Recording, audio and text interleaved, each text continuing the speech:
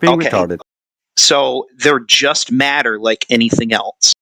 Yeah, but solid and gas are not the same thing. They don't act the same way. They have different names because they act differently. Numpty? A lot of things will displace gas.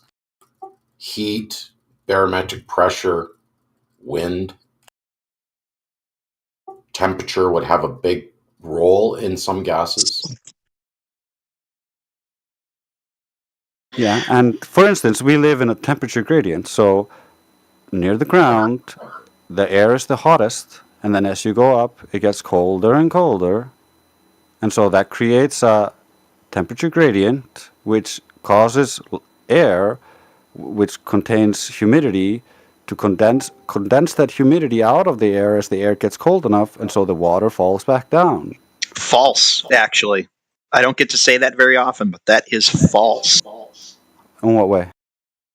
The atmosphere, the higher that you go, yes, it is less dense, but that is not because it is those molecules are operating at a lower temperature. Stop, idiot! I never said it wasn't because it was less dense. I'm telling you that the temperature gradient and the drop in temperature is part of precipitation and condensation of the water molecules, which causes rain. So that's not false. Stop being a retard. Ooh. Damn. So don't make up stuff just to try to argue against it. That's dumb.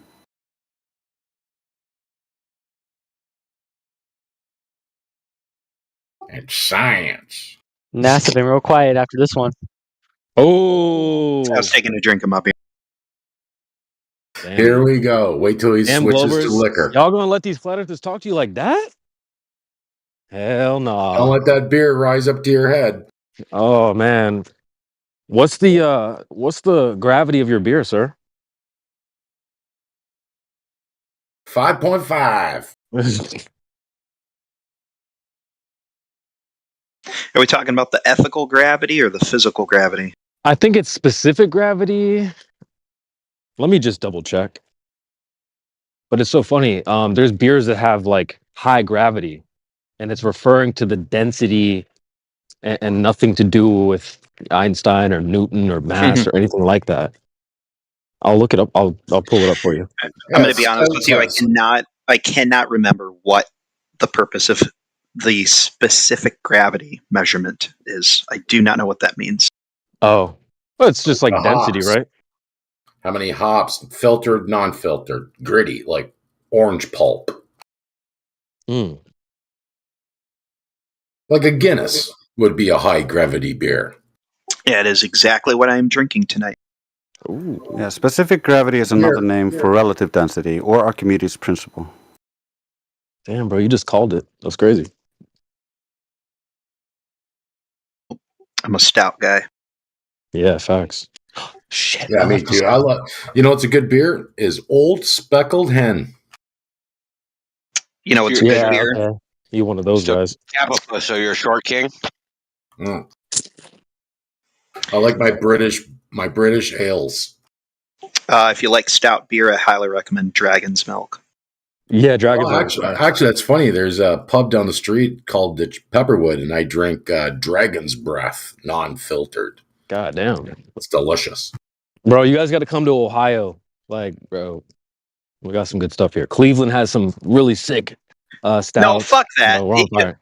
How could a guy who lives in Ohio, right next to Michigan, possibly recommend Ohio beer over Michigan beer? Y'all, yeah, listen, our Seriously, weed we is are- better too. Our weed is better too, bro. Your Come on, weed is bro. better. Don't play Your with weed is Ohio, better. man. Your Our weed is better. Yes. Come to Canada. We got stronger beer and better weed. I don't want to. Okay. Canadian beer It's is even better than Iceland. Canadian beer tastes like bear piss. Okay, Oh. Well, more like moose piss. it tastes like a blended.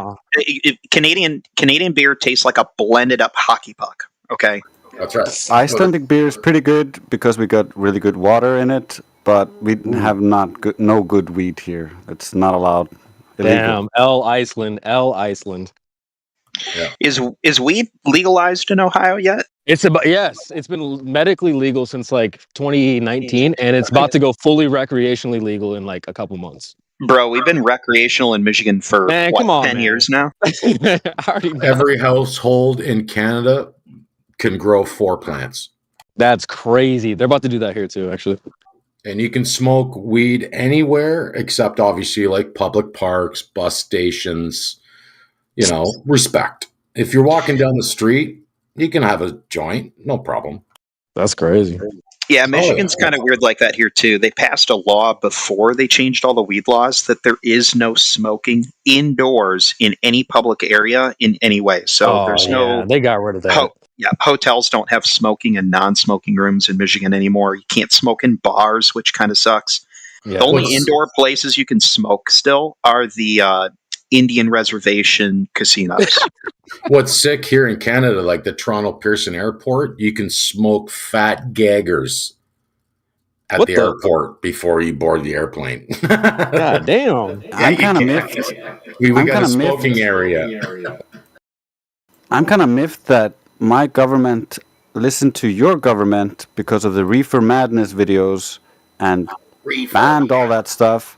And now you guys are legalizing it and we still have it all banned. Yeah. Got him. Gotcha, bitch.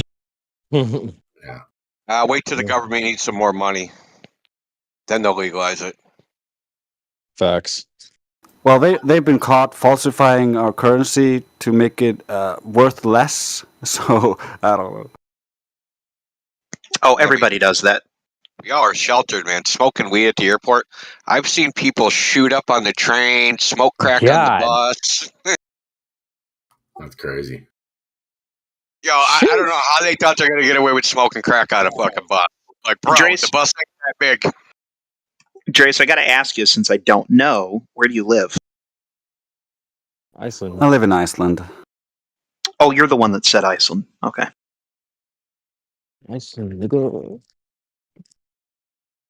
You ever sit and think how funny it is that that's the place they named Iceland and that they named Greenland Greenland? True. Not really, because they brought sheep here in the beginning, and the sheep all froze, and the guy was like, "Oh, fuck, this stupid rock. Call this Iceland," and left. And then we had an outlaw that was kicked out of Iceland for being too much of an outlaw and stuff. And so he went to Greenland and was like, "Come over to Greenland. It's a great place, better than Iceland." So it was just a marketing ploy. All maps are wrong.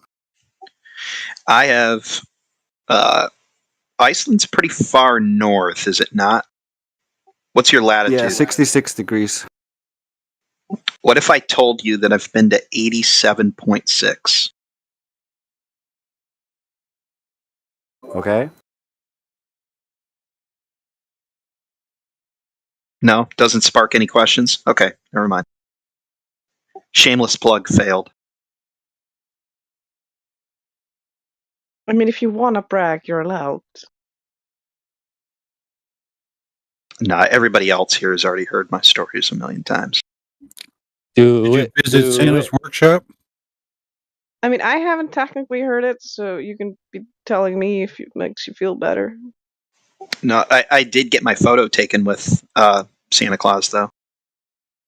Nice. In a piece of PVC pipe that we painted like a candy cane. Short version of the story is I did serve 5 years in the submarine force, and we went to the really close to the North Pole once. Like out by Baffin Islands? No, I'm talking like just north of 87 degrees latitude. Like we had to punch through the ice, and there was nothing but white as far as you could see. Nice. Yeah, that was pretty cool. We had a guy on the boat leave his grandfather's ashes up there in an urn, actually. Nothing but white as far as you could see. Sure, it wasn't Germany. That's interesting because in all of your satellite images and anything you can see of the north, it's not very white there, and then there's just a hole in all the data at the absolute North Pole. So, yeah, it's funny that you're saying it's white, but your side doesn't say it's white all the time. Most of the time, they say it's melted for the most part, It's ocean. except from the absolute north, which you never get any data from. There's nothing to see up there. Yeah, so you say, but you haven't gone all the way. 87.6 is pretty close, man. I could have thrown a rock at the geographic North Pole if I wanted to. No. I mean, not literally, but figure of speech. Yeah, so just liar. Well, it's weird. They don't like to. We went as far north as we could without certain things starting to become more complicated. Like what? As weird as it sounds, hold on, let me run this through the filters real quick. Yeah, I can talk about that. The closer you get to the magnetic North Pole, which we were not close to, we were closer to the geographic than the magnetic. The greater just the closer you get to the poles in general, the greater your gyroscopes on a submarine tend to deviate, and it gives you a larger puck, which is position uncertainty. And we don't like to not know where we are.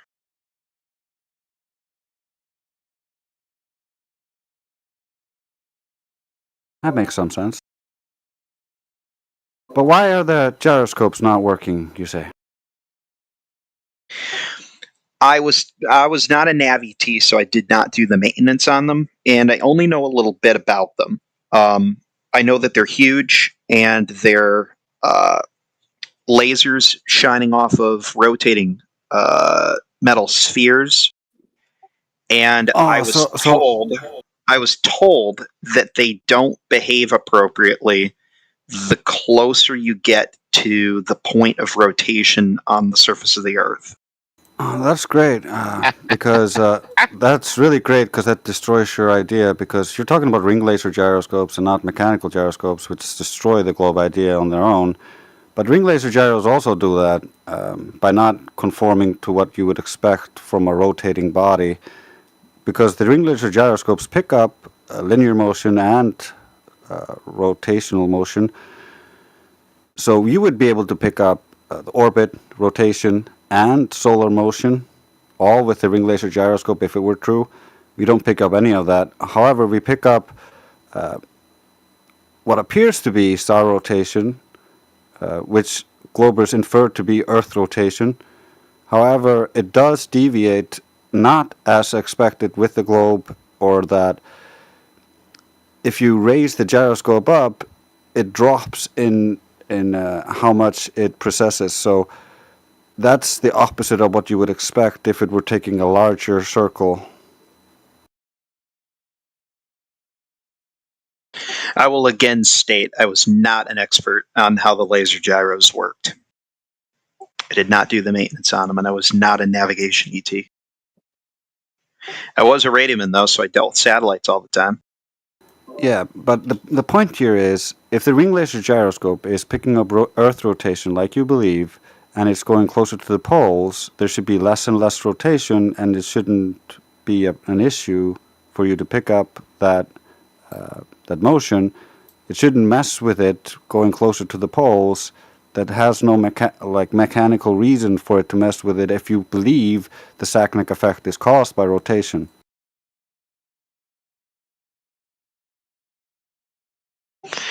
Yeah, I was under the impression that the deflections, when you're moving toward or away from the point of rotation, become less pronounced compared to the motion that you see from the rotation the closer you get to the pole. And it's that one of those motions has become so drastically different from the other one that's why the system, the math the system normally does assumes you're going to be somewhere between like the Arctic and Antarctic circles for best accuracy. Like up there, the best when we were submerged and we could not use GPS, the best area of accuracy that we were able to obtain was we knew we were within 1 nautical mile of where we're supposed to be in any direction, which is a lot. That's a huge deviation. Yeah, ring laser gyroscopes can pick up really slow motion, so it should be able to pick up Earth rotation if it were happening. And so the fact that it gets more imprecise there and stops actually working really well there, it's quite telling.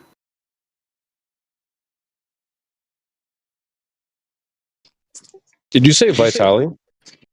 Quite telling. Okay, Thanks sorry, for bringing my bad. this flat Earth proof for us, Platypus.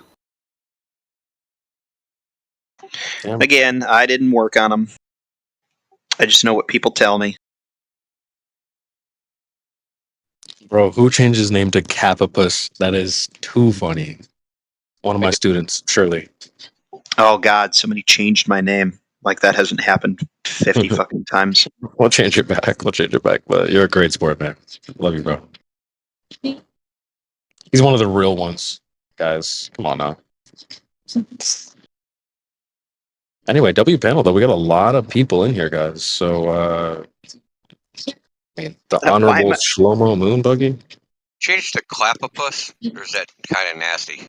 Clapopus is crazy. Somebody kept changing me to Flatipus at one point, and that pissed me off just because there is a guy who comes in here named Flatipus. People kept calling me the wrong. I'm a little mad nobody told me about this new flat Earth frickin' group because You're pretty low there, fella. Me, I'm low. EPC. I can hear him. You got to stand All up a little bit. So anyway, all right, I can put this thing towards my mouth a little. How about that? Any better? All right. That's So I come in and like the politics server isn't showing up on the menu or the whatever the hell you call the pull down. So I stumble into what I found this thing. It said flat Earth something. I'm like, oh, there it is. And I go into this group, and I'm like listening for like I don't know, like 10 minutes, and I find out it's like all ballers. I'm like, why is this say flat Earth? I'm like, so I find out it's just a bunch of like really pissed off people that don't like crit and all the mods and politics. I'm like, what is this crazy place? That's funny. So W stupid. panel right now. W panel, W live stream. Guys, we're live on YouTube, live on Rumble. If you're not following the Rumble, we're at 800 followers. We're trying to get to 1,000. So make sure you go follow us on Rumble. We'll do an exclusive live stream. Once we hit 1,000, we're going to go live on Rumble. Say whatever you want. We're going to go off Discord, guys. So make sure you go follow. Yeah, we're literally going to go crazy. We're going to talk about, the Coco situation. We're going to talk about everything. So, guys, get us to 1,000 followers on Rumble. I'll drop a link in the chat. If you're not following, you're getting banned.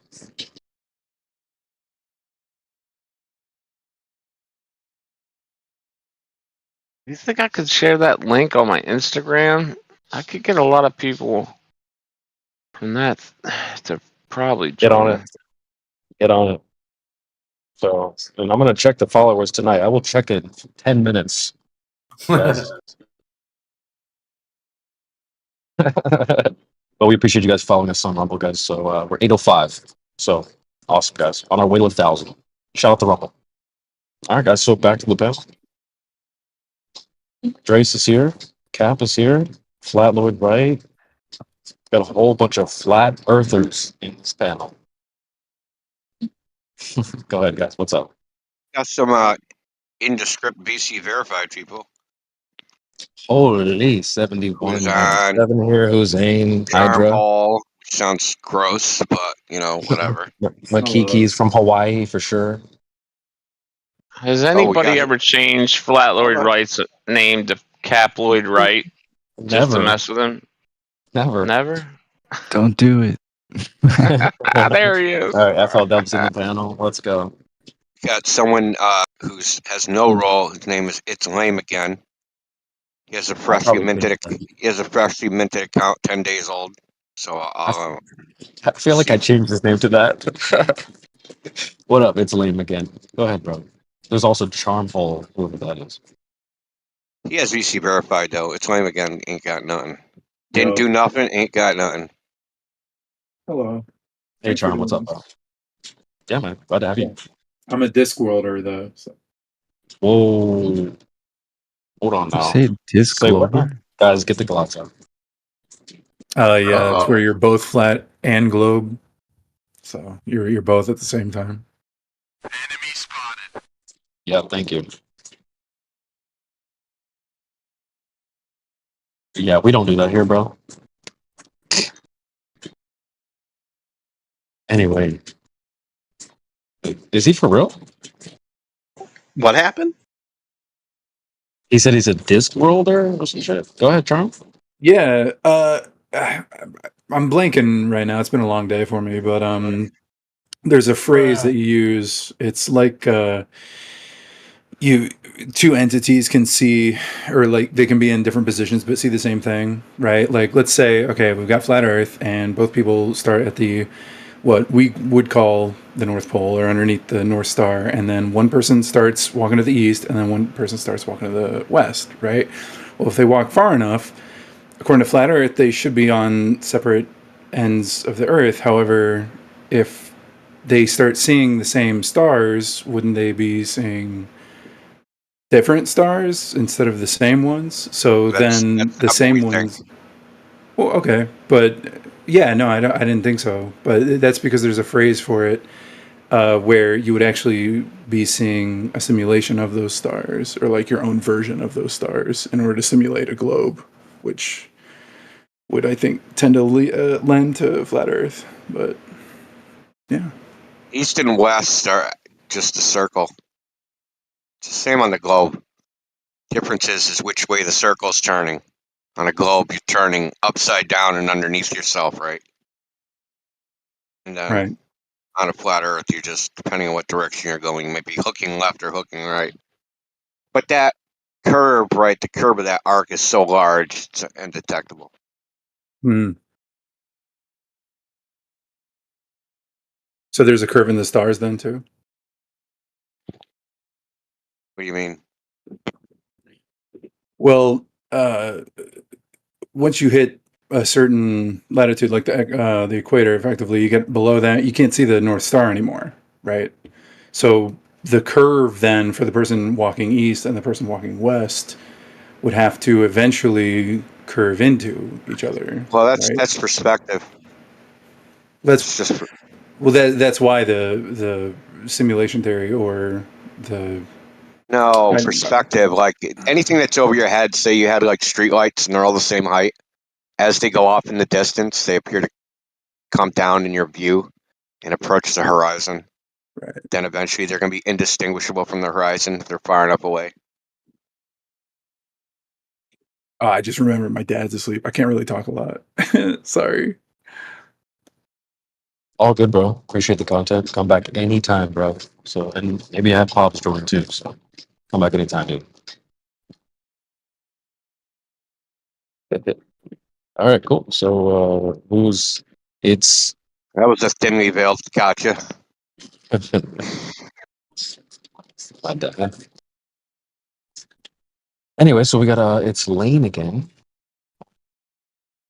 You want to chime in, bro? He's playing Yu-Gi-Oh right now. There's also the Honorable. Go ahead. Honorable Shlomo.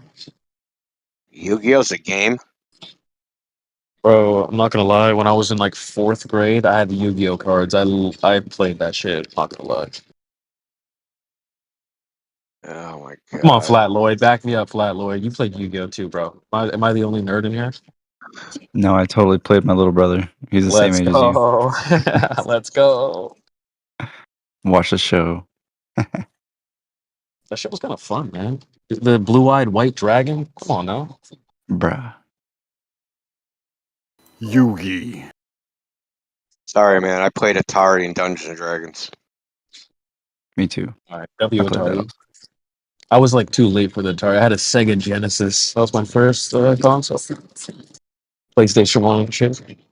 Dude, I remember when Atari came out in like 80, 79. At least that's the first time I saw it in a store. It was like $800, dude. That's like $4,000 What? today. Damn. That's Yeah, man. crazy. You can get it for like $3 now in a thumb drive.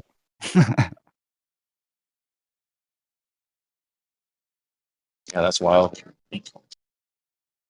Is Dude, Hazan new? You yeah, guys Zane. recognize Hazan? Zane, what up, bro? Wait, is that a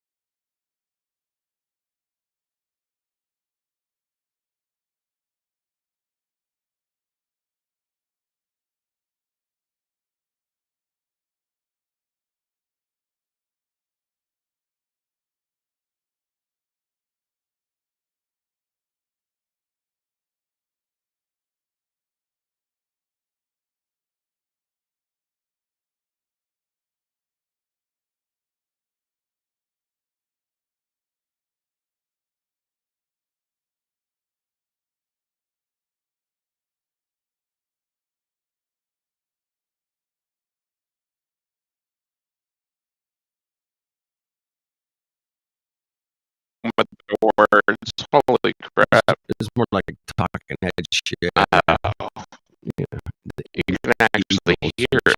yeah, something. I don't play that shit. I do play punk rock though, man. I can punk out with that. I've seen all kinds of hardcore shit. Hey, DRI. wait a minute, man. Oh yeah. I heard some dude told me last night. Yeah, I heard him. I heard him. I heard the So don't give me that noise. couple.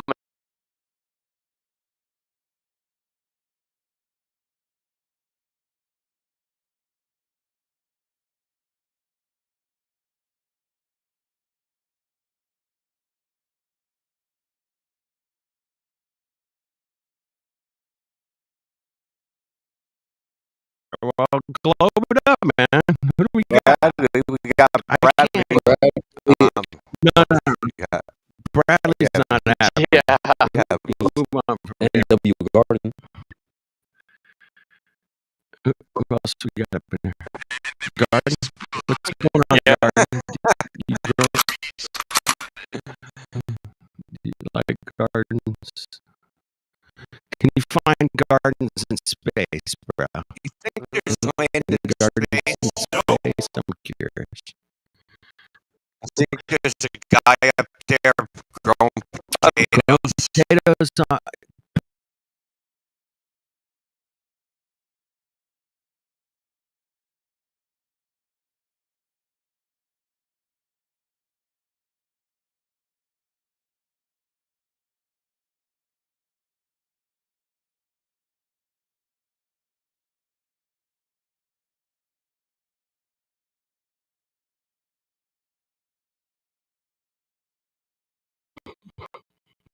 You know, if paraplegic roasted their food coffee, it would be great. Talking about, I ain't doing nothing to dot the T. Hey, it's speculation Sunday for some of you manga. Yeah, Speculation. sarcasm. Or still saying information, bro. So you guys go ahead with your speculation, and I'm gonna bring in the.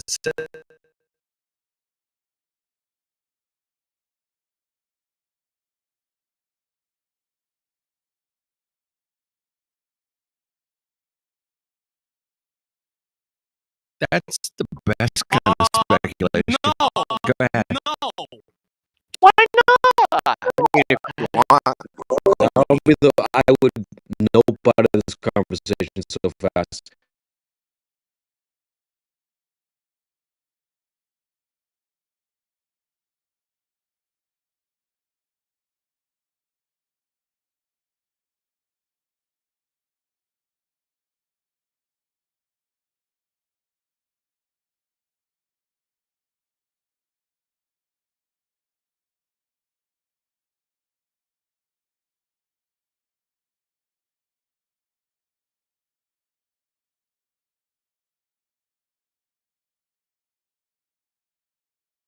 Right? It's just perfect. It's experiment. Not perfect. Now but it's just a ball. Yeah. The earth. It's a ball. Right?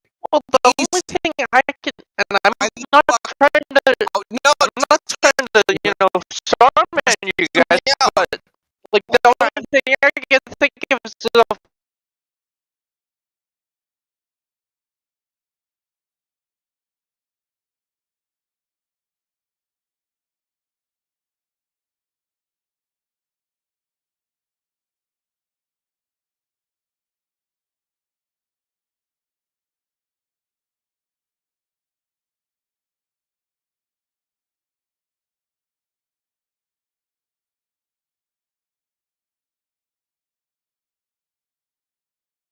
see what I'm saying?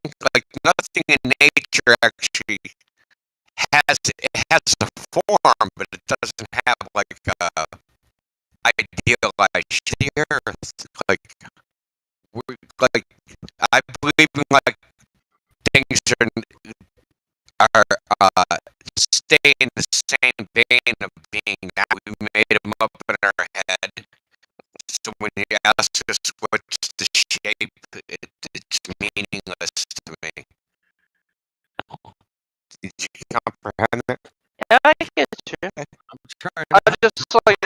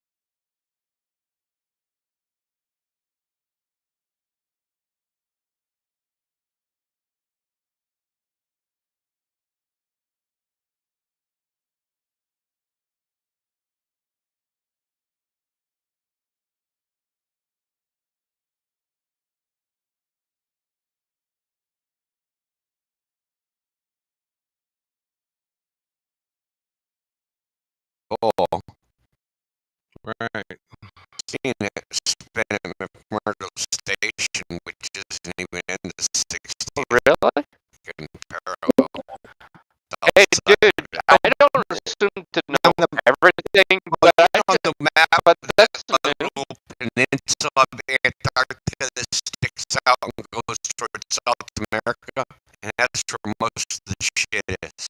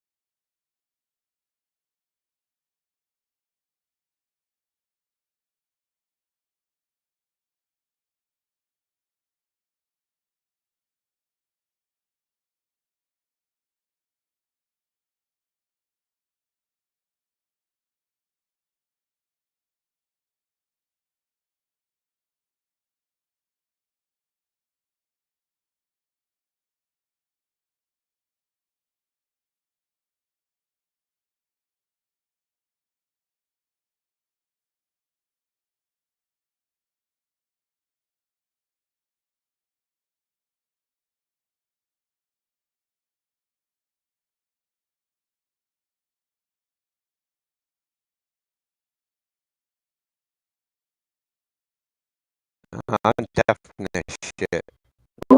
Yeah. I say Santa? Is that wrong? Is it Hanukkah? It's springtime, close to summer. Man, it's getting close. About another month or so. I see the sun. I see the moon. I see the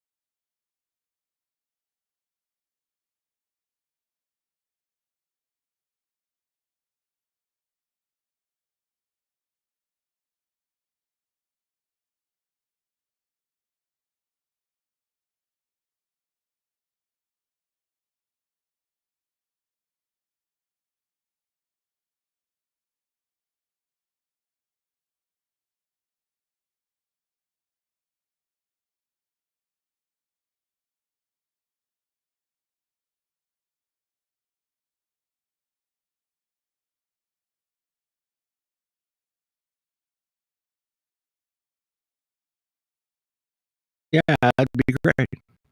Yeah, exactly. So 2 years. Yeah. We know some With the supplies wooden get boat. sure. With the wooden boat. We Talking about the. Holy Hump shit.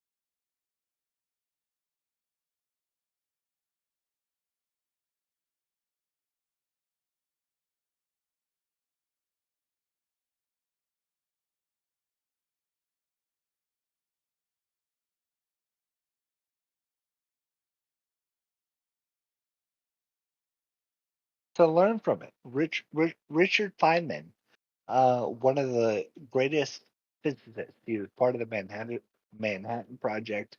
He was in that movie that they just recently made about the Manhattan Project. Like, we did our best to correct our error. We have killed people in our space program. People that On did not need to purpose. die. I agree. No, not on purpose. Yes, on purpose, homie. No, I disagree. Well, you can disagree all you want. I Make agree your- all I want. Make your argument. Bro, I already did, Holmes. Let's hear it I one said more time. Gus was outspoken critic, right? Specifically said counterproductive things to the success of the mission, right? Yeah. And very shortly thereafter was killed in a system where they changed the physical structure of the system prior to them doing the test. And there's a report that they oxygenated the cabin, right? Which makes no sense. So those two things, Making it highly dangerous, right? And those two things, and his wife held the report and gave it to Mr. Sabrell, who then made it public. So the oxygen in the cabin is a singular phenomenon. It is not a dual phenomenon. Like it is not. Yeah. So that is one mistake. One mistake. Yeah, and reversing the safety door so it swings in the direction that impedes exit. That is a secondary mistake. Right, and oil-soaked rags under the seat. I actually don't know about that. Man, do you like Joe Rogan? You should listen to the podcast, bro. It's quite interesting. I don't go to Joe Rogan for my news. Dude. I like maybe you should start, bro. Yeah, bro. He actually has a lot of facts and reasons. So he had a guest. So see, the problem is you need. I don't ignore Joe Rogan. Like when I go to It's not even about Joe Rogan, dude. It's about his guest. when I go to bed, sometimes I put on some Joe Rogan. Like I think that Joe Rogan is a great American. What the fuck are y'all on about? Wait a minute. Did you say Fit Joe Rogan is a great American? No, I didn't say that Fit Joe Rogan is a great American, but I do acknowledge that Fit Joe Rogan is a great American. He can be fit, he can be fat. He's a good American. Anyway, I retract my previous statement about arbitrary because I confused it with arbitrated under the connotation of being decided upon. I'm not. Yeah, that could be it. Yeah, like that. Them words be close, bro. Them words be close. Yeah, man. they're close. And now the more I think about it, they seem irrationally close. Because it gives the connotation that an arbitrator is just deciding his arbitration like, yeah, whatever. No. So I'm not going to be the kind of guy that's going to like try to set a legal fucking distinction.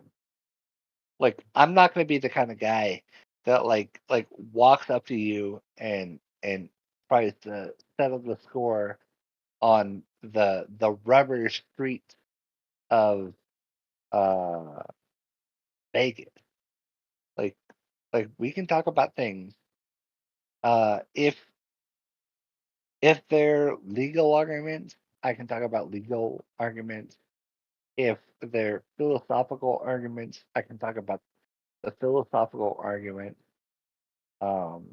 If they're none of the above, I will listen and do my best, and I will bow out where I need to bow out.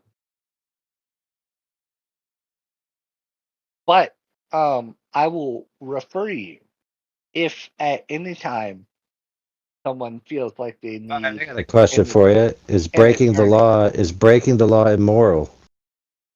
No. Well, thanks. At least you're honest. No, breaking the law is not moral. No. That wasn't the question, dude. So no, I mean you asked me is Yeah. Well, then let me ask you a secondary question. So you say breaking the law is immoral, meaning wrong, bad? no, it is amoral. It's what? Amoral. Like Oh, okay.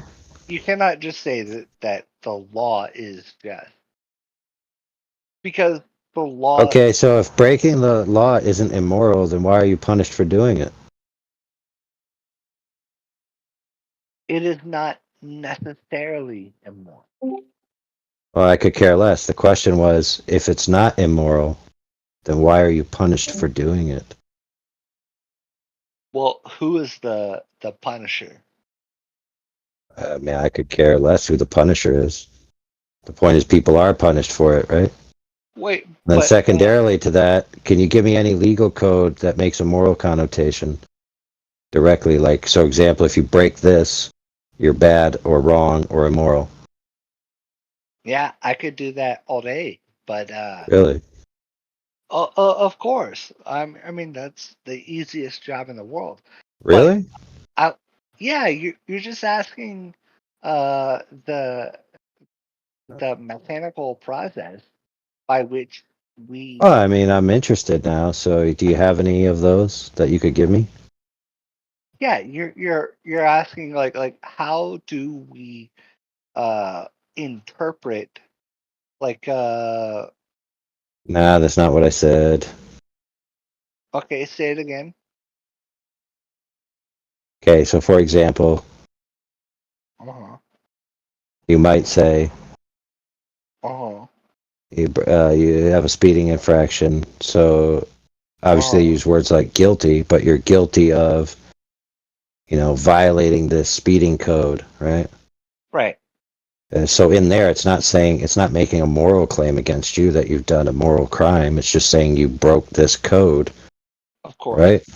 Yeah. Right. So are there any where it makes a moral claim against you? No, absolutely not. The law does not deal with moral claims. Okay. It is a society's duty to deal with where the line of morality lies. So we're basically just talking about essentially contract violations, right? Yeah, the social contract.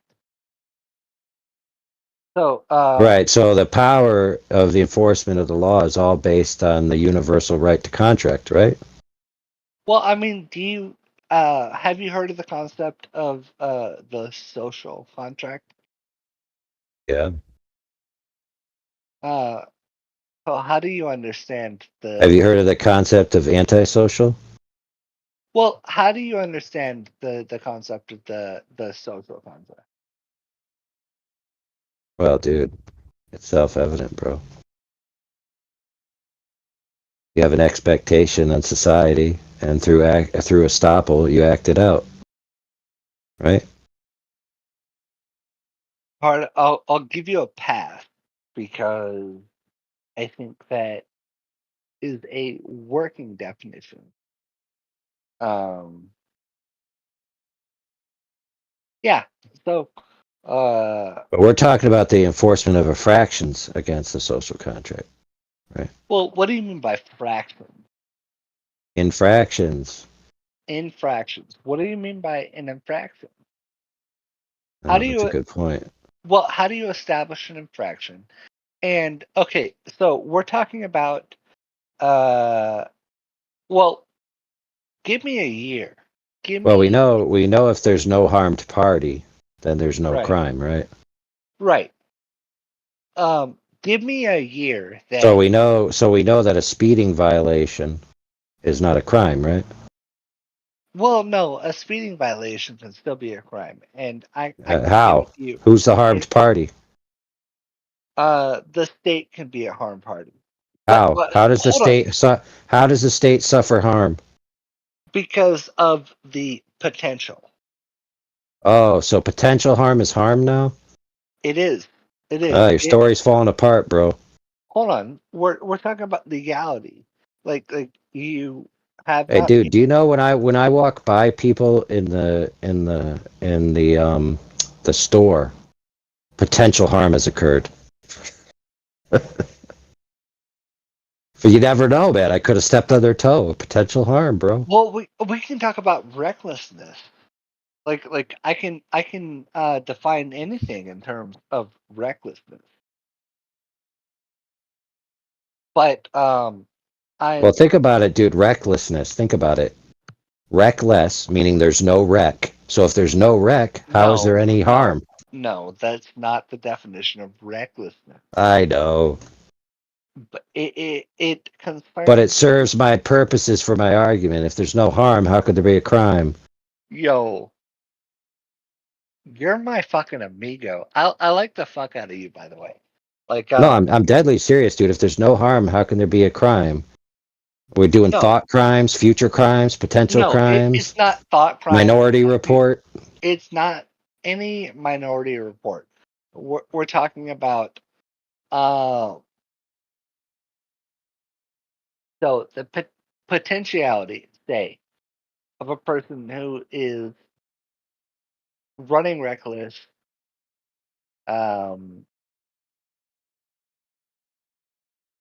just on his own, like Is he naughty? Well, say he has a free street, and he's just running reckless, having the time of his life. There is a difference between what he is doing and, say, Miami Vice. Like they're looking for people like breaking the speed limit. Like he might think that he can get away with it in Honolulu, but we catch him on radar in Miami. Like Okay. we see him doing that. By what standard? The metric standard. The very best standard. Good one. Good one, dude. We see him violating the speed limit. And the What is the natural laws. definition? What's the definition of speed? Distance over time? Time? Yeah. Okay. Displacement over, yeah. I expect you to do like to corner me here. Like I'm not gonna work with that. Like you might better me here. Like you can corner me here. But we'll talk about it. We'll get to a better result. Dude, listen. I'm gonna be blunt. If I haven't committed any moral infraction, right, and nobody's harmed, and no crime has been committed, then by what authority does a cop have to tell me anything about my driving habits? No, you're not gonna get away with that. When you talk about a moral infraction, like okay, No, I'm why not serious, the- dude. The answer is so simple, dude. As a lawyer, you should know this answer already, bro. Well, I am a lawyer. I'm trying my best. Like you Well, it seems like you are impaired at least at this moment, right? a little bit, but So am I. you might not be the prime instigator. You might not be my prime target. Uh-oh. He's going after you, T-Dub. No, I'm not going after. I just want to anyone. ask, why aren't there acceleration rate limit signs? There is. No, there are. Yeah, there are, dude. Man, are you kidding me, bro? Okay, give your example. I've never seen one in my entire life, and Okay, I've been have you driving ever heard? 31 Have you years. ever heard a peel and squeal before? No, and that's not an acceleration limit sign. Dude, dude. What? Oh my goodness, dude. Okay, it doesn't literally say acceleration limit on it. There's a different term for it. I'm with you. and it's essentially under that peel and squeal thing. Peel and You squeal. got to give me a second to remember what the way they phrase it. But you fucking prefaced this like I was an idiot for not knowing what you were talking about. All right, you're right. There's no sign that I know of that literally says acceleration limit. All right. But it essentially, in spirit, is an acceleration limit because they're telling you can't take off from the lights at an accelerated rate. Man, I don't it's think not there's an burnout. acceleration limit. I don't think there's any known upper speed limit. I think you can keep accelerating infinitely, at least in classical. I don't think classical physics. It just says weird shit starts to happen the closer you get Talking to about light speed. traffic laws. Oh no, man. well, you would get eventually to light speed, wouldn't you? And they say that's the speed limit of the universe. We're Of talking course. about traffic laws. Hold on. But can you stop So- you going a light speed though? So there is an expectation that any speed you're currently traveling on will be kind of the intermittent speed between the previously posted speed limit and the next posted speed limit. So you travel along the gradient between 45 miles an hour to 55 miles an hour. So you travel upon the intermediate gradient.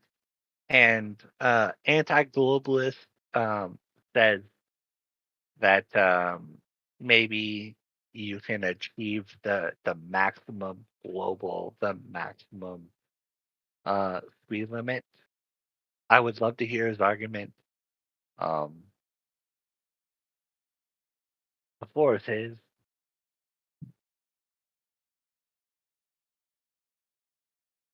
Trying to find that term, dude. What term? Now, So it's commonly referred to as peel and squeal or takeoff or burnout, but I don't know what the sign said. Yeah, burnout. It's Burnout basically like in Australia. yeah, a lot of people like to do that just for kicks at the stoplights, even if they're not racing anybody. But it's against the rules in a lot of places, and they have signs. It's just been called being a P-plate dickhead over here.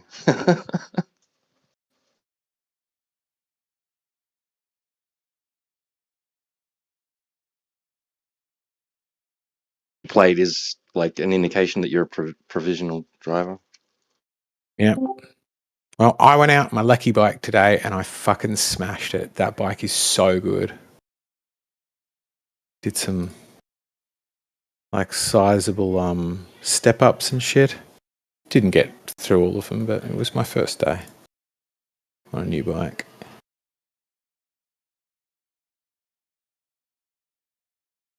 Yeah, I'm peeing right now, but like I want to hear more about like your step up. Just riding an electrical bike up a like bit of sandstone. It's kind of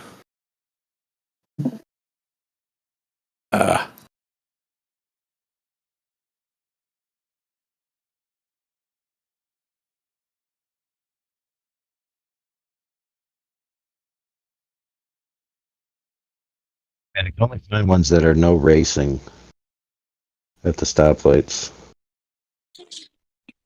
That's kind of not what I'm looking for.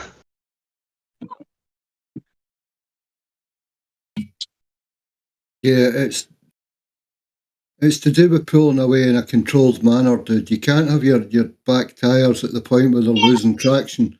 You're liable to jackknife and go into the car or the people on the. Yeah, that's true. Yeah. It's being in a controlled manner at all times, even when you're just peeling out. That's why there's a no peel out law on across all of it. You're deliberately putting the car out with its confines of safety. Therefore, you're entering motorsports. You're not insured to do that, and a public highway is not for that use. Further in law, Cortico, you'll know more about this probably than me. But yeah, I understand why we're arrested for peeling out, bro. Completely. It's like I can't pull a wheelie away from the lights on the bike or I'm done. If I lift that front wheel as I'm pulling away from the lights, I'm chargeable. No. Do they book you though for that? Because you sometimes, like I've sometimes popped little accidental wheelies. I think if you're like going down the street on your back wheel, they'll chase you. But I think if you like, I don't know. No, it's British cops I technically found to you're- be pretty good. Well, you're lifting the front wheel, the steering mechanism, and the major part of the braking facility of the vehicle off the road. You're actually removing its capacity to control the vehicle. Therefore, you're on one wheel. What on earth are you doing on a public highway doing that? Even a millimetre off the road, it's out with the realms of safety. Therefore, you're chargeable. It's down to the officer's down to the officer's concern, or how he feels at that point. Old dude, lawyers, like, what's the British or the Australian term for like a lawyer? Yeah, lawyer, solicitor. We have solicitors and barristers. Barristers, yeah. Yeah, you've just got lawyers, but they'd divide down to us as solicitors who prepare your case and barristers who argue it in court. And these are their stories.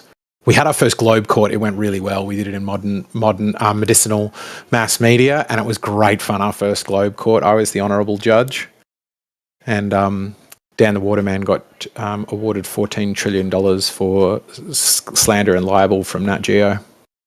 $14 trillion. Yeah. That's the GDP of America.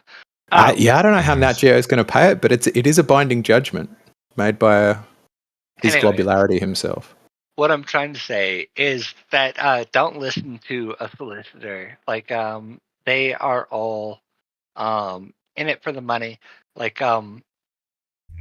when it comes down to it, listen to the experts. Listen to the people who have been drivers for 14 years. If a driver, like a hauler, says that this person sideswiped me, like, and they test negative for alcohol, they test negative for drugs, and all of this stuff, you can count on the fact that the other driver will be positive for alcohol. He will be positive for some type of enforceable infraction, and you can rely on that. Like, people doing alcohol, people being drunk, that is the major cause of 99% of any traffic infractions that I have ever dealt with. And I wish the punishments were harsher. I have nothing to do with that. I wish the punishments were harsher.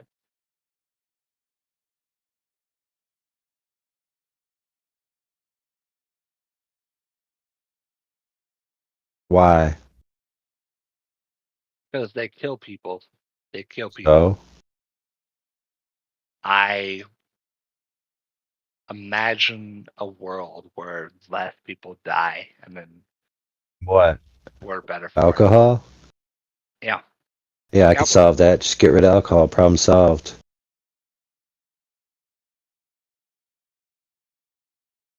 Yep. Right? Think about it. Social contract, right? Society at large needs to recognize that alcohol isn't worth it. That there's too much evil associated with it, and it just needs to go. And we can live without it.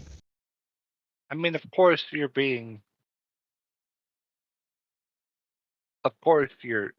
trying to remember us to the 1930s prohibition and all the problems. Yeah, the difference then and now is that now I have drones and T-800s. So we're just better at enforcing it? No, eradicating, not enforcing. There's no enforcing. Yeah, the idea of enforcement, right, is like under the auspices of a system where, you're going to fine people, arrest people, jail people. Yeah. Nah, you just wipe them out, bro. It's the only way. Kill them?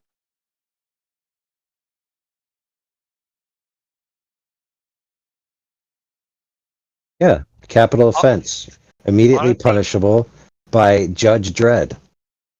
I think there's a method to your madness. I think there is a method to what I will call your madness. Um, I don't know if society is ready for Let that. me ask you this question. Let me ask you this question. Why is it that full-grown adults know that alcohol at large is bad for society, yet they're willing to quote unquote have it anyway for themselves? So, for example, let's say you're a perfectly sober person. You never intend to do anything bad. You never would do anything bad, and you completely manage it fine. But you know that everyone else who has it, right? The statistical skew of the social ills that it causes is like it is one of the greatest contributing factors to like so many bad things, right? Oh, so many bad things, and I think maybe the short answer, and we'll work through this because this isn't going to be the final answer, is brothers and sisters, family members, like they get in the way, right? Like they are a lawful force. Like your brother. Say you operated a still, like a distillery, and they came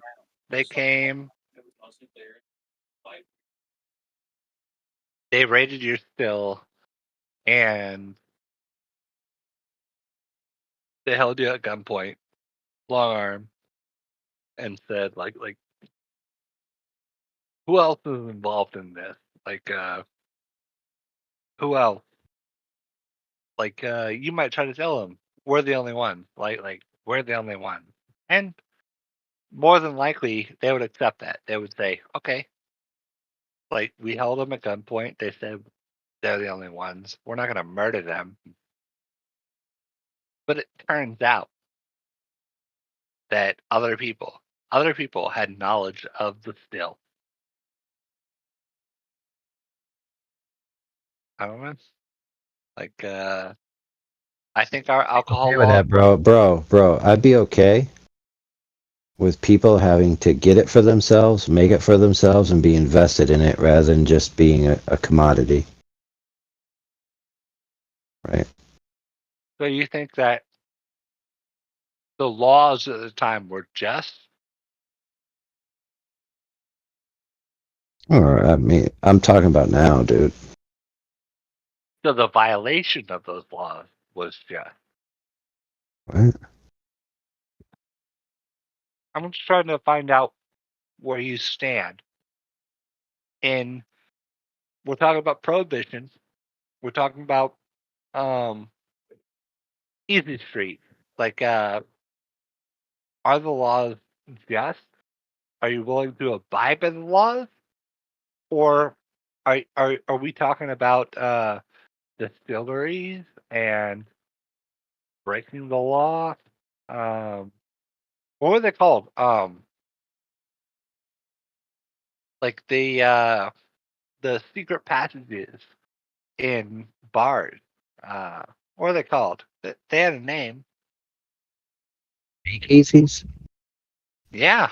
That's exactly it. Like I'm trying to find out your position on things like speakeasies and just 1929. Like what was the point? Where did you guys get your money? Did you make money through speakeasies, like that sort of thing? That's the question that I have. Like, where did the money come from? Is it related to illegal entrepreneurship? I don't know. I don't know, dude, but I think if the liberals think that banning guns is the way to stop gun violence, then banning alcohol is the way to stop all the alcohol problems. Makes sense. Oh. If the logic follows, right? I mean, I actually agree with you. Like, we 180'd. Like you recognize that we have turned a 180, right? Who? Alcohol to gun violence, right? That's a 180. No, it isn't. It's just the same logic, dude.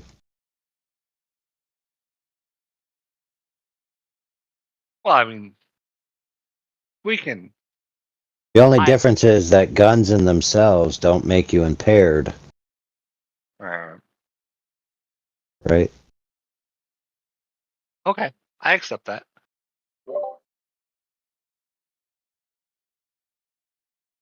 So if they made drunk driving a capital offense, do you think there'd be less drunk drivers? Absolutely. You want to I hear think capital offenses. Yeah, I think capital offenses at like murderer level doesn't deter it much because you're dealing with people who are like fucking crazy and usually have a low IQ and The reasons why they want to do it are more intimate. Yeah, whereas like if it's just like, oh, I'd really like to go home or I'll catch an Uber. Oh, that's right, the government puts people to death for this. I think virtually nobody would drink drive. And you would be absolutely horrified and angry if your dad drank drove because you'd be like, I'm not having the state behead you in front of me. You know, I need a dad. Not even. All right, let me tone it down. Let me tone it down to what if driving intoxicated results in a public spanking? Oh yeah, public punishment I think would work. Public humiliation would really work. Like, like they do in some countries where they cane you. Here. Bring back the stocks. Bring out the I wouldn't cane them. People for being idiots and ridicule them publicly and let them get the idea that they're being a complete horse's arse. Yeah. What's wrong with that? I agree with every single fucking one of these assessments. Like, honestly, what I was going to say before the public embarrassment was, I don't care necessarily that they're embarrassed. Like, I will keep the capital punishment. Like, fucking behead them still. But you guys have made good points. Like, maybe we can just embarrass them into. Well, is there not just for reference to something that may exist that we could use as a schematic? I'm pretty sure, if memory serves, there's a country that has like no litter, no drugs, like it's the least violence, all of these things, right? And basically what they do is like they just execute drug dealers, period, and then they spank people for all those other public infractions. And like they have like the least whatever, pretty sure. As far as I know, they are executing anyone who has to do with crime, drug crime, in the Philippines, or maybe it's like Thailand. Like It's Singapore. they're definitely like kind of fucking with like how we like consider criminal justice. Like it is the wild west right now. Like they are as harsh as Do they have the least? Do they have the least drug problems among their citizenry? I don't know if it has helped. Like maybe there's someone here who has followed it. It's been going on for the past like 4 or 5 years. I don't know if it has helped the situation, but they have been executing, like literally executing people on the street for drug crime. And if it's helped, I'll recognize it as maybe like a good. Yeah, but what if just spanking them would solve the problem? Yeah, maybe spanking them. Of course, you're being facetious. Like alternate punishment. Like of course. Yeah, but I mean, you also like a lot of people do drugs because they get into it socially, right?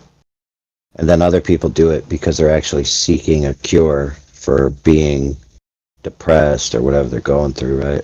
Honestly, I don't think that doing drugs should be a criminal offense. I think that it is a societal encumbrance that we as a society need to figure out in the same way that we look at cancer or other societal encumbrances. Like human beings are naturally susceptible to cancer in the same way that we are naturally susceptible to drug use. We say one is bad and we say another is unfortunate. And I don't agree with that paradigm. I think that it is always a roll of the dice. And it would be a very unfortunate situation to be a person who was born into drug use. So that's my opinion.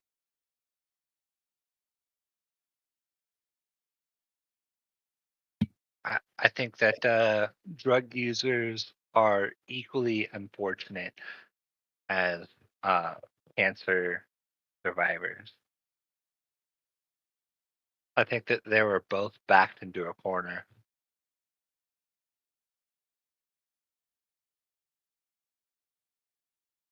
Yeah, it can't really be one rule for all, dude. It has to be a.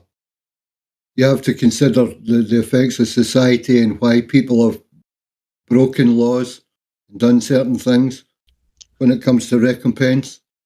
And yeah, I think we should try to help people more, but it should be a hard line. It should be, this stops now.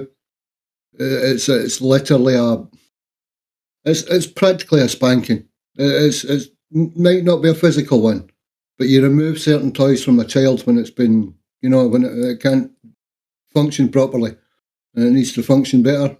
It doesn't get near sharp toys.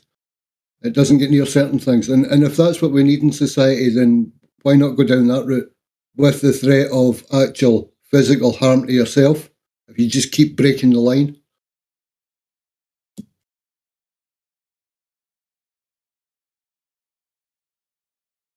But it all needs to be considered as to why people are in that condition in the first place. I'm just asking, like, why have harsher punishments depending, like, if you're saying, is the punishment itself deterrent enough, or do you want to do more minor corrective measures that cause them not to do the behavior? So is the goal to get them to not do the behavior, or to punish them after the behavior? Or is the punishment only exist for the person after the behavior, not to punish them particularly, but as a deterrent for people to be like, if I do that, I might suffer. And so then they stop. So the incentive. Sorry, Kurt, go on, you go. No. Go ahead, old dude. No, I was only going to say that the incentive to do right should outweigh the fear of the recompense of doing wrong. It should be more encouragement to not get it wrong in the first place. Right. So I've advanced my technique. So what we're going to do is we're going to install screens in every vehicle. Upon which you enter the vehicle, the screen comes on, and then a volunteer will be on the other end. And they will vet you whether you're sober or not, and they'll allow you to drive your vehicle or not. How about that? Well, they've got something like, haven't they got a breathalyzer thing? Yeah, but that's baloney. Well, I mean, Dude, you know what you could do to that breathalyzer? You could just fart in it, and problem solved. Overlord brings up a good point, and he's talking about the I don't know what's the right word, the rational choice doctrine. Yeah. Like where we sit, like what defines our humanity? Like what is too much? Like between freedom and obstruction, freedom and the police state. Like that's what you're talking about, right? Absolutely. So now that we're onto that, let's talk about it. So, do you think it's right for people in Congress to talk to people involved with social media about how to censor flat Earth as a topic from the auspices of the internet in regards to especially the freedom of speech? Nope. I absolutely don't. I think that anyone in Congress would profit. They would profit from ridiculing your point of view. And I think that there should be measures in effect to prevent that, to prevent the ridiculing of a point of view. I think that there should never be a point of view that should be politically mutilated, ridiculed. Like, we are beyond that. We're better than just ridiculing opinions that we don't agree with. I'm a globe earther. I do not believe in ridiculing flat earth opinions or any of that. And I think that there should be legislative measures to prevent the dogpiling and the ridiculing of ideas. Give every opinion a chance to stand on its own merit. What about the opinion that your idea is crap? Well, I don't think that's a defeater for my opinion. I don't think endorsement. I don't think that's Right, enough. right. Nice. Like No, you're saying you want everyone to have their opinion and be able to say it without being criticized, except people whose opinion is to criticize. no, I think we should. Self-defeating. I think we should be able to criticize opinion, but the ridicule of opinion is a different thing. Like Yeah, but so it's not. How could we have free speech if I'm not allowed to ridicule your opinion?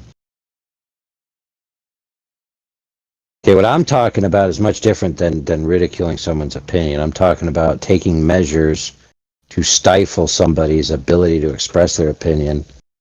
you're talking about actually involving yourself in free speech, so like disrupting free speech. Like, you're asking where the line is. They say Yeah, it's don't get me harmful. wrong. They claim flat Earth is harmful. Therefore, Yeah. they're justified in doing control measures to stop the spread of disinformation or misinformation that has caused people. I mean, if you talk to some of these anti-flat earthers, one of them was a debate flat moon or Bob, whatever whatever name he's using these days. He says that flat earthers haven't described the surface as flat. No, what they've actually done is murdered children. That's Wow, is that how he said it? That's such a Straight up. disgusting claim. And if there was a legitimate claim that like a person made and that we could all zero in on that a person said, Yeah, buddy. like, let's get them. All right, so Cortico, let's do you fuck 'em up. endorse hate crime legislation?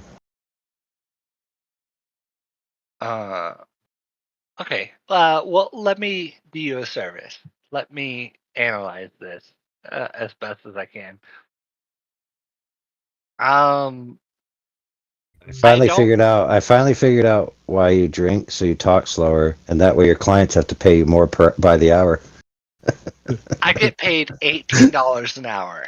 Like I'm. Oh, that is brutal. That's why you got to work 16 hours a day with Fucking that law slow degree to speak, get bro. $18 an hour. Oh my I god. have a doc. He told me when I started working for him. He said, "Do you want more?"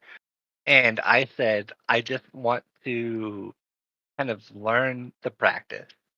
So he offered me more, but I didn't know that I was worth more. That's a big problem So- when you're doing that. Yeah. So that's $36,000 a year. And honestly, I have applied in the past like week or so for a job that is offering 80 grand a year, and that would be so much better. But right now, like I've been a law graduate for a year. Like I'm not greedy. I just take what I can get, that kind of thing. Like I'm just happy to get the experience. So, does that make sense to anybody? Like I'm just happy for the Yeah, but experience. don't do that next time, bro. This was my first. Use this experience to gain the confidence that you're worth that 80 grand. This is my first real job, and All right. so I'm just trying to do my best. Like You I doing don't. the interns? I had an internship. I have done internship work, but it was not paid. Yeah, but And what happened there that you couldn't use that? no, I mean I did put that on my resume, but it wasn't worth much. It didn't get me a better job. So here's what happened. I don't know, I what graduated- college did you go to where they didn't place you also? I went to Oklahoma. Oh wait, don't answer. Yeah, don't disclose any personal information. It's just weird that any school I know that covers like law or some sort of specialized field, part of the tuition is placement. No. So that was absolutely part of it, but you there's only so many slots kind of available. And I had very promising positions. The position that I currently have is not horrible. Okay, so I make maybe 40 grand a year. That's not good for a Juris Doctor, but it's not horrible. It's not just fucking horrible. I can get my experience. My supervising attorney told me so his main focus area in law is municipal law. So it just deals with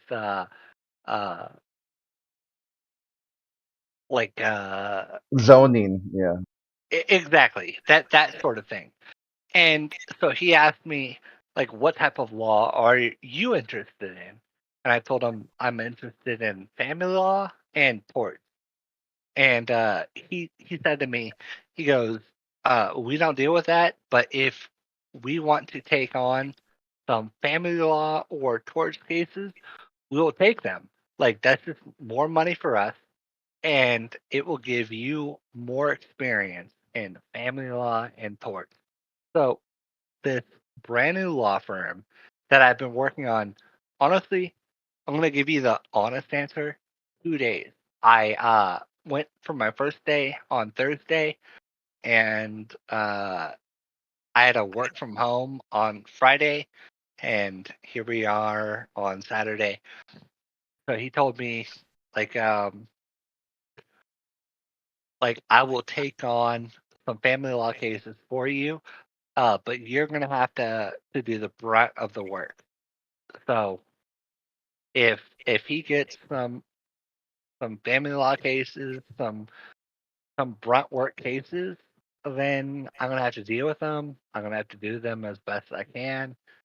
But I don't know. You guys, my flat Earth friends, are kind of experiencing this all along with me.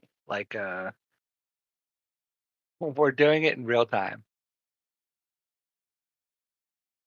By the way, is there any flat earther here that maybe is interested in law or the legal system, and maybe they want to be a lawyer someday, or maybe they hate lawyers?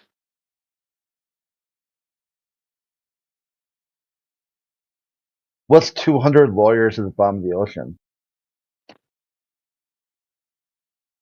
Right. Give it to me straight.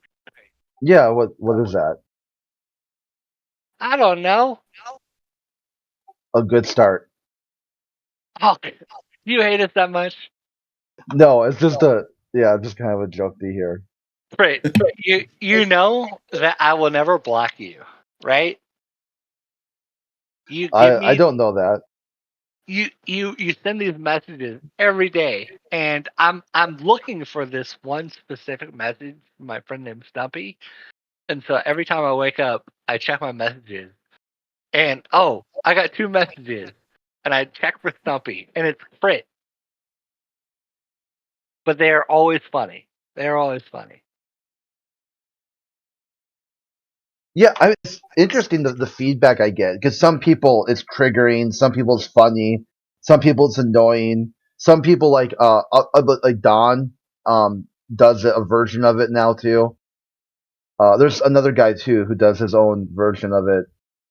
So it's kind of like, I mean, some servers they have a full channel for it, and there's like a discussion board. Like other servers are like, hey, or post it in the meme or shit posting section.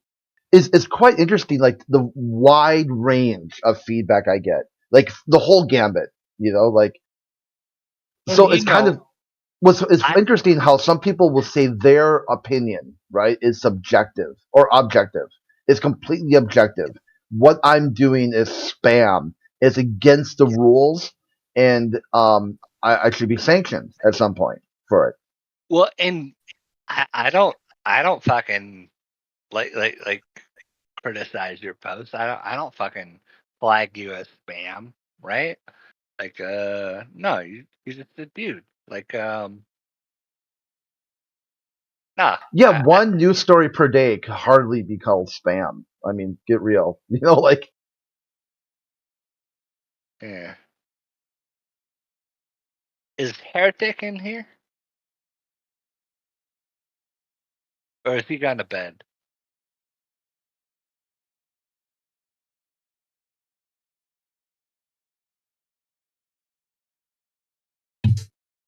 Hey, Curtico, I was going to say, we don't all hate lawyers, dude, and thanks very much for the offer. I'll keep you in mind if I need to go into anything. I'll definitely be in your DMs, bro. Nah, old dude, like some lawyers are terrible people. They are terrible people. But some solicitors only care about helping people. They make no money. I make no money. I make $18 an hour. My Yeah, I can see student loans would cost me $25K an hour or $25 an hour if Joe Biden weren't helping me out. Like Yeah. so I have help on my student loans. They're taking longer than anticipated to pay off. But like Yeah. I am not making a fortune being a lawyer. Like I'm making very little. Yeah, I And get you, dude. Yeah, there's some. I mean, people are people wherever they go, and some are asshats. But like, yeah, there's corporate law and stuff where you can get rich overnight if you're good at your game. But I know you, like you, a lot of people who are quite happily to work, just to work in law. I know a lot of people who work pro bono, dude.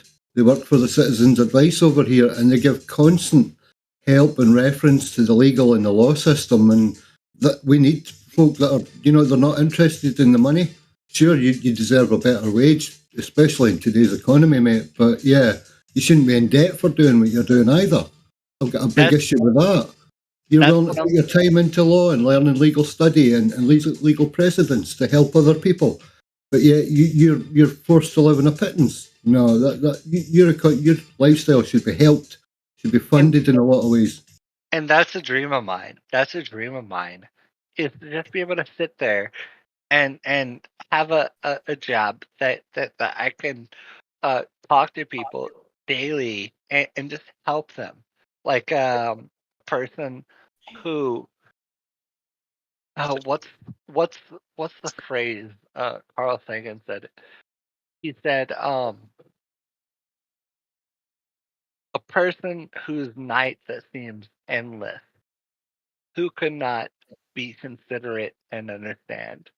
Like if there's a person out there whose night seems endless and all they could use is maybe a lawyer to help them out, Yeah. that is who I dream of helping. A person whose Yeah. night seems endless. And that's who I want to help out. Oh man, I got someone you could help then.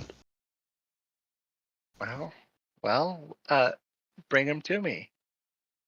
So there was this lawyer who got divorced, and he had a certain income and standard of living. Yeah.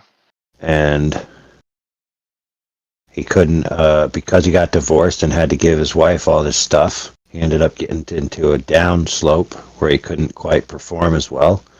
And so he started losing his income, and then he got in trouble for quote-unquote child support and alimony garbage. Right?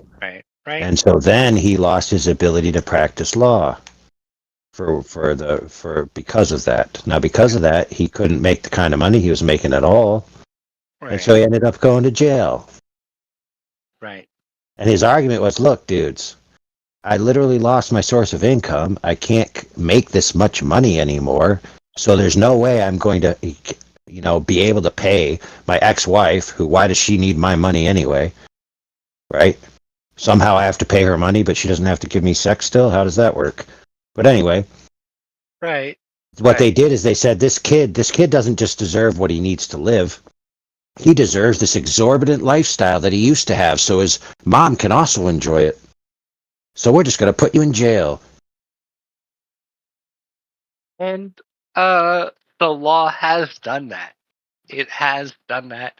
And okay, so my parents were divorced when I was 2, and my father, by all accounts, deserved us. But that's not the way the legal system worked when they went through their divorce. And my mother, a great person, just by default got the children. And that is so fucked.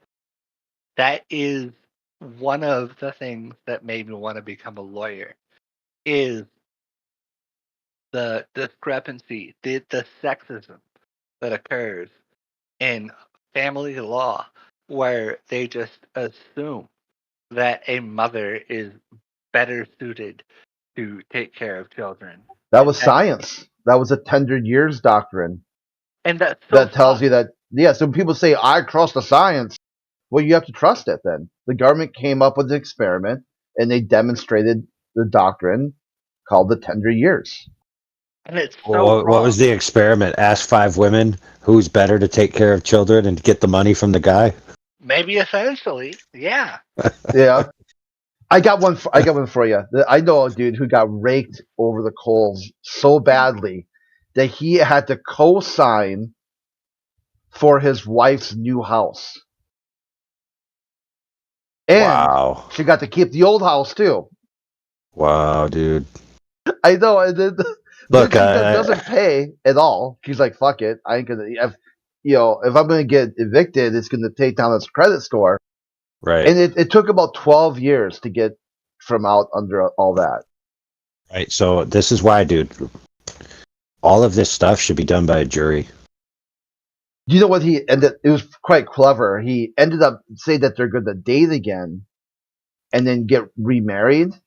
And then once they were dating again, he was able to somehow do some sort of alimony type thing where she had more assets than he did. Yeah. It was like the weirdest shit. Yeah. Like you hear that I'm not even doing it justice. Like you hear him talk about his escapades and the family law. And you're like, you gotta be fucking with me, right? That's I got a not what story. really happened. Bro, I got a story for you. You guys ready for this one? I don't know if you can handle it, bro.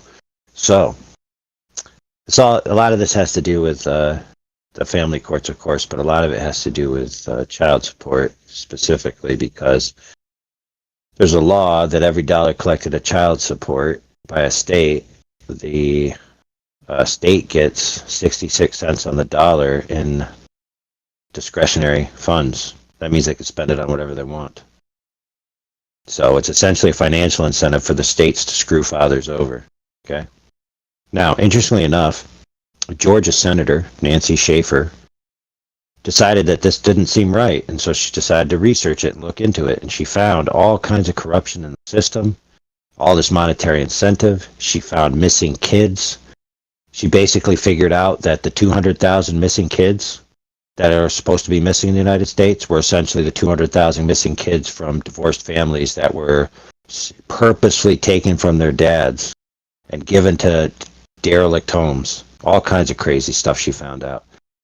But she was against all this and she was trying to get it changed. But the number one thing she wanted to do is make it a trial by jury. Have your kids taken from you, or who gets the kids.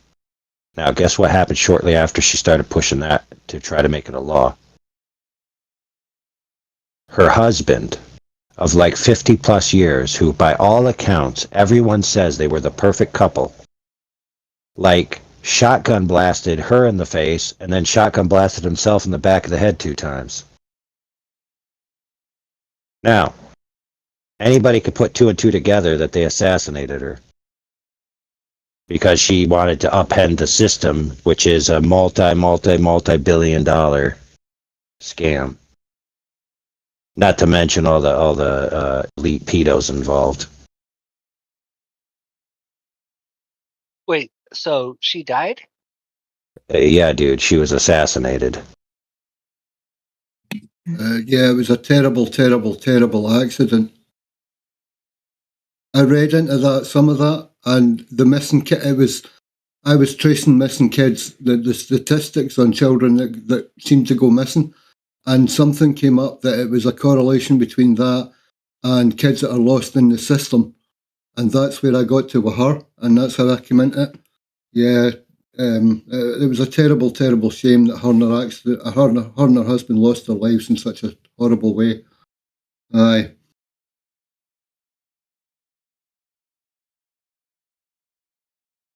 Yeah, dude, she had all kinds of stories. Like, she would track kids where the mother was essentially like a cracked out, 300 bodies a day slut, right? Yet the mom gets the kid over the dad, and then the mother dies. Does the kid go back to the dad? No. They put the kid in foster care in a home that has like a history of sexual deviancy. And guess what happens to the kid?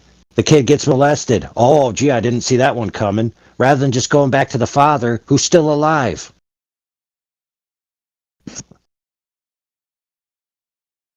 Yeah, but the Why? system's morally corrupt to do that. It's morally corrupt. Yeah. The way it's designed, it has to police itself to actually do these things, to put these children into care homes where they're actually more at threat than because it's all legally worded backwards, dude.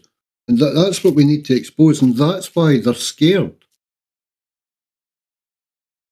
Yeah, so they got financial incentives in those social workers for their open cases. So they actually have a vested interest in not giving the child back to the father. So essentially, they put that child in danger intentionally to make money for their organization off the backs of that kid. Now, dude, Mr. Lawyer Guy, there are fathers out there who deserve their children that this is happening to day in and day out by the thousands upon thousands. Another thing too is like family court is really corrupt in the sense that if they get like a rich family, like with a lot of assets, both lawyers are working together to draw the case out as long as possible, so they both can get the biggest payday they can get.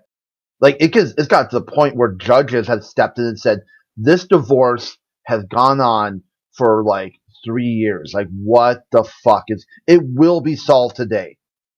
You're gonna have before anyone leaves, before close of business, there will be a filing." Well, that dude, that's how it should be. There should be a standard of like 1 week, and you should have to present your case before a jury, and the jury and the judge should work together to make the resolution. It shouldn't be these games, man.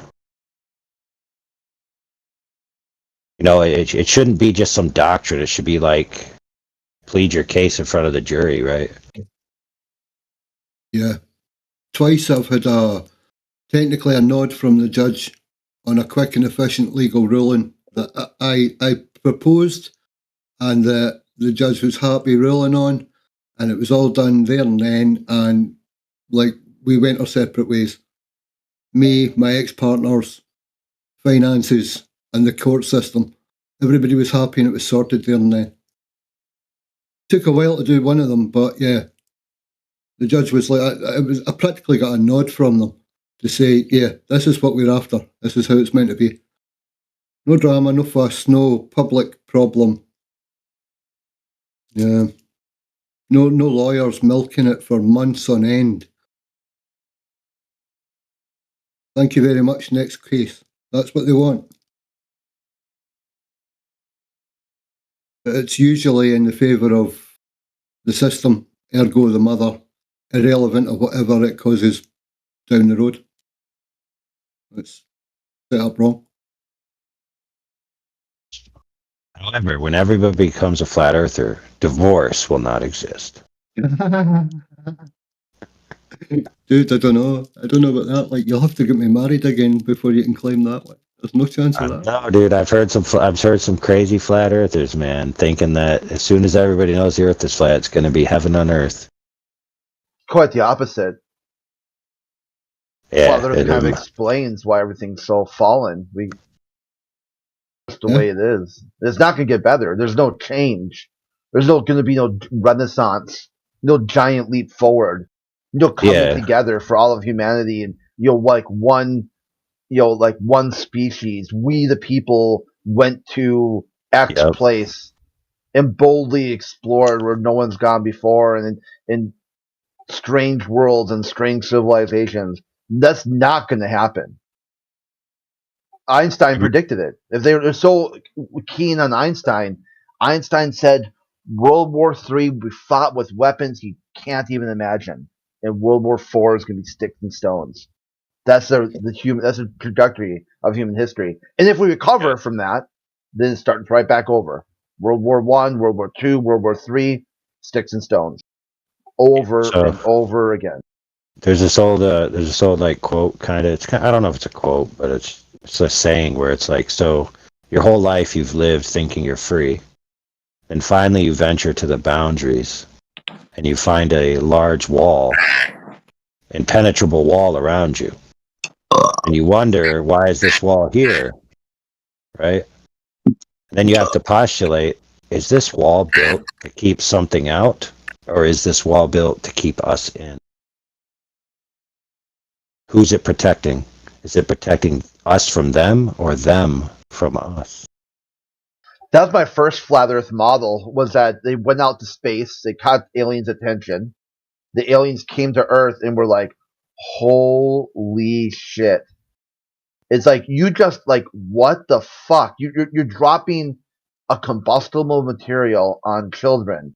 You're bombing each other. You're all these things, basically. Everything that Nixon did. Just go through in complete order. And he says, here, we're not going to euthanize everybody, but what we'll do is, like, put you in a controlled habitat, like a zoo. It simulates what the world was like, what the universe was like, but you can't leave it. It's a closed system.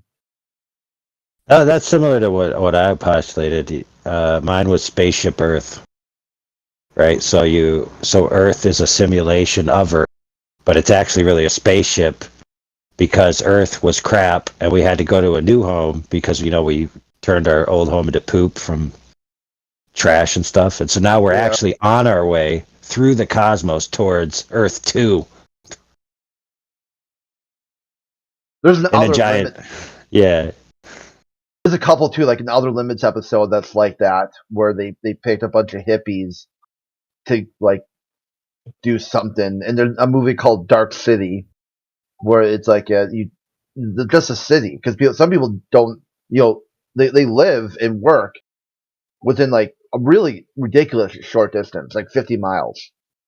Like they spend their whole life never leaving 50 miles. Yeah.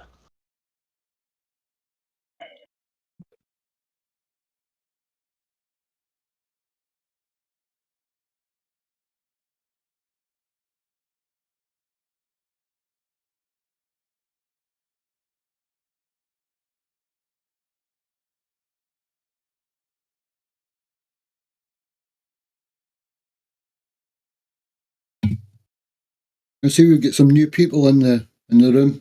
Dragar, if you want to open your mic and ask some questions about Flat Earth, feel free. I'll link you to our server in DMs. You can have a look. It's just a database, really. You don't have to join. It's just worth a look if you want a link to information. I'm good for right now.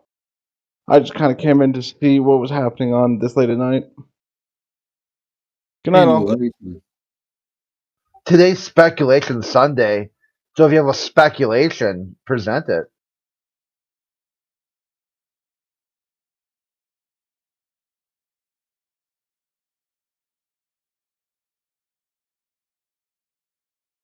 Hey, I want to know what you guys believe.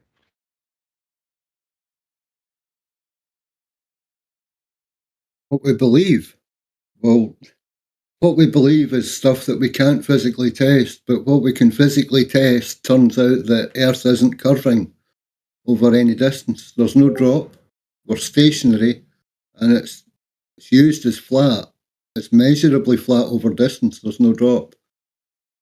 What we believe is that we've been lied to, that we're actually, the whole of heliocentrism is actually a story that's built in mathematics. We used to believe that the globe was real, but now we've got physical evidence that counters that. So it's not necessarily a belief system anymore. Do you think the globe isn't real? Yeah. As in, this is some kind of simulation? No. Earth is Earth. Earth is as we experience it. Life is life. I mean, I know you're on some other landmass to me. I could get your coordinates and come to you and visit you there. It's real, dude. This is what life is. But the whole story of the globe and heliocentrism, it's nothing more than a mathematical construct. This may well be the floor of the universe. It's not a disk in space.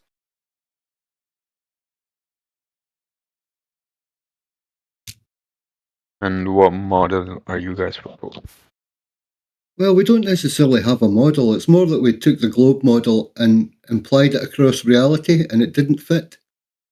So when it comes to models, well, you can go back to cosmological models from the past, which is Earth is a stationary plane below a celestial dome that seems to move around us. That works in reality.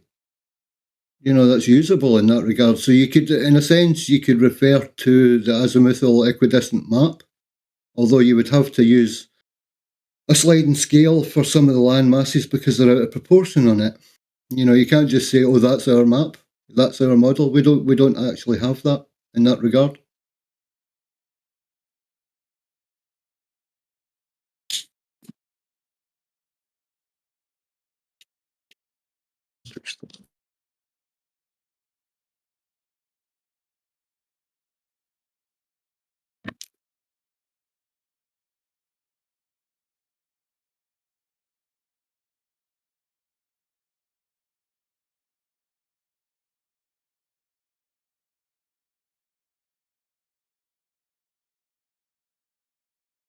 You understand that about the physics and the mechanics of water when it's at rest?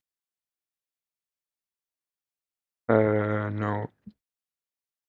Well, if you think of supposing you've got a cup of coffee or a glass of wine or some kind of fizzy juice that's gone flat, the surface of it, it's when stationary, it lies flat. And that's the same whether it's a sink or a bathtub or a pond or a big puddle or a sea loch or, in fact, in actual fact, the ocean. When it comes to rest, the mechanics of water lay flat. And we use that in construction to cast level over distance. If you got a long hose pipe and you fill it with water, the other end you can carry the same height as one end as far as you like. And that's how you transpose a level. That's one way to transpose a height that's the same level. We use it in all aspects of industry. And, that's how we know that water at rest lies flat and level. It doesn't curve to the demands of gravity or the globe on the dimensions that we're given. If it did, then that's where it would curve because of the mechanics of it. The fluid mechanics, it must bend, it must flow to the confines of gravity. But at flat and level, when at rest, defy that, then there's a major issue for the globe. If you understand what I'm saying. I got the basics. Like when I go to the beach, I can actually see like curvature on the horizon. Okay. So where do you see that? Is that like a way out in the distance where the boats seem to disappear? No, like I live on an island and there are beaches all around. When I go to the beach, like it extends to the horizon. You can't see anything beyond it. Yeah. Like it just stretches for kilometers and you could see curvature on the horizon. Yeah, the horizon curves all around you as you spin 360 degrees, yeah. But the actual maths of it, you're seeing physically far too far. The maths of it say that if you're only 1 foot above the water, the physical curve should start at 1.5 miles away. And that's allowing for refraction.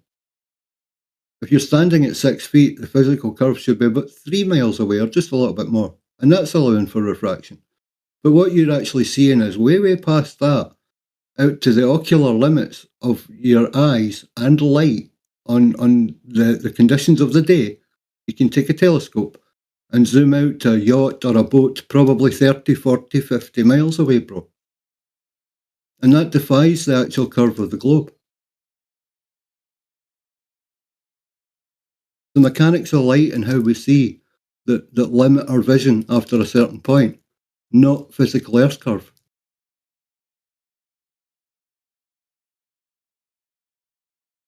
So you're saying we see a curvature because of our limited eyesight, basically. And it's an effect of light that we see curvature. We perceive what we see as curvature. We perceive boats disappearing behind the alleged horizon. What we think of as the curve of Earth. But as I say, if you apply the math, it's far too far, orders of magnitude far too far away for it to be Earth curve. So if it's not that, then it must be flat to, from you to them. So yes, the light can be bending a little bit, but it's not looming things up from, being obscured behind the horizon to flat and level over any distance on, any conditions of the day. There's other things causing ocular obstruction of things at distance. What you perceive as a boat going down behind the horizon is actually the effects of light and possibly waves getting in the way, angular size reduction and looming. Not actually Earth curve. I don't know if I'm fully convinced about that. I mean, even if you fly on an airplane, you can also see curvature.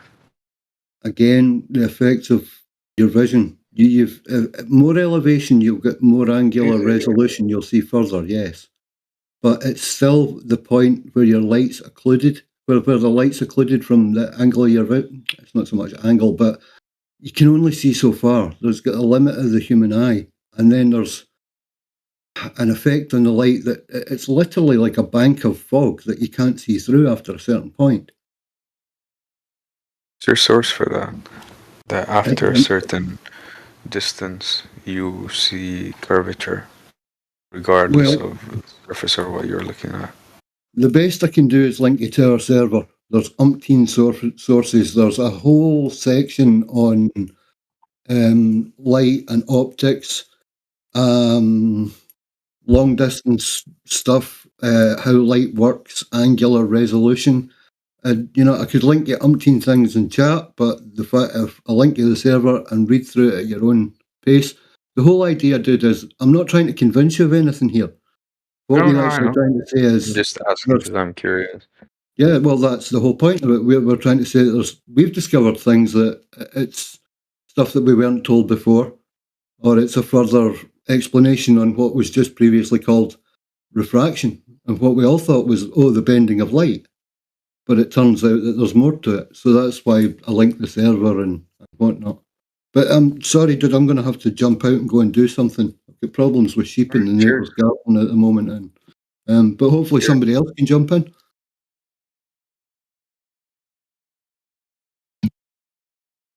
Oh, good. I gotta head out as well. Cheers, bro. Yeah, no worries, dude.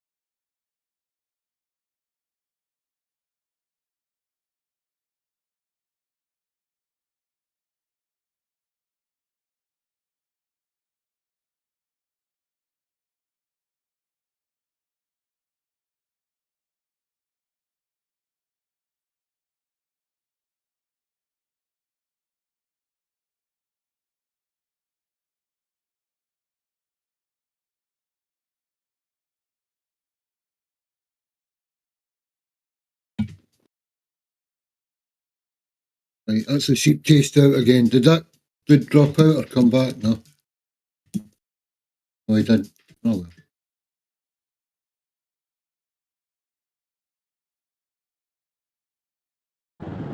Did who come back? There was a young guy. Well, someone was in. I gave him a basic rundown, but he hadn't heard about, like, you know how we say about the effects of light at the limit of your vision. He didn't know about stuff like that, and obviously he thought the horizon was the Earth curve. So I was trying to link him to stuff about the server or documents that would help him, but I think he dropped out just after I did.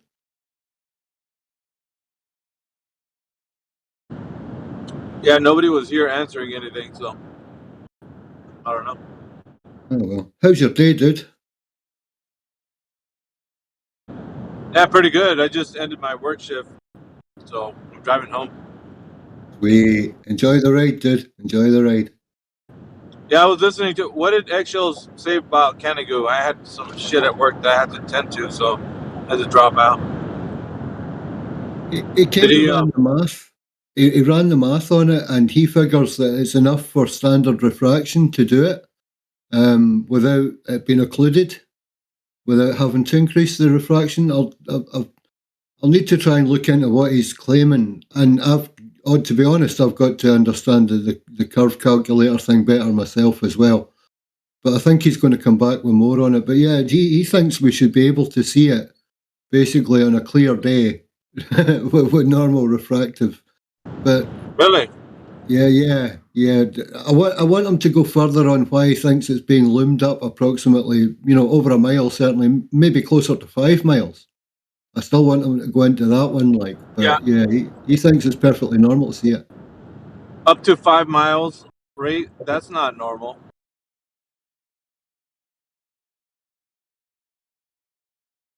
Well, terrestrial refraction is figured out to be 7/6R. So it's using the equation of the radius value. It's baked into the radius. The radius is baked into the equation. So every time he uses the standard refraction, he's begging the question. That's the whole issue about standard refraction. It's begging the question. It's a begging the question fallacy. So he's saying that it works. Well, how did he get the radius in the first place to actually? Because it's circular, pun intended. Because it's like about the globe. But it's circular because it's already has the radius value baked into the equation, and he's saying that it works. The distance to the see the top of the mountain. I think Gaspard, right, is what he was saying. The top of Gaspard. So, yeah. Yeah, so he's looking at the top of Gaspard with the distance from the observer from the other mountain, and he's figuring that you could see it using standard refraction. Problem is, he got the radius value already inside standard refraction, and that's what we're trying to figure out if the Earth is curving. We don't already know that it is. So, you see how backwards that is? It's like, yeah, even if you use this, dude, like you still are begging the question. We're trying to figure out if the Earth is curving, not that it already is, and we're confirming it. Yep. He's still caught in that little, and that's why I was quite happy to let him expose himself and how he figures it works, because that's what people think. That's how it happens. And yeah, you're right. When you boil it back down and you strip it all down to the bare minimum, where did R come from? There's a massive problem. Like, it's all factored in. It works in math. Yep. Yeah, he can use a lot of mathematics to figure it out, which is, I mean, they all tend to do that, right? And they're like, well, the math checks out. Of course, because you're making the math do whatever you want it to do. Mm-hmm. Yep. But that, in reality, it's not that way. So the ideal geometry that you'd have, or ideal scenario, 7/6R is considered standard refraction, but it's standard. The air that we have is not standard. It's variable. Like, it's from the point that you're actually making an observation to the distance. There's always going to be pockets of air that are going to be different temperatures that are going to cause distortions in what you see in the distance. and this is known. Like the air for something that's viewed off into the distance will always change, because that's why we say, flat Earth is the horizon is optical, and it's just that's just the way it is. Like, so we don't have a problem with saying that, something that we see will be covered the next day, because it's always an optical phenomenon. The horizon's always going to be changing. So for him, he's got to square how he's going to get the size of the Earth from this ever-moving horizon, and he can't do it. Like, so with the Canigou, I think what it exposes is the fact that with infrared you can see a lot farther. With, let's say, with their standard refraction, that would allow you to see. I don't know what he was doing with the math, but it sounded like he was just conforming it to fit the specific distance. I'm pretty sure that's what he was doing. Yep. And that's the thing, it does fit the calculator. Because, like you say, it's built around this math of R. But he touched on it at one point that the distance was too far, but then he went back to something to do with refraction, and the conversation led away from it. I think he touched on the physical drop that the math implies, and he veered off of that kind of sharpish. I wasn't privy to that part, but if you heard him, he kind of swept it under the rug, because he's one of those. I call him a high-level sophist. He's a high-level sophist. So if he said something that was condemning, he's gonna quickly kind of make it seem like, he was just changing to another thing that he was talking about so that nobody would notice. But you noticed it, because we all do. Like the ones that are in here paying attention to what they say. So it's like we can pick up on something like that, and probably wait till the next time that he speaks about it and say, hey, remember that one that one point that you brought up and you didn't know how to articulate, and just expose him on that point. But we can do it so many ways. Like a trickster, they're just trying to trick. Yeah, see, if you're seeking, like a lawyer, I would say, if you're seeking the truth, if that's all you're seeking, then you're not afraid. You're like, if something is exposed and we didn't check into it, then let it be what it is. But the problem is when somebody says, this is interesting. There's a discrepancy here, and then they move off to another point, or they don't address what it was, the issue. Then that's not being, forthcoming with being honest, right? You guys know that. Right, like a person who just seeks science or just seeks info, if they're wrong, like they're happy to be wrong, because that's information. That's equal to being right. Like there's no difference in being wrong and being right. They're just happy to have information. Yeah, everybody that contributes. If somebody, let's say there was a major flaw in your logic or the way you solved a mathematical equation, and somebody corrects it, I think why would you not be kind of excited that happened? I don't know, because it's if we're putting something out there, and maybe Eggshells looked over the equation and he saw something, and we were like, oh shit, we didn't account for this, or whatever, then we would take it on ourselves and be like, okay, we didn't look at it this way, that's fine. Maybe let's kind of see what else we can figure out. But that's what I was talking to. But what I was talking to old dude right now was the fact that when we mentioned the Canigou image, and with the infrared, it is true that the standard refraction that's being used is something that has the R value inside of the equation. It's already baked in.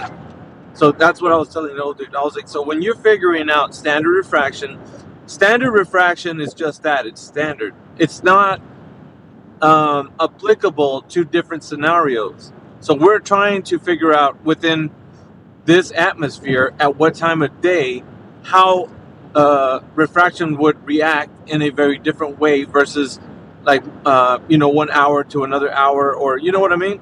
what variables are we working with? Because standard refraction has given us more or less a kind of a round equation that we're going to be like. It's basically kind of like a placeholder for us to try to figure things out, but based on the geometry of Earth, being a globe, right? So being a globe, you're using this terrestrial refraction, standard refraction equation with the R value built in. So we're looking for how we can know that the Earth is curving without already thinking that it's curving, if that makes any sense. So that's what we're trying to figure out. I feel like standard refraction is just like a margin of error. Like if we can get better than just considering it like a margin of error, then I welcome that. Like I welcome the science and I welcome the technology to get the standard of refraction beyond just the margin of error.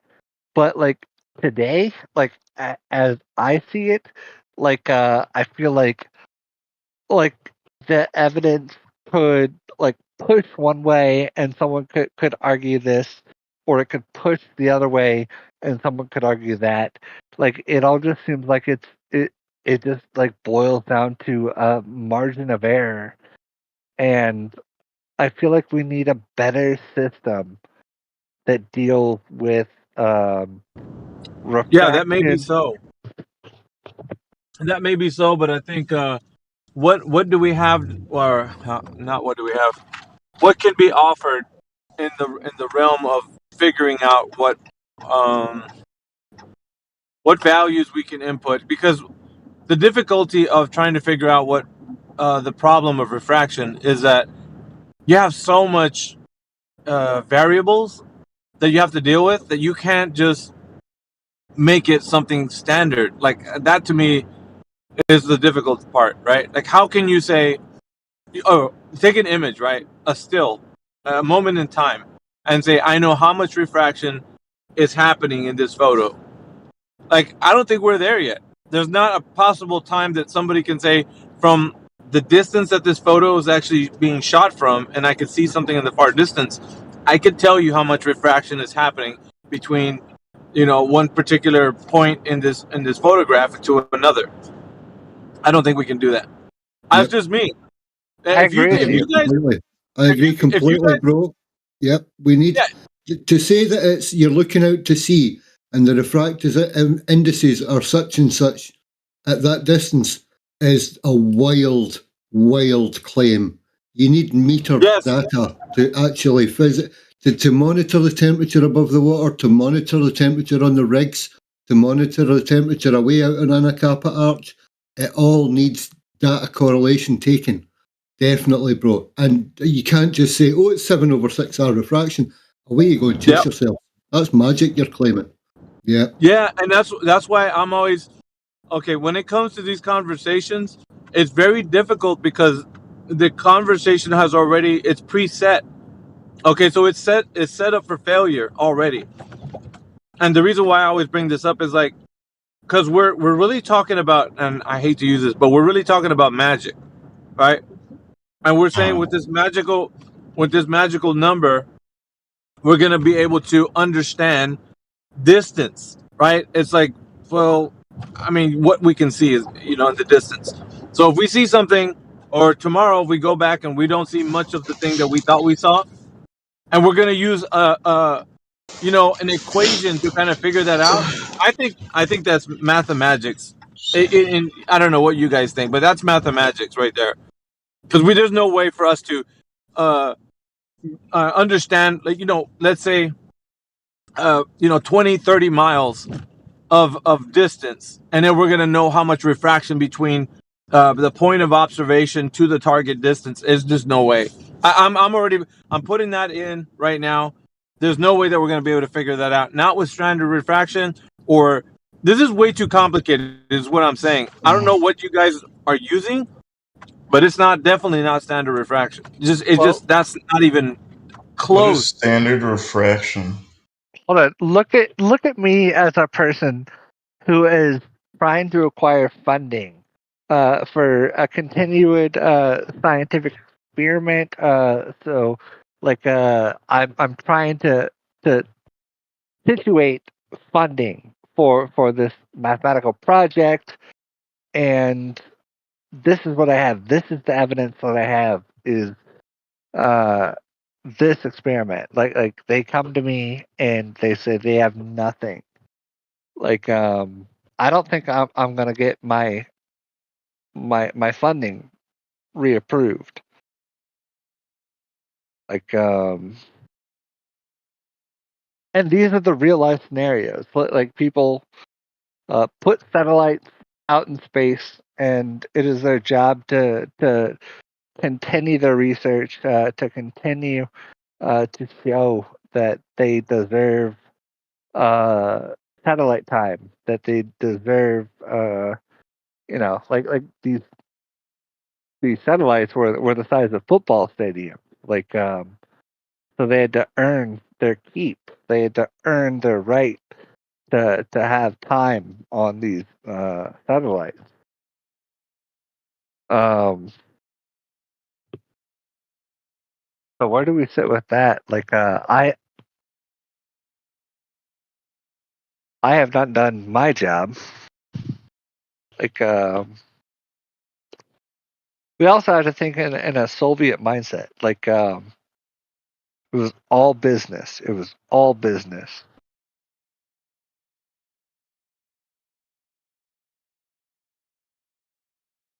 Okay.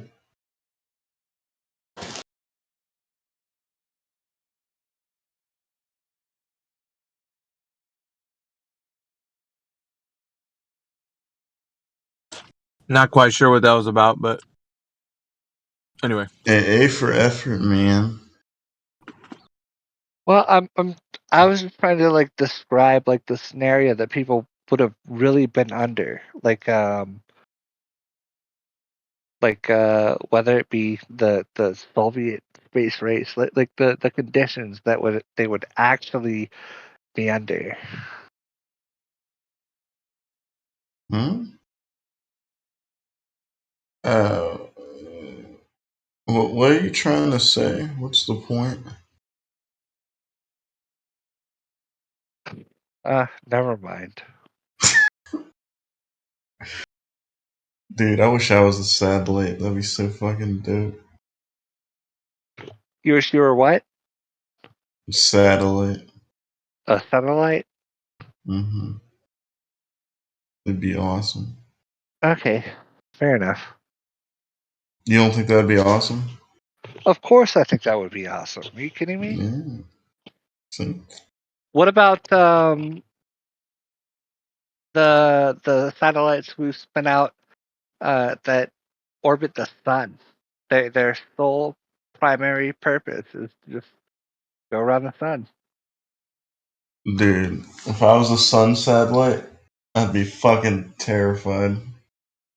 Now I would fuck off. Like the moment they told me like, yo, you're a sun satellite, I'd be like, oh, how much extra fuel I got? Like I'm getting out of here. Isn't that where Elon Musk's car's meant to be? Isn't it supposed to be orbiting the sun? So His car is orbiting the sun? Well, yeah, it's meant to be orbiting the sun, I think. The Tesla. You could track it right now if you wanted to. Yeah. I think there's a website that's tracking it right now. I remember seeing the pictures of like I thought they were fake. Like I thought they were fucking hella fake. But then like I looked it up and it was like, yeah, this is his fucking Tesla orbiting the Earth.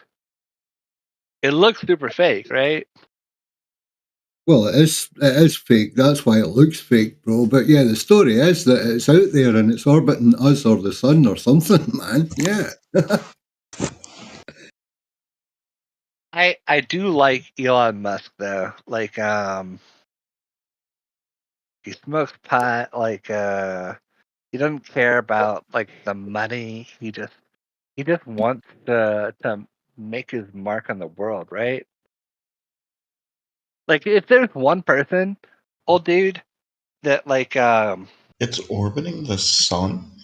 if there's one person that wants to expose like the hierarchy, the fucking people in charge for the bullshit. Like, is Elon Musk kind of not that guy? No, bro. I think if Elon wanted to, he would have exposed battery technology. You know how dirty it is, dude. And he would have went straight to it. He wouldn't be doing cyber trucks. He wouldn't be doing electronics. He would have went, look, guys, I thought I was doing something good here, and look what we're actually doing. It's dirty technology, and he's denying all knowledge of it. Nah, he's fake. He's shady. 100%, man. Electric isn't the way forward. Everybody should know that. Nuclear is the way forward. We Hit need it. miniature, Dude, miniature there needs to be fucking nuclear reactors. no. Check this out. Why can't we do something that's biodegradable, something that's for the earth friendly? And that's just because you don't even have to think about the earth being a planet or anything. Just earth itself, and not being just being conscientious about making this place that you live a better place for your future generations, right? So why can't you have a renewable source that like hydrogen, or they got vehicles already in the process of already rolling out, I think, with hydrogen technology, and I don't know. There's just other things we can look at. No, Here's hydrogen my. is I feel like water as like Here's what I'm thinking, right? There's a lot of technology that has been scrubbed from public eye. I don't know if you know this. If you've ever done any research of all the kinds of technology that just your everyday kind of guy who tinkers around in a garage that he's come up with, you'd be amazed. If you actually dug into like who came up with what at like in the for like in the 20s all the way up until like the 60s, and like people were working on things, right? Ford actually made a vehicle that ran on hemp oil. For real? So it was yeah. Ford actually made a vehicle that was the fibers, of hemp, that he created a car that is durable. He took a sledgehammer to it and was banging it, and it was like, so the shell of the car was made from hemp fibers because of the tensile strength that it has, and it was super strong. So he created this car, right, that ran on hemp oil. And so it was biodegradable. Your everyday farmer could raise, crop for it and all that, and it would run on this plant. So, you can have a biodegradable fuel. I don't do my due diligence because we fucking expand so much. Like we branch out so fast that by the time I feel like I've done my due diligence, like that information is used up. But check this out, Cordigo. On. You know the beauty about flat Earth is that you could be like a child again. You could just look at the world in such great wonder and mystery that you can start to rethink everything all over again. What the globe Earth does to you, it robs you from that curiosity, that wanting to know more. That we're in Speculation Sunday. I'm telling you that right now. And the reason why I always talk this way around this time, because when it's time for us to actually engage in these conversations, your mind can go anywhere that you can. Like, if you have a playground, the mind is a playground, right? But if you were thinking, what kinds of ideas could we come up with if we didn't know, like, the idea that the Earth is in the solar system, and we didn't know anything that was like that, but we could discover things like fresh and brand new, you would be excited. It's like, whoa, well, we could really like tap into like figuring out what the Earth actually is and how it operates, and perhaps come up with some new technologies that innovate and kind of move the progress forward for humanity. Anyway. Veritas, like I'm like kind of an asshole. And I screw up so hard. Like sometimes I come in here and I'm a dick, and people, they mute me, they shut me down, and all rightfully so. But like I come in here because I respect flat Earth, I think that there's actual progress that could be made. I wouldn't be here if I thought I was wasting my time. I think that there is truth out there in the world, and it cannot be just solely achieved by people that have one frame of reference. And I think that you guys have a brand new frame of reference that we can look at and maybe get to the answers. Maybe we can figure shit out that like other people in their one frame of reference they can't do. So Yeah, let me tell you about the responses that we're getting.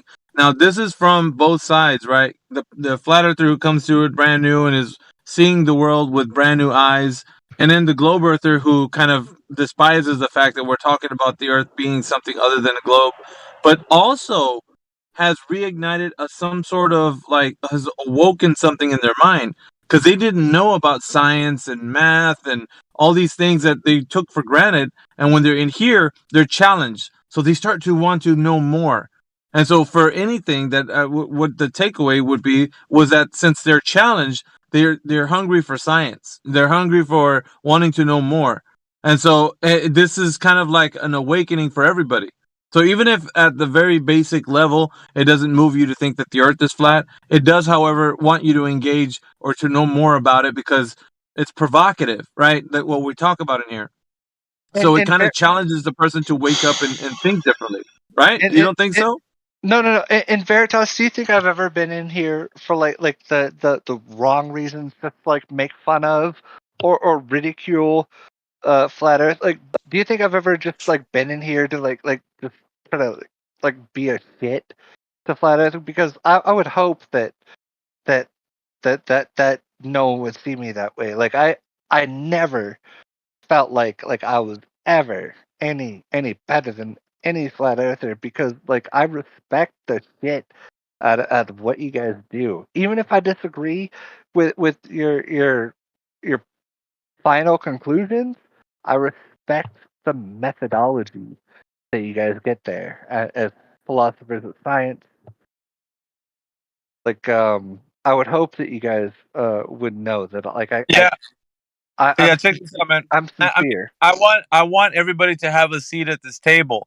Problem is that we got these guys who are bad faith interlocutors, right? They come in here and they just want to do nothing but throw shade.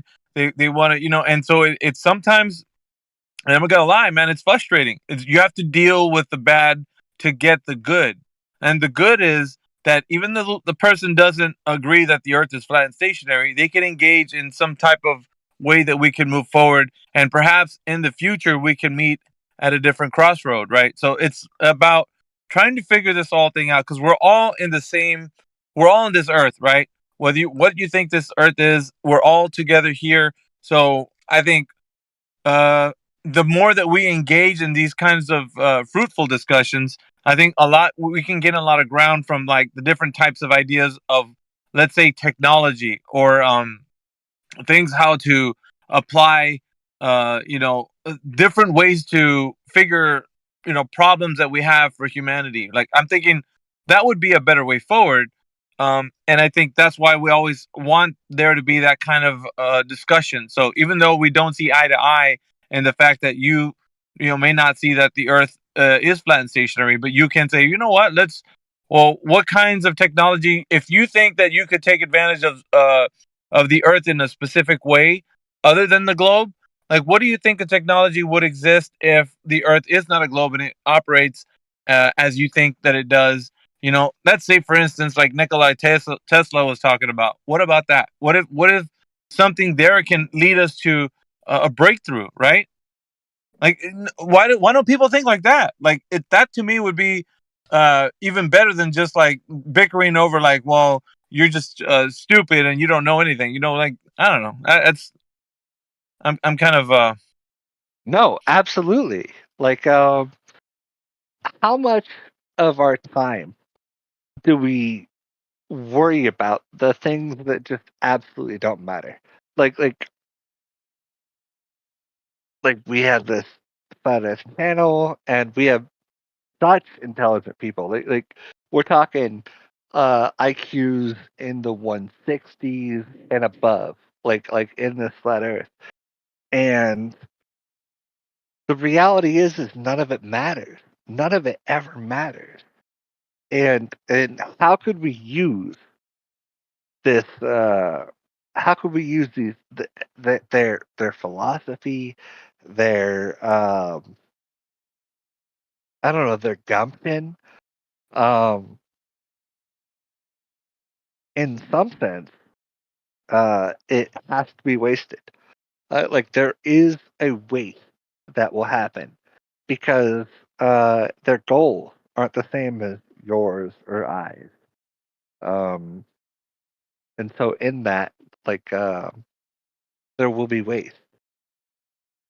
But Yeah, I think most of the times that people come in here with this notion of being like really stubborn and obtuse, I think it's the fact most of it has to deal with just maybe ignorance of like certain topics that we cover.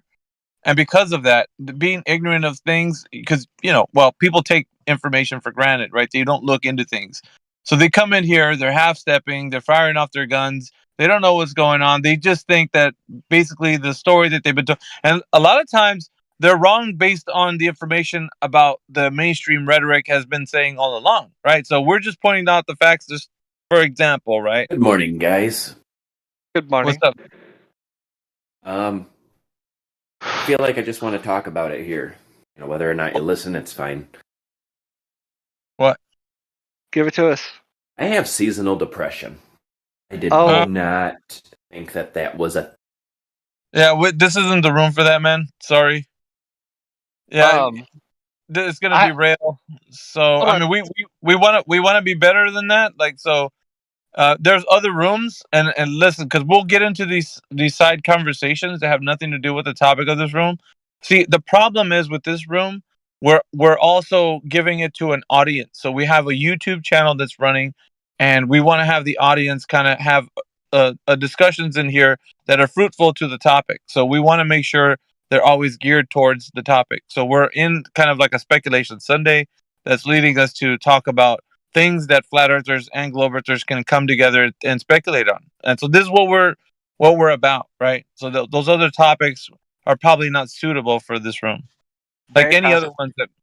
I'm gonna take him into another channel. We're gonna talk about depression. Yeah, go ahead. So who am I talking to? Stonks. Stonks. Are you okay to go into what's the channel that you're comfortable with going to? Let's do Let an me unmute channel. him. You can take him. Go ahead. Stonks, you want to join me in join to create? Are you fucking kidding me? Oh, I No. guess you don't.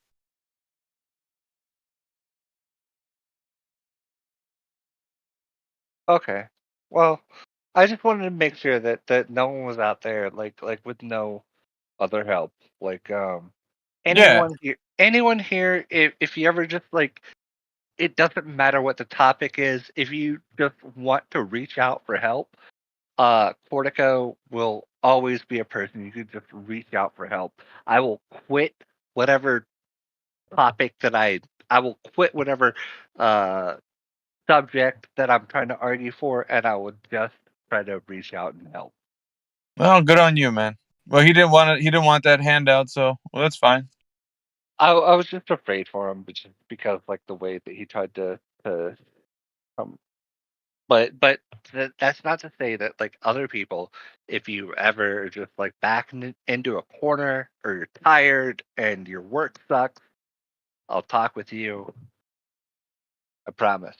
No. So I just want to go ahead and kick that off to the room. So we are in Speculation Sunday. So if you hear speculations coming out from the flat earth side, don't be alarmed. We do speculate sometimes. So today's a good day to kind of air out the speculations. Yeah, if you're joining us right now, if you've been a part of the group for a while, welcome if you're brand new. But if not, then yeah, I don't know who's here right now, but shout out to everyone in the room. Veritas, what do you think about Europa, like the Jovian moon, and so it is one of the 4 Galilean moons. It's like I think it's in the top 4 largest moons in the solar system. They say that it has like a seawater like underneath its surface. We're probably within 100 years of knowing what sits beneath its surface, but like Europa is like my shining fantasy. Like I love to Is that think like about. IO? Yeah. It is like Io. So I think Io is a Saturnian moon, right? Maybe. I Are you think sure it's not? No, I I thought it think was Jupiter's moon, one of Jupiter's moons. maybe it is. I could Yeah, I be. think so. He's right. It is. It's Jupiter. Jupiter's moons, right? Io is Jupiter? Uh-huh. I think the only big moon in Saturn is Titan. I think the rest of the big ones are Jupiter. Jupiter's. Yeah. What is it? 6 or 7 moons Jupiter has. Oh well, I mean it has like 50 moons, but like what we want to call a moon is like kind of debatable, right? Now get this. I heard that there was another moon that Earth has. I heard that shit. I heard. Did you hear that? It's like a rock, though, right? Like that comes about every now and then. Man, I want to say it was a dust ball. I could be wrong though. The way that we're stating it, because I saw this article. I was doing some zany space news because I used to do that. I had a show called Flat Earth Initiative, and we would pull up articles. And I think one of the articles was that that Earth has 2 moons. And I was because I was looking for kind of like these flashy articles so that we can talk about it.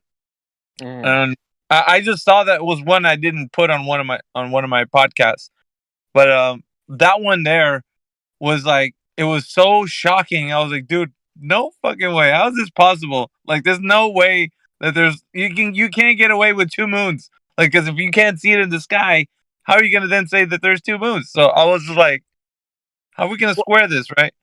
I mean, have you seen? Do you watch like sci-fi shit? Yeah, I like that shit. Like what's that like Elysium thing with Matt Damon or whatever? Like I mean, you could make a moon. Oh yeah, it's like they had the like a Halo, right? Why is it like they always have like these ideas like of these? You know who else had a Halo? What was it? What was the name of that movie? It had Matthew McConaughey, and he was the planet was dying. What was it? Contact or No, just another one? no. Interstellar. That movie was so fucking good. So fucking good. When he goes like when the robot was like, "What are you doing?" And he's like, "I'm docking," and he fucking spins.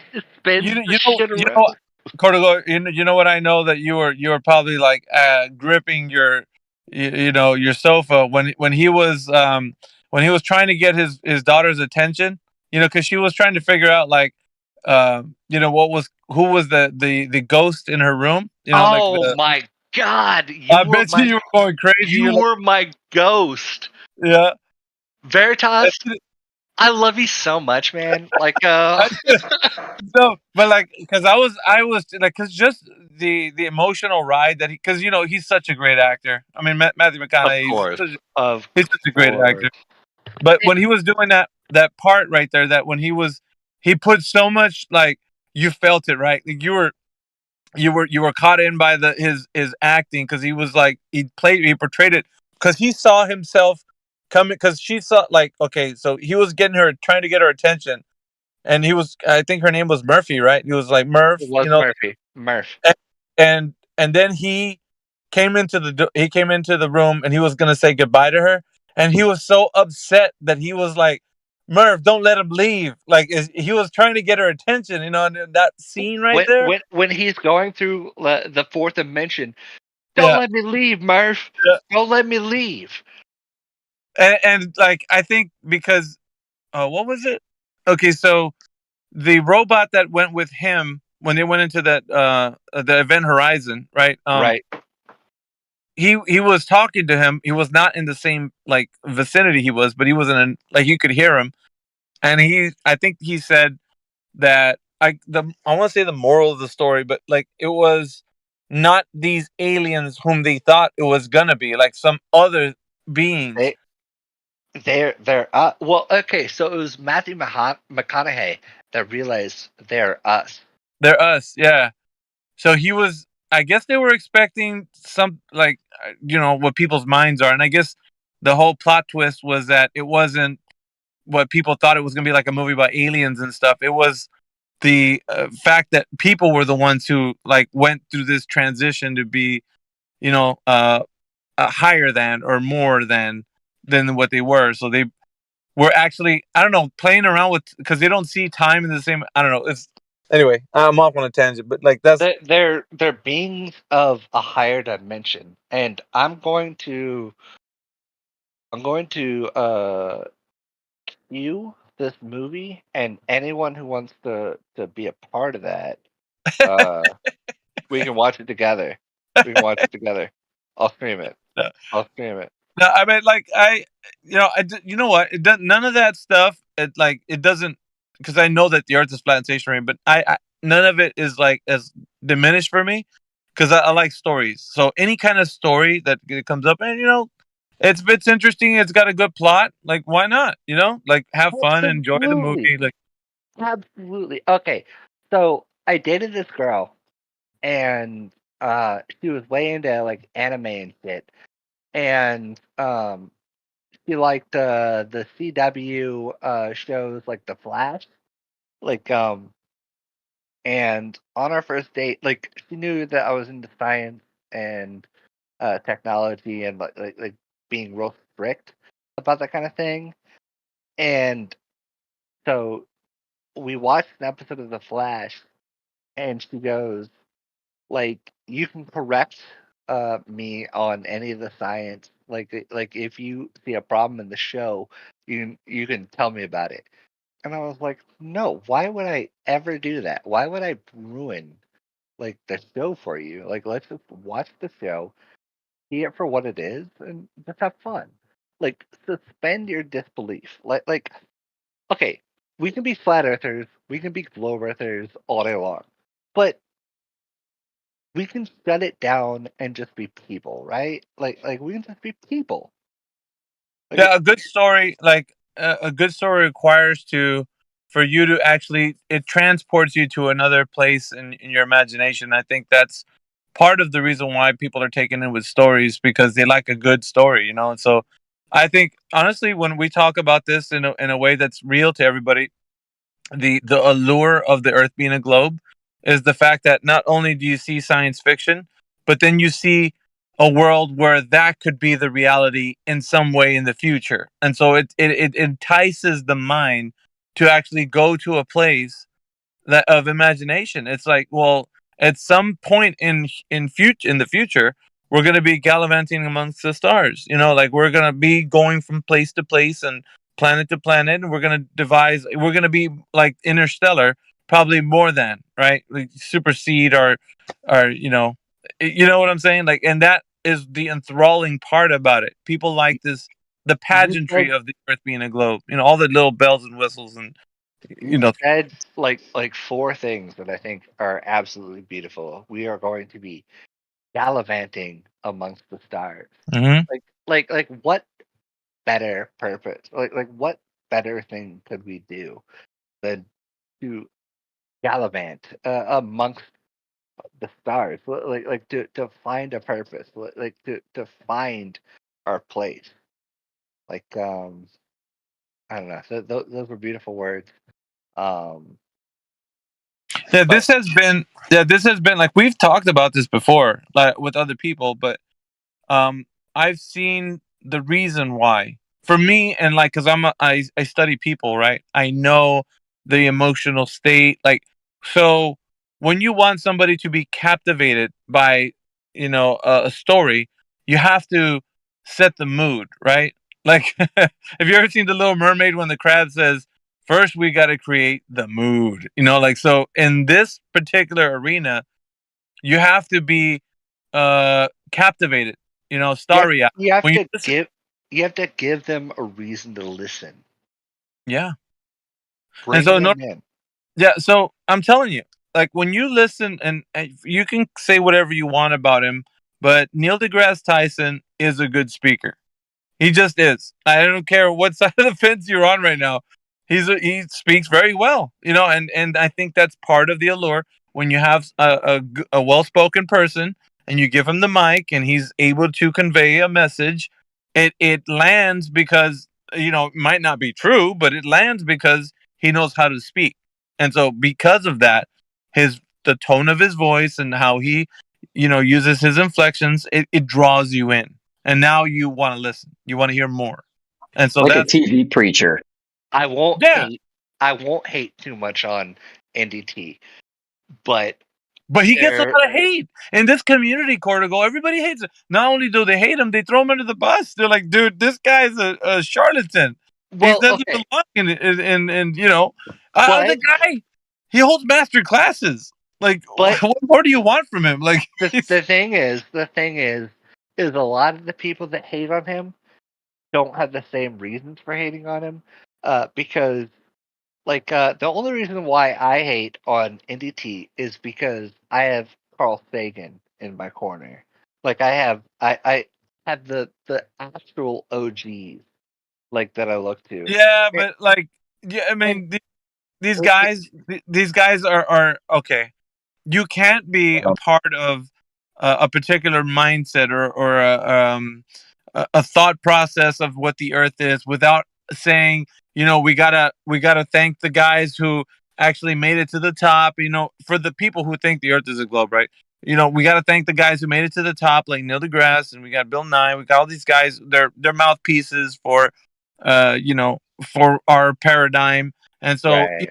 in some way, you can't just turn your backs on these guys. Like, there's no way you can do that. Like, I'm looking at you guys like, why do you do it? Like, that's what I'm studying with you about you guys. So most of you are like, dude, the guy. Okay, because Brenda came in the other night and was like, well, if you want to talk about Neil deGrasse, I'm going to tell you, if you put a camera there, he's going to knock you over to get in front of it. Like, as if that's the only thing he's worried about, making sure he looks good in front of a camera. Like, bro, did you just forget all the stuff that he's actually contributed to your specific paradigm? Like, And he has but there are people. I feel like NDT is kind of like the cheap man kind of. You know what it is, Cortico? He is the Protestant reformer to your old dry heliocentric religion. Carl Sagan is the Old Testament. Carl Sagan may as well be Old Testament literature, and Neil deGrasse Tyson brings the New Testament. He's that new shit, dude. That's so. Yeah, that's exactly it, isn't it, Alpha? That's so freaking on point, man. I can't even tell you. It's kind of on point. Portugal, you can't. Yeah, I know. I used to be one of you. I kind of gotta give it props because that's a real good. I used to be a King Glober like you, Cortico. I know. All you right. can't deny. You can't deny. I gotta understand what a King Glober, just like a hardened Glober. Dude, all about NASA, man. Like, I had a mom who kind of worked kind of quasi in that industry, so. I do love me some NASA, but let's not focus so much on me, right? Let's go. Here, let me find something. I can put it on in the background.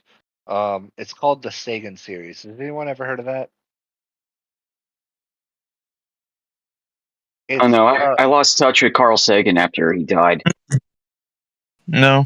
I haven't seen that series, but you know what? I don't mind looking at all this stuff because to me, it's all information. What I gather from it is, I have a very critical thinking mind nowadays versus before, and so everything gets filtered through that. I pay attention to the paradigm. I think a lot more closely than your average Joe who takes it for granted. Who just Of course. is happy with just the Discovery Channel, like basic information about the cosmology. I want to know what people are talking about. It's interesting to me. I want to know And why they're so entrenched with these ideas.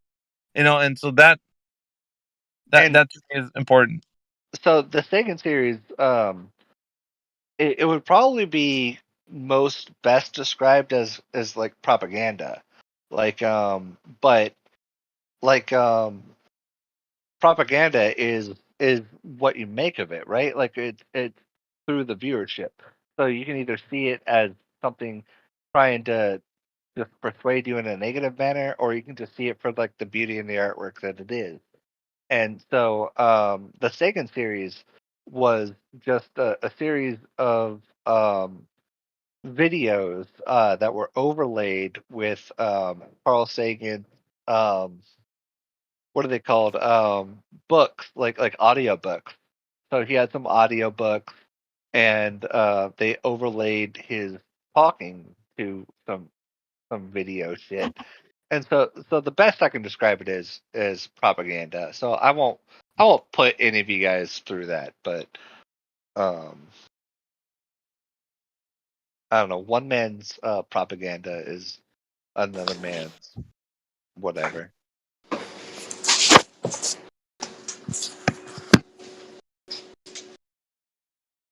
One man's propaganda is another man's infotainment. I think there's something to that.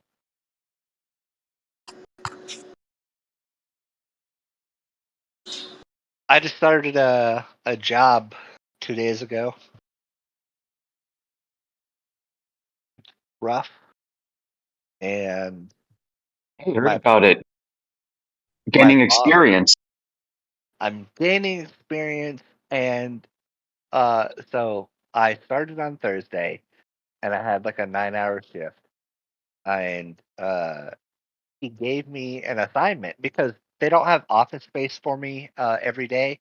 So they have office space for me on Tuesday and Thursday, and on Monday, Wednesday, Friday, there's like another dude that's in there, and so he has my like office space, and so he said that I will give you assignments to do on Monday, Wednesday, Friday, and so first day on Thursday, and on Friday he gave me an assignment, and I worked my ass off on Friday. Like I worked harder than I ever did in school. Like I woke up early. I fucking researched and just like kind of Yeah, it could have been a test to see if they want to hire you later. and I just worked my ass off. And so he told me on Thursday that he was gonna call me and we're gonna discuss the project, and he wanted me to come to court with him on Monday, and we're gonna go to court together and all that shit, and he was gonna like give me feedback on my assignment. He didn't fucking call me. Like he didn't fucking give me anything. Like Yeah, so how badly do you want to work there? That's what they're trying to find out from you. How much will you suck up to them? I want feedback so hard. All right. The thing is like they don't pay that well. Like so it's 18 an hour, and he like when we first had our meeting, he was like, "Do you want more?" And this is my first Yeah, they're job. testing you. This is my first job out of college, out of law school, and I was like, I don't know, maybe it like depends on the workload. And he's like, okay, well, it's easier to raise your pay than to lower your pay, so we'll start you at 18. And so I don't exactly know what I'm worth. to him, and he's not giving me feedback, and I'm just not down. And like, there's this other job that I want to apply for, where I can be a like an insurance fraud investigator that looks like so much more promising. Like That sounds more fun. it sounds more fun, and I think that if I could do that for maybe a couple years, like I might have like a shot at maybe getting into like the FBI or something. Yeah, I mean, doing actual due diligence, investigative research will give you a mindset and a form of tools that you can take anywhere in so many different fields. I would say that would, at least from my personal experience, that would be my choice. Yeah, and so like this current job, like 18 an hour, that only gets you to like 36K a year. This other one is between 80, I think they said no, 69 and 82 a year, and that sounds way better. Yeah. So Yeah, I mean, that's y'all got to start somewhere. I mean, it's like you are entry level, you are bottom feeding. These senior attorneys at your current job are testing you to see how much how far you're willing to go to sacrifice yourself to put your name on the door someday. And so that's that game, and you could play that game and probably do great at it if you want. But from what I'm hearing from you, that might not be the game you want to play, because that game does exist. Like, you can be the suck up, make coffee for these guys, and in 30 years you could be a partner with your name on the door, right? That's how it goes. I feel like I'm too submissive to like have a person just be like, "What do you think you're worth?" Like, yeah, there are many different kinds of lawyers. Because when someone says like, "Do you think?" So he straight up told me like, "Do you need more money?" Like, I didn't know what to tell him. Like, because honestly, I'm there for experience, and day one was great experience. We went to the courthouse. Like, we were all over the place. Like, he was giving me great advice and teaching me all along the way. And it's like, if you're gonna be my teacher, like how much like do you really need to pay me? Like I'm getting shit out of you. Like so I don't want to like just charge them a So bunch here, of money when I'm war game this out, Cortico. War game this out. What if your response instead was, when he asked you if you wanted more money, you said, yeah, I became a lawyer, didn't I? You know what I mean? Well, so they're trying to assess your fit for the culture and the firm, and they don't know yet. You don't know yet. Yeah, I think there's something to that. Like when he said 18 an hour, like he knew that he was underpaying me. Like, he knew that was too For low. sure. And maybe he's seeing if you're going to laugh about it too. Be like, yeah, I could get more at a record store, but I'm not going to take down these big corporate assholes. I mean, you could work that into something, right? And he said, like, right off the bat, like, do you need more than that? And I said, like let's like consider the work. Like, I don't know my workload. Like, I don't know like what the job fully entails. Like, I kind of was submissive and said, I'm okay with 18 an hour. And he goes, why don't we talk in 2 weeks? And it's easier to raise someone's pay than to lower someone's pay.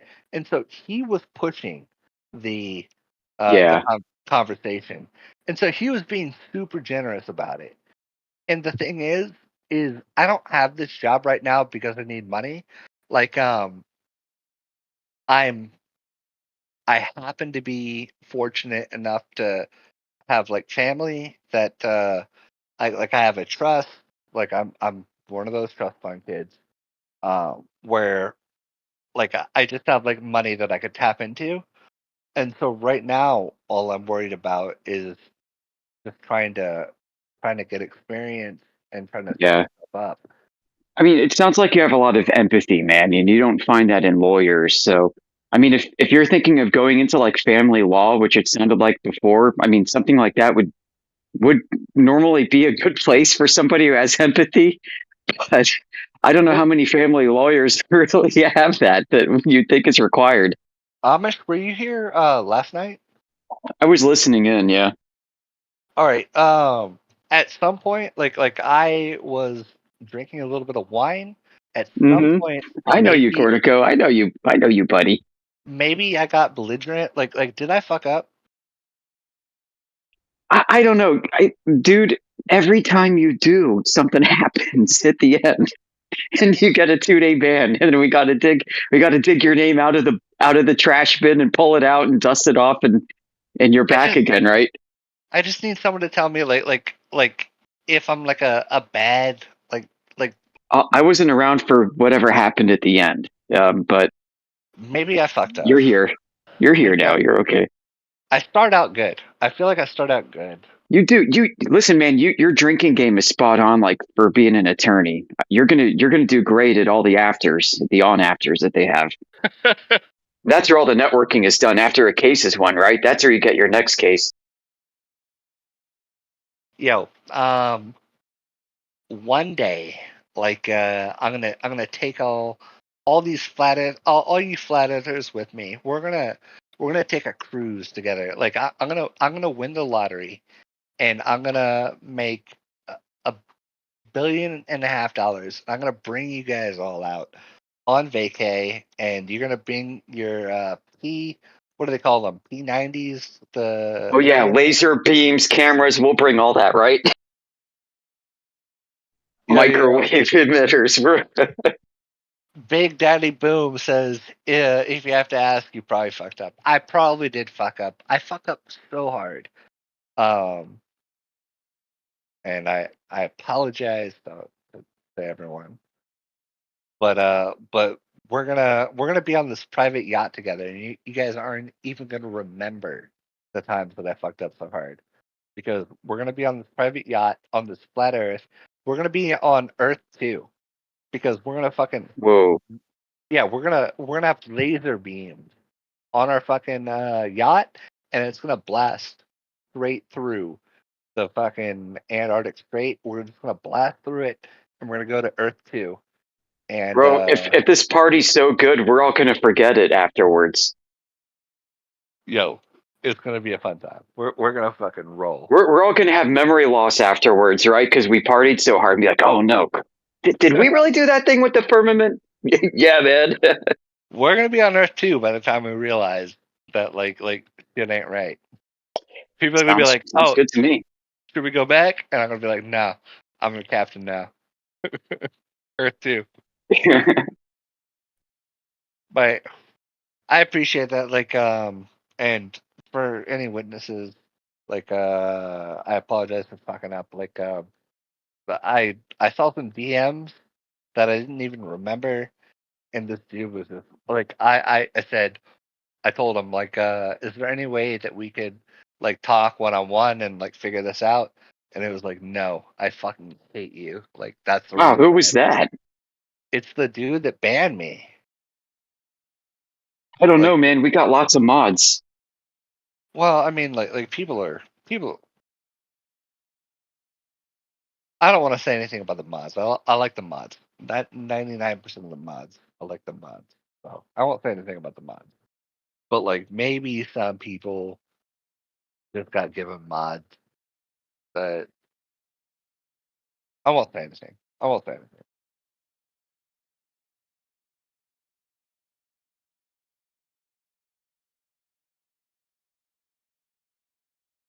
Oh, but I was looking up the Sagan series, and the Sagan series is fucking legit. I'm gonna post an episode of the Sagan series. It's like 3-4 minutes long. If anyone wants to get down on that, like they're welcome.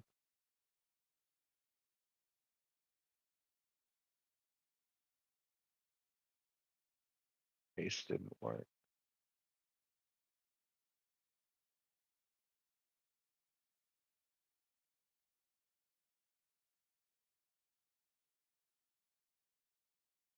It's called a reassuring fable.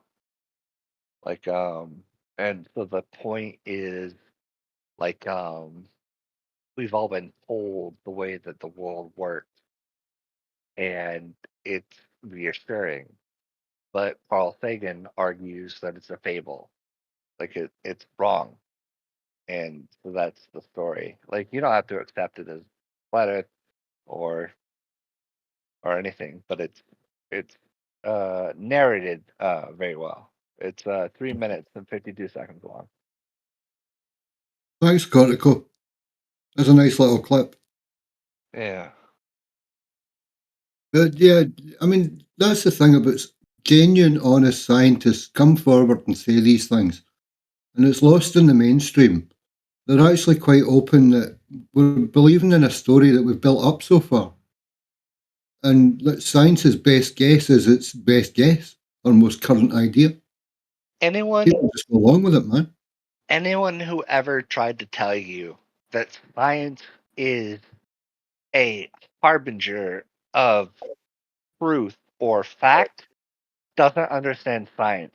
Science Yes. has never been about giving facts. Science cannot give you a fact. There's no way to prove anything through science. Science is a collection of inferences. Its purpose is not to give you facts. It's to me, it's a tool for eliminating possibilities that don't really fit so well. You're just trying to pick the best possibility for the probability of what you're experiencing. If you can't actually lay your hands on it, it's even worse. If you can gain a physical measurement and apply that in the tests that you're doing to it, that's different again. You know, you can apply it if it's physical, totally different game in the scientific field. You know, it's a further step, but it's not all science. All science can't just be applied to it, bro. Yeah, you're right, mate. You're right. Precisely. It's a story. Facts or proof, we reserve that, in my opinion, for philosophy and for mathematics. You can have mathematical proof, but you cannot have scientific proof. Like they just don't exist. Like it's mathematics are here for a different reason than philosophy or science. We're here. They're there for different reasons, and there just aren't mechanisms to prove things in science. It gives us evidence, but not proof.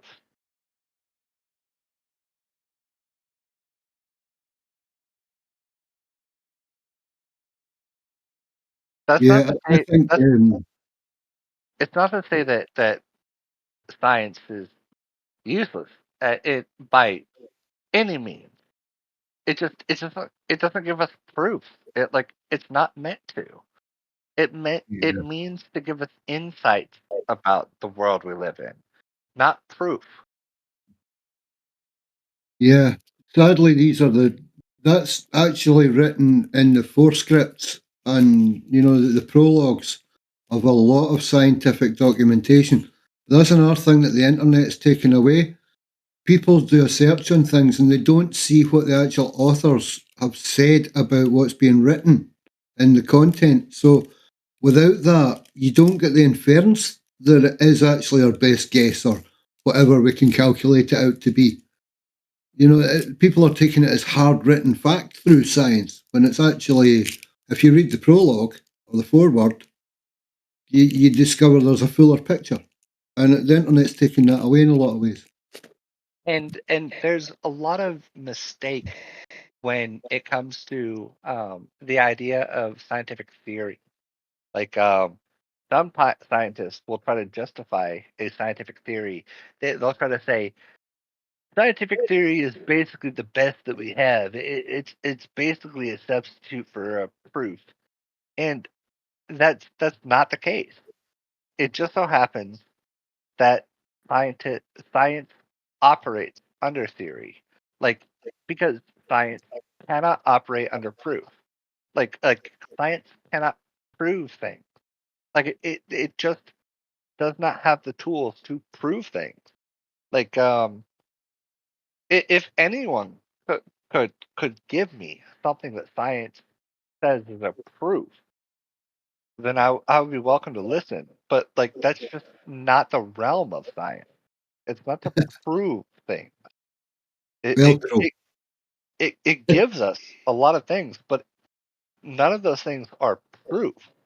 Those fit within the realm of philosophy and mathematics. Philosophy can prove philosophical concepts. Mathematics can prove mathematical concepts. But science cannot prove scientific concepts. Like it just isn't a tool that fits Portico. within the scientific toolbox. Would you say that science could give us space travel, or space travel could give us science? Absolutely. Like it can offer us so many things. It can give us things, but it just can't give us proofs. Are But you like sure about that? Well, Are you, how does science give us space travel, bro? it can so when we started, say, the Mercury program, we didn't know all that much. So this is the late 50s, early 60s. We didn't know all that much. And we sent spacecraft up, and there were failures and there were successes. And so anytime that we succeeded, we jotted that down. We took note. And anytime that we failed, we took note. But Isn't none of that these. engineering, though? Oh That's yes, not science, that's engineering. yeah, absolutely. Like we can uh we can say maybe science isn't good enough, and let's take an engineer. Let's be humble and say that maybe this is the realm of engineering, and so maybe let's let them do the work. Let's let Yeah, them be the heroes.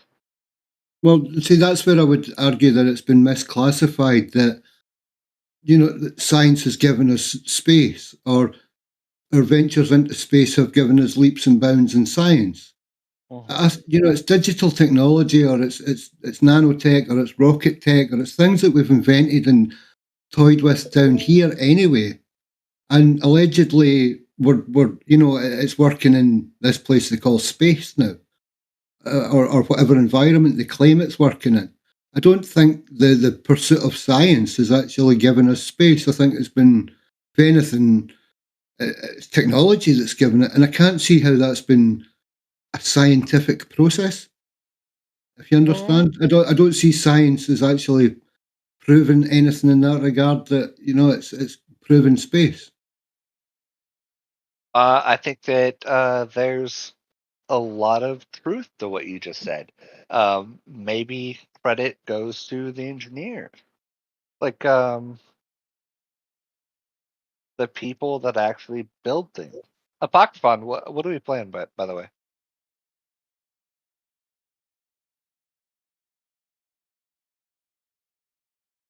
so I think that credit should go to engineers. Like they're the ones doing the work. Sorry, I was muted. I couldn't talk to you. Oh, I was, I didn't mean to pull you out of your game. No, it's okay. I had to close my screen though to get back to Discord. That was weird.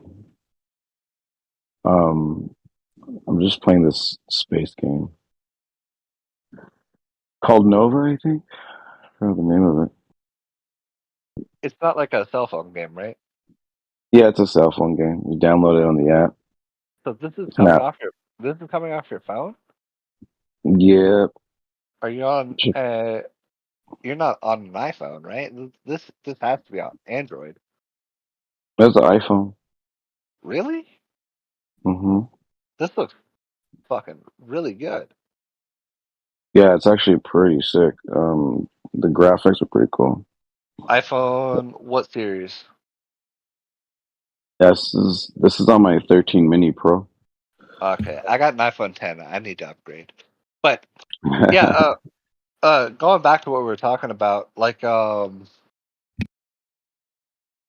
Yeah, I think that the bridge between what constitutes science and what constitutes philosophy or what constitutes engineering. I just think that's up to us, to decide. And I think we just need to push humankind. We just always need to push us to go further. Like,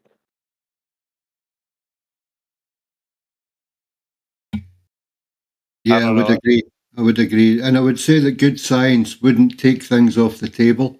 You know, like we're throwing away clean burn diesel engines. We're throwing away hemp oil for the fuel for it, for the sake of the idea that electric's better. You know, it's much better. Like we're throwing away other options. People are doing away with their fireplaces when we can still burn peat and coal and logs and stuff. You know, like it's not necessarily as bad as it's said to be. It's actually more eco friendly, a heating system. You know, an actual a living flame to heat the water for your house, or the oil cooled system for your house, or heated system. What I've always thought. What I've always thought. A lot of tech. What I've always thought about that was, if we're going to nerf ourselves, if we're going to stymie our own ability to be productive, if we're going to lower our ability to make energy, India and China are not going to be willing to do that. They're going to truck on. They're going to move forward using fossil fuels and all these things that we're going to regulate against. And in the meantime, they're going to discover better technologies, and they're going to find ways to maybe do without these fossil fuels. And we're going to just be living by the wayside. So, in my opinion, we need to truck forward. We need to move on using these fossil fuels and developing technology. Like we need to continue to push ourselves to develop technology whilst we use fossil fuels. We need to use fossil fuels and in the meantime develop ways to move beyond these fossil fuels. But what we cannot do is let the opposition outclass us. We cannot let them get beyond us. We cannot let them beat us. Our leaders are working for the opposition, so Yeah. Yeah, and it's a shame. Like, I agree that fossil fuels aren't the answer to the world. Like maybe we'll be done with them in 100 years, but we need to bridge today to tomorrow. We need to find a bridge between today and tomorrow, and we're not going to do that by stymieing our economy, by shutting down our economy, by limiting ourselves, by tearing ourselves apart to be in compliance with regulation. Like that's not the way to innovate, is by shutting ourselves down. We need to ramp up. your leaders who work for the opposition have convinced the environmental movement that steam turbine engines are dangerous. Yeah, we don't. That's how crazy it is. So we have our backs against the wall. We have a long way to go. Yeah, we don't need to power down. We need to power up. We need to power up. And in that, we will find innovation. Like we will have an economy that can support students of science that will figure out these solutions. But we're not going to get that through shutting down. We need to power up. Taking away diesel generated electric power is absolutely ridiculous. Look at the leaps and bounds that we've made in the last maybe 5, 10, 15 years alone on turbo diesels and supercharged turbo diesels. The power you get from them is phenomenal. And if you hook a little version of that up to an electric engine or an electric drive, it's massive power you get. You don't need batteries. All that's nonsense, like, and they want us to throw that away. And the steam turbine side of it as well. It's ridiculous, man. We're just scrapping all this stuff on one side of Earth, India or whatever. They're getting all the pollution. The world economy is driving it to the point where we don't have our own resources in our own country anymore because it's all farmed out elsewhere. We're trying to keep up and keep things clean, but we can't do anything anymore. So we have to trade with them now and pollute the place and bring it all back. Right. Because we can't use just ridiculous, man. I think that we need nuclear. Nuclear is clean. It's efficient. The sun. It's literally the power of the sun. We need to get better at nuclear. We need to harvest the energy of the atom. I think we can do it with steam turbine. I don't think we need. Yeah, I agree with the process, but I think on a clean burn way, if we could get steam turbine working on the heat of the sun, that's the game. That's where it is for me, dude. It's you don't need to mess with radioactive hee-haw in my book, but it might be a bigger project to build it all, to be honest. But I think if you could heat the water and create steam turbine, bingo, free electricity and it's clean. To a certain extent.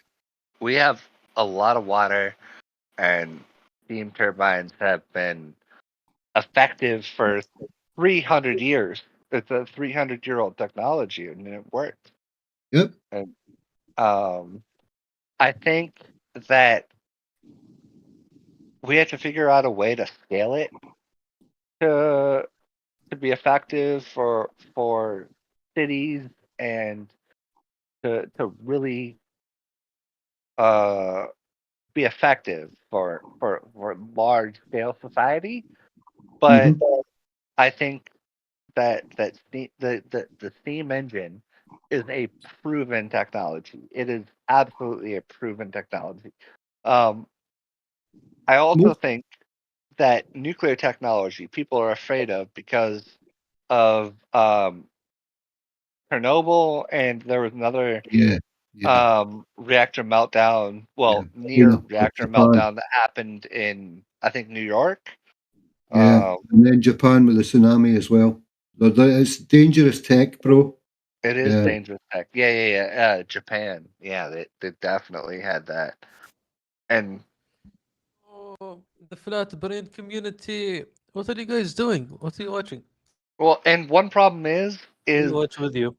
It has the capability of ruining parts of the earth, like just literally making like dead spots on the earth. You guys, whoa! Is this part of like proving flat Earth? Watching clouds? It can be, bro. Yeah, it can be. What's your questions about flat Earth, my friend? What do you need to know? I can tell you. Okay, so this is a very tough question. Okay, why is it when I went to ask a flat earther a question, did he scream at me saying the Earth is flat? Why can't they have a normal discussion, man? I wouldn't know. I would know. Sometimes you submit an email to the complaint department. Yeah, he admits it. He doesn't know why the Earth is flat. He's following with no brain. He's a flat brainer. He admits it. Bro. He said he doesn't. Your radio is not working out. There's something wrong with your radio transmission. Hang on, sorry, man. You lost the Earth is wrong. You admitted that you don't know. He's spiraling already. Hold on, sorry, man. Oh my goodness. I've been spiraling already. Wow. Sorry, man. I've been hanging out with flat earthers for the. Oh my god. Sorry, man. I've been hanging out with flat earthers for 5 hours, and I'm a globe earther. I think he left. He did. Isn't that funny? Like, how much projection was that? He's like, hey, how come when I asked the flat earther, he started yelling at me, and then he just starts berating us like in his own fucking way. It's like maybe the fucking problem is you, bro. Like, have you ever That's stopped to consider exactly. maybe it's your own problem? That's what I was going to tell him. I was going to say, I think you are the reason why you got yelled at. Like I'm literally a person that you cannot convince. Like the Earth is flat, but like I'm here. Like I'm like just fucking chill. The world. Oh, you're gonna witness people on your side come in like a revolving door and spiral out of control like this all day, every day, and it's gonna make you question yourself. No, but because I respect like the hard and fucking true flat earthers more than I do the fucking globe earthers that just like think that they're better than everyone, think that they're gonna dunk on people and like roll in here and embarrass themselves because they haven't thought their ideas like further than like their hand in front of their face. Like they haven't thought about these things. And the people, the flat earthers that are in this channel, think about this shit all day long. And the globe earthers that like come in here, they think that they can just like dunk on you guys because they think that they have like they've been taught since second grade that what their idea is true. Yeah. This is your experience now talking Cortico. A few months ago, I don't think you'd be able to make these observations. Those of us who have been doing this a few years have noticed this as well. And, you know, we talk about it all the time, mostly behind closed doors. It's an interesting phenomenon. Hey, maybe So you can always recognize who's got the actual chops by the way they talk. Because if you Right. spend a lot of time working with and thinking through a certain set of problems or ideas all day, you're going to have a very efficient way to talk about those things. It'll be so efficient, it'll come naturally to you. So you can use phrases and words from your lexicon that other people who do not have that experience would not have with such fluency. So, in a similar way, Cortico, as flat earthers, we kind of have our own way of doing things, our own way of thinking about the world that's similar amongst us. We could recognize amongst us who is legitimate and who's LARPing as well. Right. And I hope I've never given the impression that like I think that like the group or the philosophy is like quote stupid. Like absolutely I do not feel that way. Like by the way, like a lot of you guys probably keep up with the times. Did you guys see the McToon thing about the trip to Antarctica and like the vote that's going on? Yeah. You mean the scam? Pastor Jaren, Will? Jaren just exposed the pastor and McToon last night on his show. Well, like Yep, it's over for him. I want Witsit to get the vote. Dude, this is the second scam that these guys have done. Like McToon's $10,000 in BitCrow escrow never existed either. Is that real? Yeah, that happened. We had people who used crypto forensics and uncovered that McToon did not have the $10,000 locked up in any escrow. Well, I mean, and it's stupid anyways because like it's Oh all yeah, it gonna- is. Nobody would bite even if it was for $1 million. It's still stupid. It's Well, impossible to solve. And he's just gonna get some lawyer to be like, oh, blah blah blah. It didn't like so like my P90 like I kind of saw your face like across the pond and yada yada yada. Like I want to lawyer my way out of it. Like Yeah. There will be some procedural technical matter. Yep. Yeah, and he'll make some fucking video and he'll make fucking $5,000 or something off of the YouTube fucking algorithm or something like that. But it's all about money when it comes down to it. And that's why so the guy that is sitting at number 1 in the vote, Flat Earth Dave, right? Like No, but they're all not going to go now. They all because when when they looked into this guy, they started figuring out that like Craig and McToon and this pastor, they're all lying about it and they're all being deceitful. They're like, we're not going to deal with those liars. Like, even if they're going to pay, they're like, it's not safe. None of them are going to go now. Like Right. I Dave, mean, Winston, you realize yeah. we don't have to do this to prove flat Earth. Like, that's the stupid thing. We don't need any of this. We don't need whistleblowers or leaked documents. We don't need any of that. So this is just a big scam. It's a big grandstanding event for a spectacle. They want more followers. Honestly, I think that the flat Earth community should shun Dave. They should expel Dave. Like, you guys don't need flat Earth Dave. I think he's a heretic. I think he's a liar.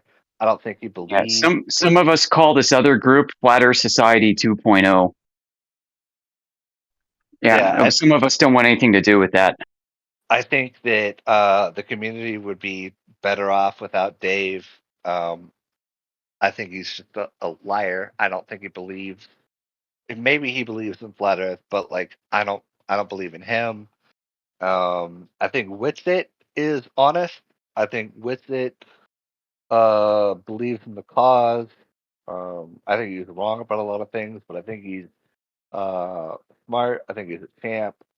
Yeah, I do too. Witsit is honest. I think Jaren is honest. I mean, I think a lot of these folks are honest people too. But there's this undercurrent of commercialism that kind of turns a lot of people off in our community, and just leave it at that. Yeah, like the idea that there's like actual fucking money to be made off of this, like it's kind of upsetting because it's kind of like what was that Seattle band that blew their fucking brains out? Oh, like all of them, all of the grunge fans. Yeah, but you see what I'm getting at? Like it seems like there's some truth to like the homegrown shit, like being about truth and not being about like the commercial shit. And now there's like Netflix documentaries and there's actual money being tossed around. And Dave has like an app that costs like $3. Like you got to pay $3 to get an app, Yeah. and There's a whole anti-establishment culture here that is available for anybody who is seeking to psychologically escape the troubles of the world and how badly this entire world economy has been managed. There is a group of outcasts and breakaways that's here for you. It's called Flat Earthers, right? That's kind of what it's become, and it's a dumping ground for everybody's pet ideologies, pet beliefs, pet cosmologies. And it's become a very muddled community outside of what we've been able to build for ourselves. when you say build for yourselves, like that. Yeah, 24/7 is its own community. We curate the content that we put out. That's fucking inspiring to me. When you say build something for yourself, it's really like going out and making something out of nothing, and that's inspiring to me. Like even if like I said, and I'll say it all along, like I'm not a flat earther, but when you say you build something for yourself, like that is and fucking I'm inspired. Like Cortico, we're here for you too, buddy. yeah, I love you guys. Like I think you're a great group of people. Like Love you too, Cortico. old dude. No, I respect the hell out of you guys. And I wanted to continue. And like even if like some spirit shows up and shows us that the earth is shaped like a donut or something and proves it to us. Like the work that you guys have inspired or that we all do in figuring this shit out, like hopefully it stands, hopefully it's still worth something, you know?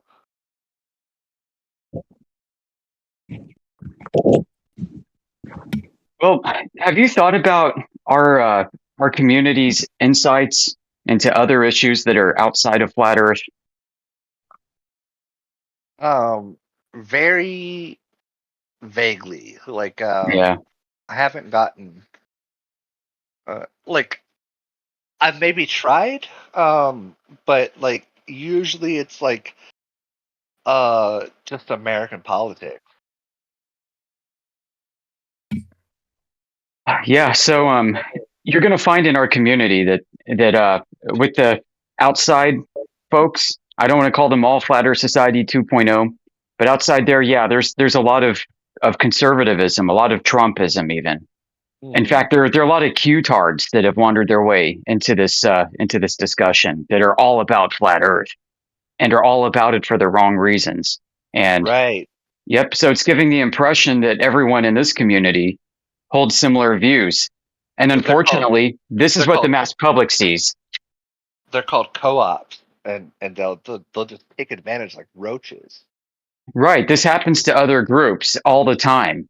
And some of it is real, like you've got real interests from real people that are not aligned with the groups that they're glomming onto. But then you've also got the instigators. You've got hostile actors that are organizing and pushing in people in order to create guilt by association, muddy relationships, muddy the message, and maybe get even people watch listed. Well, it's kind of like how so there are conservative groups, there are like Tea Party groups that are part of like say the Tea Party movement. And then there are co-opters that will roll in and turn it into a white nationalist thing. So Tea Party's been co-opted more than once. It started under Ron Paul by a bunch of libertarians who weren't even, really Republicans. And then the Republicans co-opted it from Ron Paul and turned it into a grassroots conservative movement. And then it was co-opted again by the FBI to pretend that there's a Nazi problem. Right. And so like when we talk about like probably the biggest movement in the past, the biggest grassroots political movement in the past maybe 15 years has been the Tea Party movement. And I think that it has been co-opted by white nationalists. Yeah, it sure has. So it too's been muddied by pretty much everybody, and now to include extremists. Yep. So that whole thing is kind of being, through amalgamation, it's being destroyed. And that's kind of what's happening with Flat Earth. I think right now there's a lot of amalgamation, which will dilute, diffuse, and destroy the message if it's not properly curated. And one thing that what's his face, the we were talking about him earlier. It's the Globe Earth like pseudoscientist guy. He's kind of a dick. What was his fucking name? Professor Dave? No, not Professor Dave. So he tried to accuse Austin Whitsitt of McToon? McToon. So he tried to accuse Whitsitt of being a party to basically a anti-Jewish kind of church. So Whitsitt agreed to like debate or something, or just like discuss something with a pastor that was somewhat associated with kind of anti Jewish beliefs. That's hilarious because Whitsitt says pretty much everybody's Jewish now. So how can you be anti-Semitic? Well, I just think that it's such a fucking low blow to just try to say. Yeah, it is. Yeah, because you debate like all these people, like because Whitsitt debates anyone. Because you happen to debate this person, or you happen to like go in these circles like or put your feet in these waters, that you are therefore a like an anti-Semite. Like that's just a fucking low blow. Like be better. Like be better. Like if you have something to call someone out on, call them out on it. But don't just like make up shit. Don't. That's such a fucking low blow, and it's beneath him, and it's honestly disgusting because Jewish people have enough to fucking deal with. They don't need to have like flat Earth just interjected into the situation because some asshole wants to use it for political or whatever means. So if I can jump in here real quick, I've been involved with a bunch of different movements since about 1993. One of those, of course, you talked about Ron Paul. I was involved with his campaign heavily early that year. And one thing that I have seen over and over and over and over again is that these unsavory, questionable characters pop up and start spouting their white supremacy, and one of two things happens: either the group starts fracturing, or the some people start getting in trouble, like legal trouble. Yep, same deal. I've noticed the same thing. I used to be very active too, and yep, all the time. It's disgusting. You start to notice it, and it becomes intentional. There's no way it's not intentional. They will try to co-opt movements.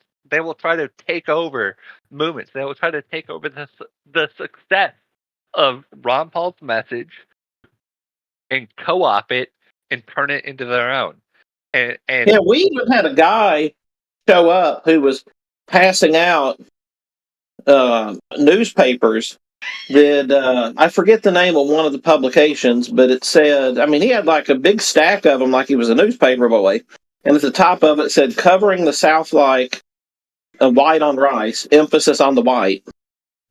And then like it had all this stuff about ends in it and such, and then so I took it outside and I burned it. Yeah, it may as well have been written on an FBI computer somewhere, right? Yeah. So over the top. Yeah, You know, it's interesting. Go ahead. No, go you ahead. go ahead. All You, right. sir. After you, sir. Since you insist, it's interesting that you know, one major thing, like, you know,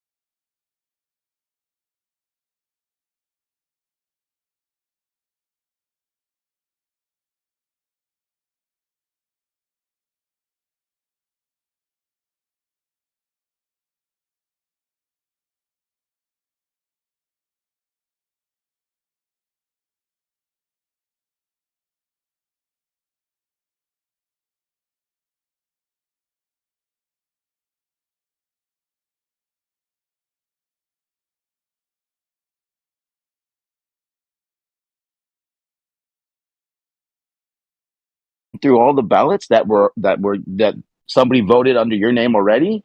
When it goes in the system, when they pull out those cards of what you fucking wasted your time spending filling out, they're gonna go, oh, this person already voted, and they're gonna toss your vote. But so whoever fucking fraudulently voted under your name, this is why they're like, fucking, you have to have an ID to fucking vote, because at this point anyone can go vote under your name and they can vote the way they want to vote, and then you won't have no fucking way to fix that. But anyways, off of this topic, let's go back to flat earth. just want to let you all know, don't fucking waste your time filling out that bullshit. It won't make it.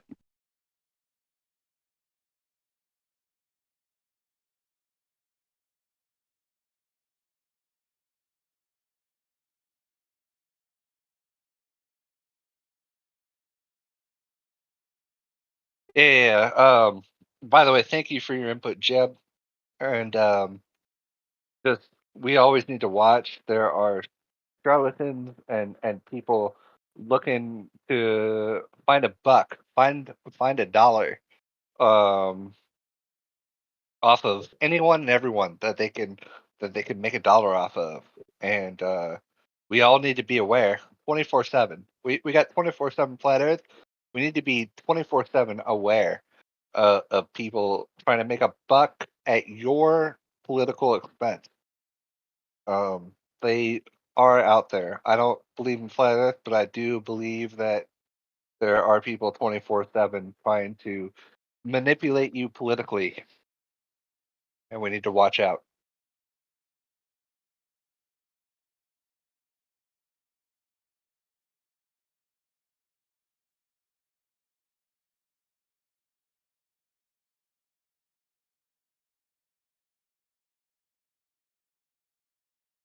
Yes, indeed.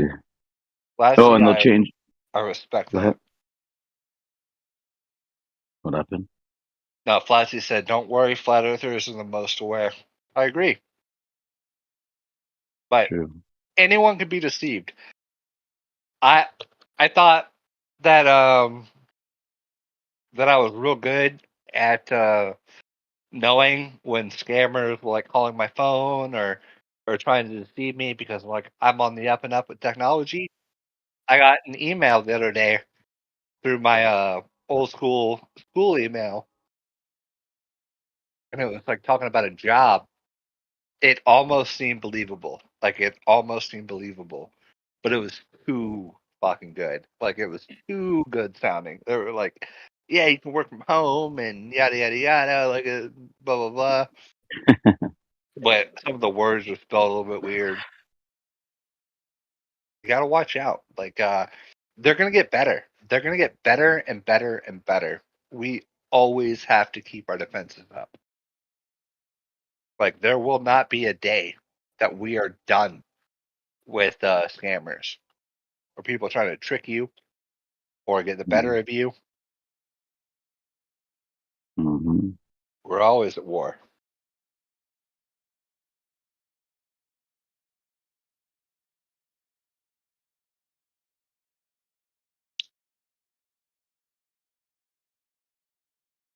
We're seeing all your shit, by the way, Apocryphon.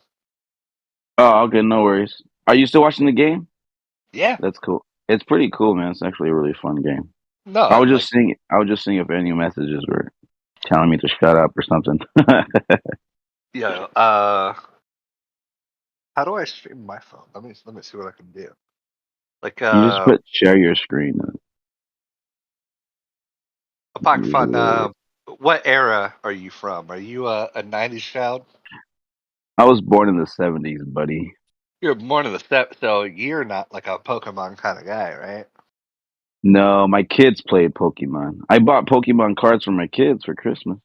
All right. Let me see if I can get this working. I met this dude though that plays Pokemon professionally. Yo, what a fucking life! What a pardon my language. I don't mean to curse so much. But what a life that would be to just be able to. Dude, he travels and they play for like $50,000 to win a Pokemon game, bro. He plays it professionally, he said. They have a team. They got sponsors. They have shirts and hats. Like he legit goes in with a deck. Like it's like luck of the draw, but still knowing how to play. It's crazy. It's funny. I mean, hey, I'm not gonna knock him, bro. I'm a nerd. I'll nerd it out with him one day. Fucking go check it out. But Right, so I got I have a headset on and I'm connected via my computer, and my phone is where I have the game. Like, yeah, is it possible to do like stream on my phone while I sit yeah. Are connected? you on Discord through your phone? No, I'm on Discord through my computer.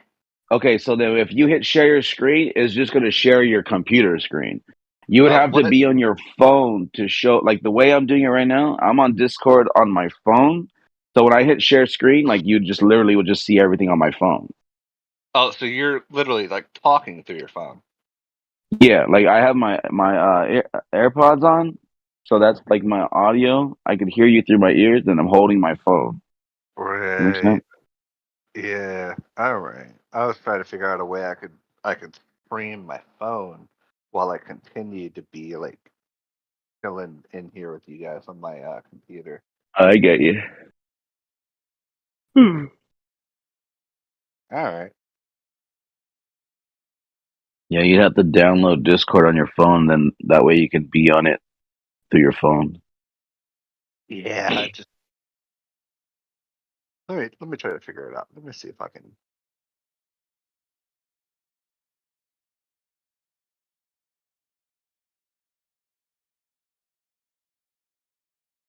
Sorry for whistling in your ear, guys. I just whistled and I forgot you guys have I didn't. headphones and shit. No, we didn't hear shit.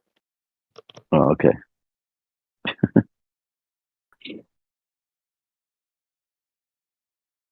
Oh man. Yeah, but going back to that final experiment, I it's gonna be interesting now to see what happens because now that they've been exposed and they're caught to be liars, which is really weird. You would think why would a pastor be deceitful and lying? Like that just leaves a bad taste, bro. Like he like tarnished his own reputation right there. Like you're a pastor, and I mean, for anybody to be, and deceitful, not cool. But Who's he, lying about what? the pastor, he acted Yeah. like he didn't know who he was straight up asked, "Do you know who's behind it?" He's like, "No, I don't." And he's the one behind it. Like he literally Behind lied. what? The final experiment. So have you heard of the final experiment? Yeah, it's the one where they're going to take a flat earther and a globe earther to Antarctica I think it's dumb to view the because sun. Make a 24-hour. I think it's the only logical way to. Oh, for sure. Yeah. So, anyways, the pastor that was behind it, who ended up being a secret, unveiling, if you will, and it ends up being him. He's the one that's been orchestrating it from the beginning, from months ago. And then him and McToon apparently have been working together. So is it even his thing or is it McToon's thing? I don't know. It's just it's all deceitfulness, which is it checks out, dude. It's like par for course at this point. But the point is that it's not cool that a pastor who literally did a sermon on deceiving and lying is now literally like a hypocrite because that's what he did. That's what he's about. Well, okay. So there's a vote going out right now. I think we can influence the vote. Like we have a community here. Like why don't we like put our fucking money where our mouths are and try to push for a legitimate person that we can trust to be the winner. Like Well, I for that's what we one want you to do. I for one would love for Austin Whitsitt to have an opportunity because I think that he is the best, most honest representative of Yeah, but those guys aren't going to go now. Jaren, Whitsitt, they're not going to go on this trip. They're actually they're actually discussing of going privately without letting nobody know that they're going and what time they're going and stuff. Yeah. They want to do it a separate thing apart from this deceitful, This trip was never a real trip, so let's just put it to bed there. Well, it was never going to hold on, happen. you can't even say that. hold on. It was never going to But what happen. if it does happen? It was never. What if it does happen? No. Who cares? Who cares if it does? I literally don't care. So you're just dishonest then? What am I dishonest about? I'm telling you the truth. I don't care about this trip. I don't need somebody to go to Antarctica to prove flat Earth to me. That's like the stupidest thing. What if it disproves flat Earth to you? Are you willing to accept that? So what if it does? I don't need it. Like, why? Are you a flat earther? Yeah. So if it disproves flat Earth, I think that you would need it.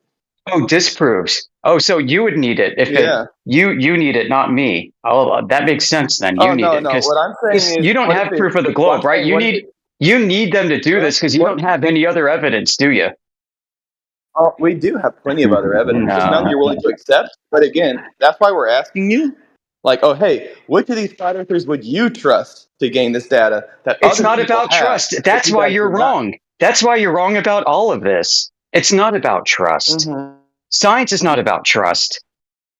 All right. It's not about Okay. trust. Yeah. So we don't care about trust.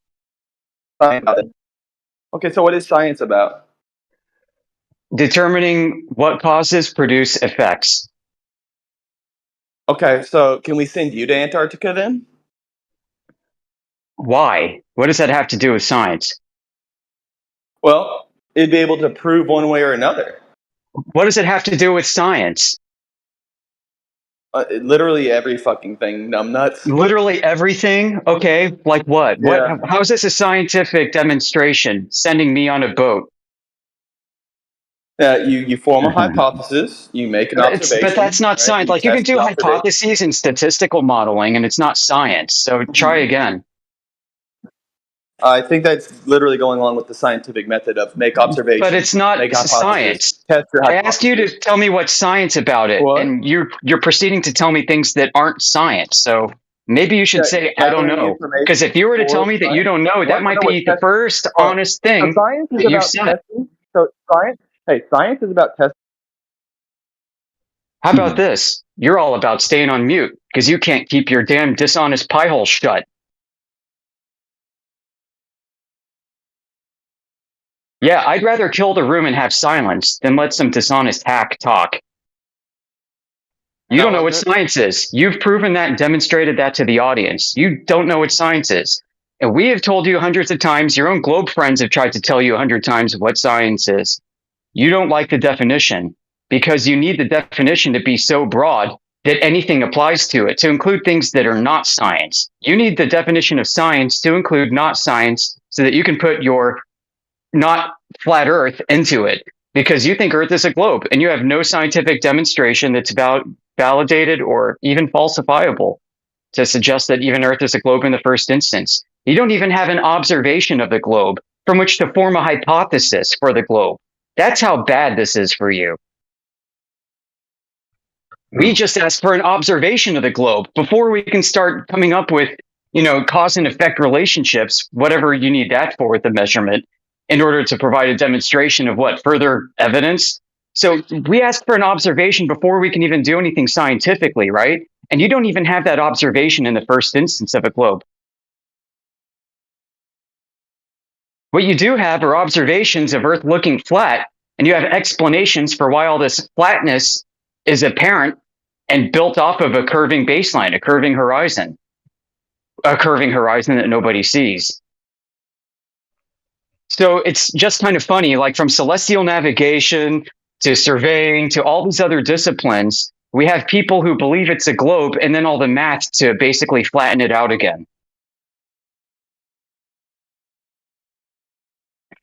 So we say just skip that step of your globe belief and skip the step of assuming it's a globe and then using math to flatten it out and just use the flat Earth as it presents itself.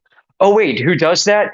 Already, NASA, the military, everybody does. We go through their technical documents, and for things like safety simulations for aircraft. They assume flat and non-rotating Earths. They assume flat and non-rotating Earths for everything. And they've assumed flat and non-rotating Earths going back to even Roman aqueducts. Like, we've got the original building construction projects from when the Romans built aqueducts. And we know from studying them that they didn't have any calculus, or really they had some kind of rudimentary form of it. They did have some trigonometry. They used Cartesian planning, and they did everything on an XYZ axis system. No curving anywhere. No Earth curvature was brought into these infrastructure projects going from city to city. And we still build that way. That's right, we still do. So it's not used as such in any other practical manner. Because you don't even have an observation to use it as such, right? Like, if the globe were observable, then it would be factored in reality to all these engineering projects that we have. And it's not. Instead, we get observations that things look a bit flatter than they should be, and then excuses for why things look so flat. It's the most annoying thing ever that you guys bring in all day, every day. I mean, we've been kind of hunting around for something strange and new for a while now. It's why we set up this spot on the server. Looks like we ran through it so quickly. I mean, we beat all the other channels in the server by popularity, and we beat it faster than we were prepared for. So, I mean, we ended up beating them after we went through all the honest interlocutors. And now we're stuck with, the trash heap of people with mental disorders that want to argue with us day in and day out while they think that we're the craziest, stupid MFers on the planet. Right. So we're stuck dealing with these people now, and that's why we have them on mute, and that's why things are quiet. Because all the dishonest people have either left to go think about this or left to go forget about this. Right on.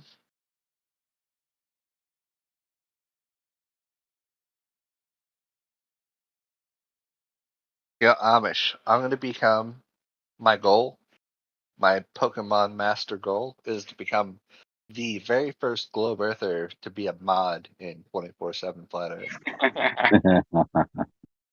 We've had Glober mods in our home server, I'm dead serious, yeah. That's my hero like scope. It'll Yeah. never happen, but Well, you know what? We value one thing above all else, and that's honesty.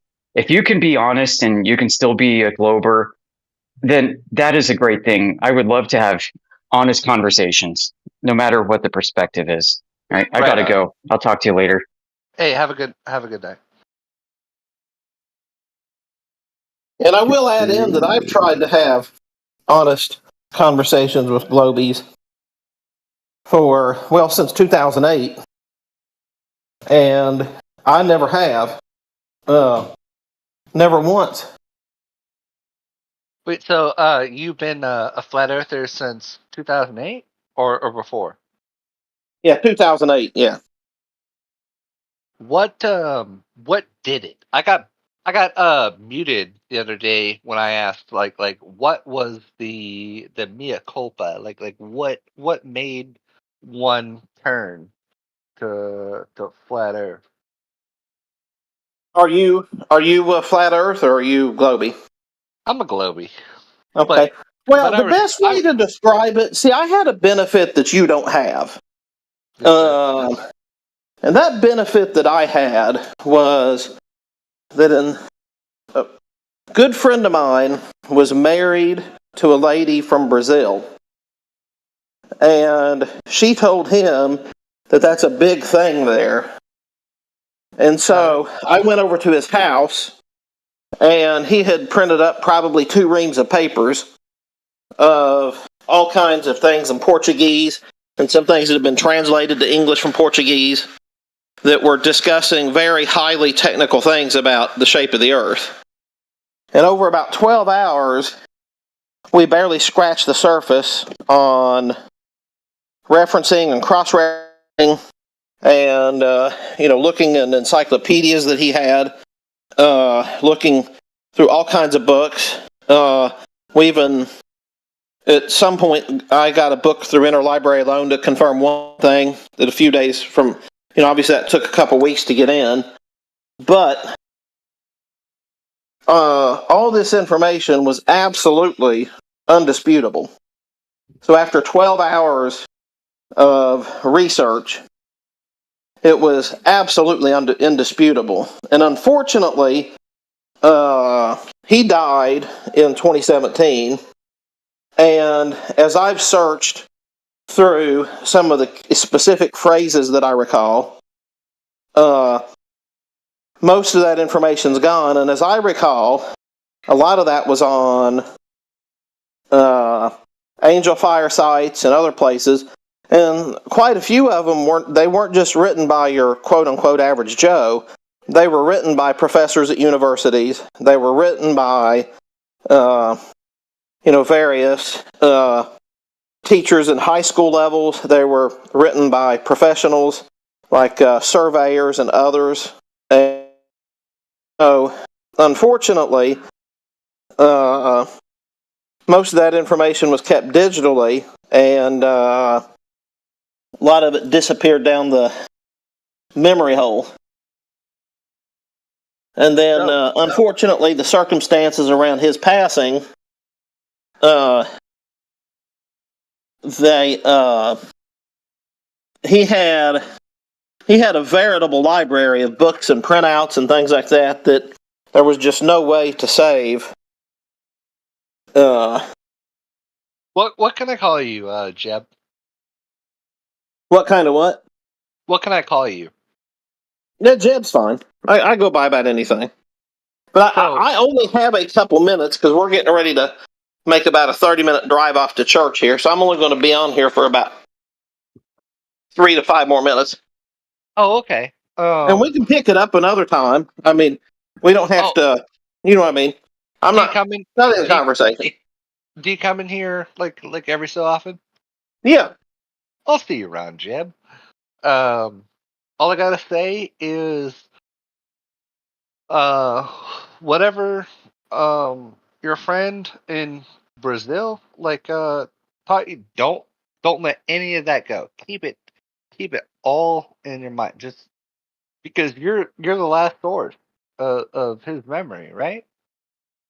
Yeah. Now he was he was here in North America, and his wife moved to North America, so they were in North America. But yeah. But he's gone now, right? Yeah. So it's up to you, and up to his wife and his kin. And there's a few of us. Well, then he was actually a very well-known person. So, had one kid, traveled the world in his line of work. He's a world-renowned herpetologist. How old is his kid? His kid was maybe 5 when he passed in 2017, so 3 or 4, something like that when the kid passed. I'm sorry, when the dad passed in 2017, so that'd make him like 10 or 11 now. Who'd he go with? His sister. Okay. The dad's sister. Okay, I'm just trying to make sure everyone's accounted for. Oh yeah. Yeah, it's we'll talk about it another time because it is a very, very fascinating. It's a very, very fascinating story. And I will say that the level of technical details discussed, unfortunately, so much of it has gone down the memory hole. And some point I hope to uncover some of it. Because I know 2 or 3 people who have some of his materials still, like most of that stuff is in boxes, but at 2 or 3 different places, so hopefully it's not water damaged and molded and whatever else. Yeah, the most important thing is the kin are taken care of, that they have a place in this world. No doubt. And if they did not go with the sister, if they could go with you, that sort of thing. Like, just as long as everyone's taken care of, then that's the most important thing, in my opinion. I agree, my friend. Well, hey, we're getting ready to run off to church, so have a good day, my friend, and I'll see you around on here. We'll pick it back up. Hey, you have a blessed day. Thanks, sir. Same to you.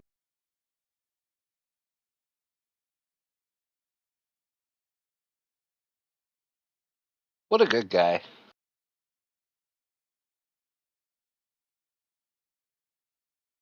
And I know that if his sister-in-law or whoever it was wasn't able to take care of them kids, he would have stepped up. He seems like that kind of guy. Mm-hmm.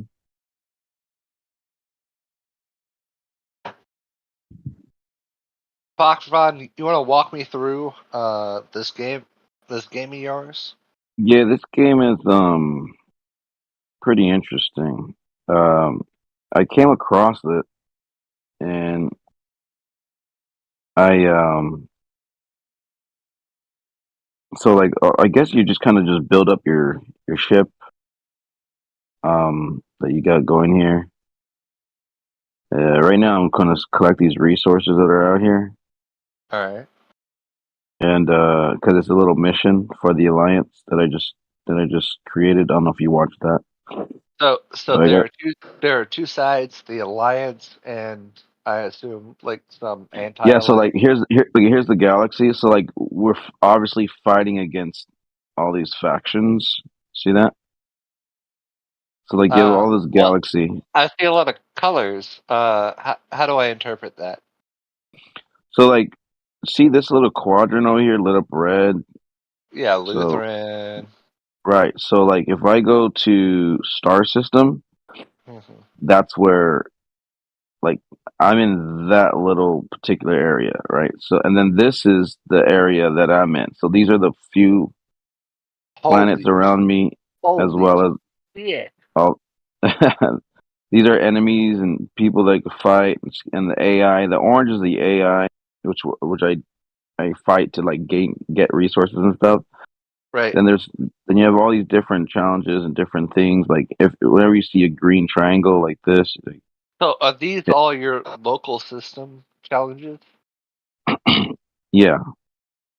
So these are all like your not Well, even this galaxy, but like your local planet. yeah. Yeah, this is all my local stuff right here. Then see, then you have the station. This is my station that you can build it up. And that's your ship, right? That we just saw. Yeah, this is the station, and then this is the ships right here. These are all the ships, view ships. So these are all the Okay. different ones. So you're like an admiral, like talking about like multiple ships. Yeah, So and then you got what this you is like do a is you whole create a battle. fleet. Mm-hmm. All right. And see, like, so I like took apart all my 3 fleets right now. See these 3 plus symbols in the lower left? Yeah. I just gotta rebuild them. I could just do that, quick install, save it, and then now that's. But what I'm doing right now, though, here, let me edit again and erase it. What I'm doing is I'm trying to find like the most,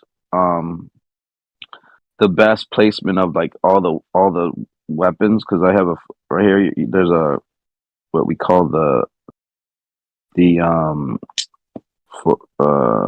factory, and in here, this is where you would build all your stuff, all the attachment, the hull, the engine, the weapons, the armor, the units. You know that this is fucking big brain shit, right? I love this game, dude. This There's a is lot to it. this is like chess times like Magnus Carlsen, times like fucking 50. This Yeah, is big. it's good This is stuff. big brain stuff. Yeah, it's fun. It's addicting. It really it's captivating. You know, I respect big brains. Like that's what I fucking look for. That's why I fucking chat with you guys. I want to find like the number one like the number one. I don't even know what adjective to assign to him. I want to find the number one, the biggest brain. I will find him, and I will Yeah, abuse. there's I a will lot of abuse. I will Go to abuse. Gem Pandas. They all boast about how their IQ is all high. Nah, They dude. got people there who identify as high IQ. Their name is high IQ. literally, Crit. Literally, yeah, Crit. literally. It- Crit. They'll and tell you then if you ask them, they'll tell you they are the smartest person on earth. Crit. Crit. Anyone who Crit. tells you. Sorry, go on. Hold on real quick. Hey, Crit. And then he's so arrogant about it. It's literally called cursed with an IQ. Now, Crit. I wasn't talking about that guy. I was talking about the guy called Snack, who identified as the Okay. smartest man on earth. Then when people called him out for some of the stupid shit he did, he just leveled up and called himself the smartest man in the universe. Right. Anyone who like brags about their intelligence, they're subclass. They're sub tier. Like we need to brush them off like the dandruff. Like Right. by the way, It's kind of, last night, funny story, like unrelated, I watched what was told to me was a water snake in my driveway basically murdering a frog. Like it had it by the neck, and it was, so it's a water snake, like that's the subspecies, and it caught this frog that was way too big. It was way too fucking big, and it kept trying to like slither. Like I feel like it was trying to slither as if it was in like the dirt or like in the grass, like slithering would like get it somewhere. But like obviously if it's on concrete, like it trying to slither, it's not gonna work too well, right? right. So it was just like slithering, and like I couldn't take it. Like it was a little bit too gross for me, like because I don't like to watch things die. So I walked back inside. I had a Diet Coke, and I came back out like an hour or so later. So I was at my parents' house, and so I came back outside. I had to drive home, and I saw like a pool of blood, and like I knew like the story had happened, like it had all like finished, and I drove off and I went home. But fuck, man, like nature is harsh. Like the better man won. Like of course, like snakes win. Like respect. Uh, the way the cookie crumbles. But fuck, Right. I don't like seeing death. I don't like seeing death. I don't like seeing death. I don't like seeing pain. None of us do. None of us do. Or you'd be Right. surprised. So, I had my first day of work on Thursday with this new company, and it's a legal job, and so we went from his office to a place called Anadarko. About like a 25-minute drive. We were gonna go from his office to the courthouse, and so he drove me down there.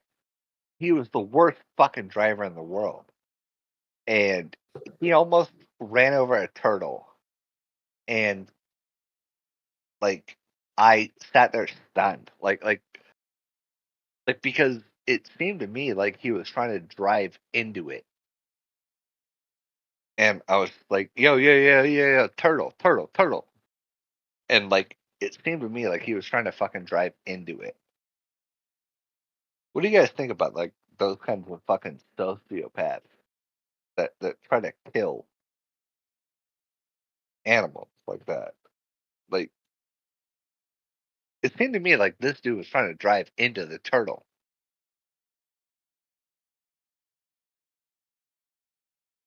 Wait, can you repeat that story again? So my boss, my brand new boss, on Thursday, first day of work, Thursday, we had to drive about 25 miles, and there was a turtle in the road. He swerved towards the fucking turtle. He missed it, but he swerved towards the fucking turtle. And I hate it. Like, I fucking hate it. Were you in the truck? No, I was in the front seat. No, I mean, like, was it like a vehicle that was kind of up high, or like, you think he was trying to like go like over it, or you think he was like literally trying to run over it? Okay, with the wheel? so about like 5 seconds after, he goes, "Oh, I almost hit that turtle." So he recognized the fact that like he was about to hit the turtle, but like I personally think that he was trying to hit the turtle. No, man, you gotta assume good about people, man. Like, you gotta be a psychopath to do that. That they're psychopaths.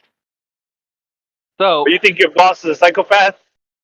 So there was an experiment done a few years ago where they had rubber turtles, and they put them out on the street. People fucking swerved into the turtle. They swerved towards the fucking turtle. We live in a disgusting world. It's explainable on the flat Earth. It's debunked on the globe. Hold on. Hey, speaking of psychopaths, bro, I think a lot of stuff that fuels these type of people is like we got shows like Dexter, and people that think they're Dexter in real life. You know, it's like these assholes. They think that's Hold on. cool. You know, Crit, how can you explain people running over turtles? well, he must have thought he's Dexter, man. He's like, he's a crazy, cool psychopath. Running over turtles. Yeah, because they said this is what they told you. They told you looking at the Earth from space, you gain instantly. Okay, not delayed. It doesn't take any time to comprehend it. As soon as you see the Earth from space, instantly. Okay, no delay. It doesn't like you'll talk about it for a while, process what you see. There is a instant cognitive shift. Instantly. Like a light switch, a snap. It's instant. An instant cognitive shift that you view all life as interconnected. They called it a transcendent quality. Yeah.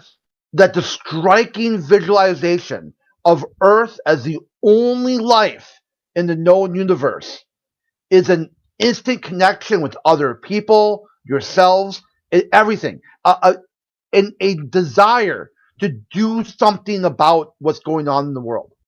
This is why Earth Day happened. They said one of the great things that manned spaceflight has done for humanity. They credit Earth Day. People wanting to clean up the highways and stuff. 1968. Yeah, so what you get though is quite the opposite. You got two tards spiraling out of control right now over flat Earth. You could show them a picture from Earth from space, no effect. No effect whatsoever. They are completely immune to the overview effect. And why is that? Because they know it's bullshit. Even in their own worldview, they know they will never go to space. They don't care about it. What they are is they're a Karen. They only care about that somebody disagrees with it.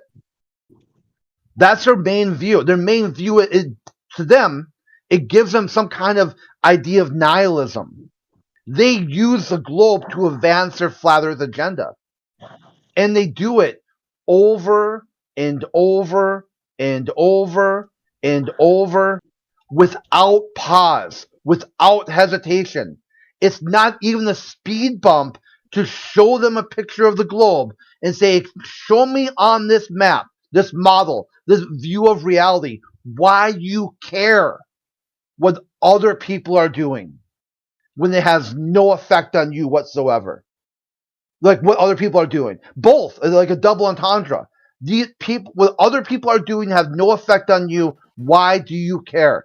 Because it's about control. That's what they want to do. They want to control what people say, what they think.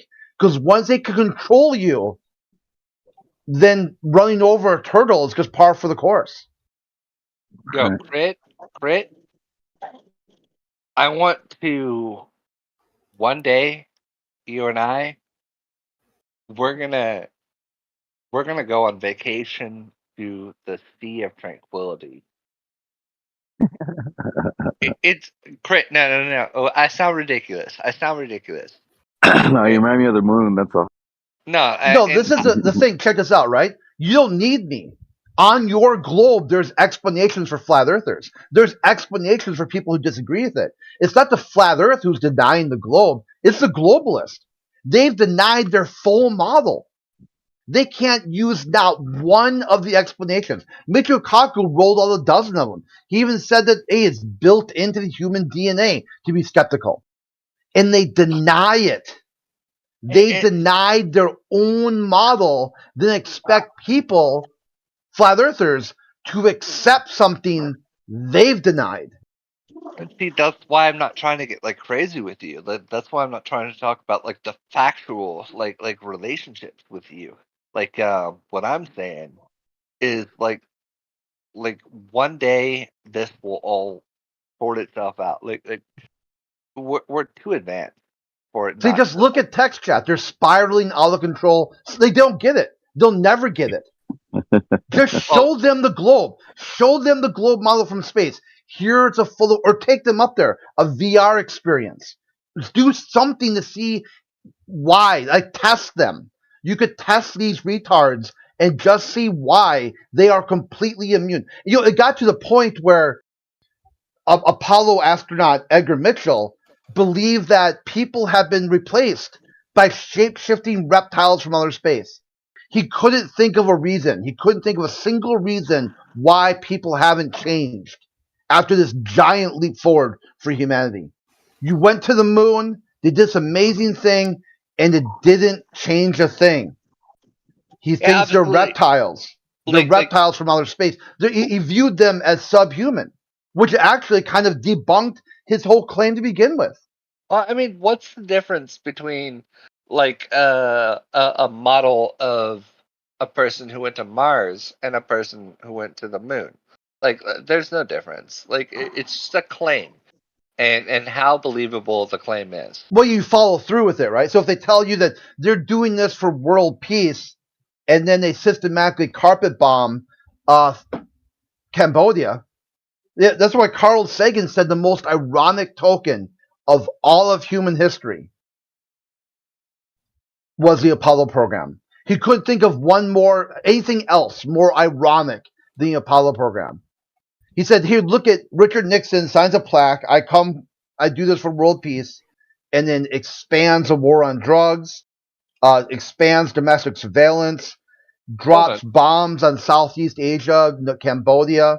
This is new to me. Like, yeah, it's really great. Yeah, look up the quote from Carl Sagan. The irony of the Apollo program. Okay.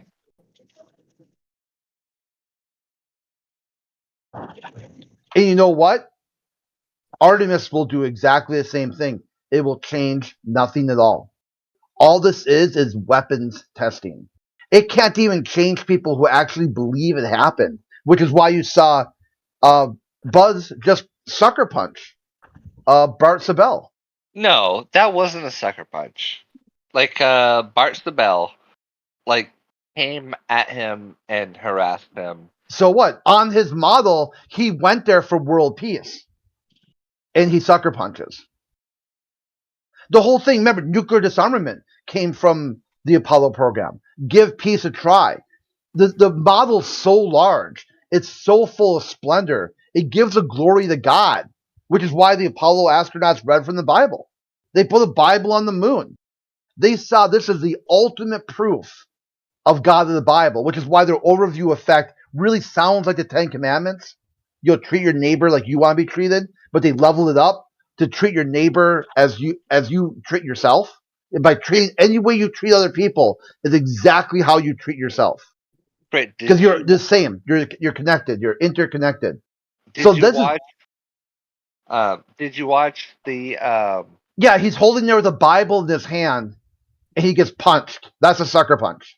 Well, okay, that's not what I'm talking about. Did you watch the most recent, like I think it was a straight up movie that starred what's his fucking name? About Apollo 11 and the whole movie was they went to the moon. It was a Hollywood blockbuster. Oh, the Capricorn? I don't.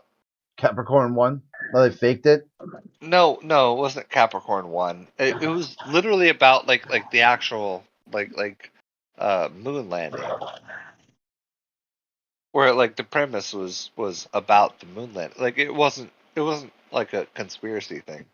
Like it was just about like Apollo and landing on the moon. Here, let me get you the title before I. By the way, I think you talked about First Man, and maybe came out last year or year before. First Man. What's up? First Man is the name First of the movie. Man. Yeah, absolutely. You got it right. It's called First Man. So the movie's about Neil Armstrong and his personal struggles. Like, so he lost a daughter. Like, his daughter died in vitro, and so it's about his like struggles between having a lost daughter and then at the same time being a NASA astronaut. And holy shit, like how do you even combine that? But like Armstrong did.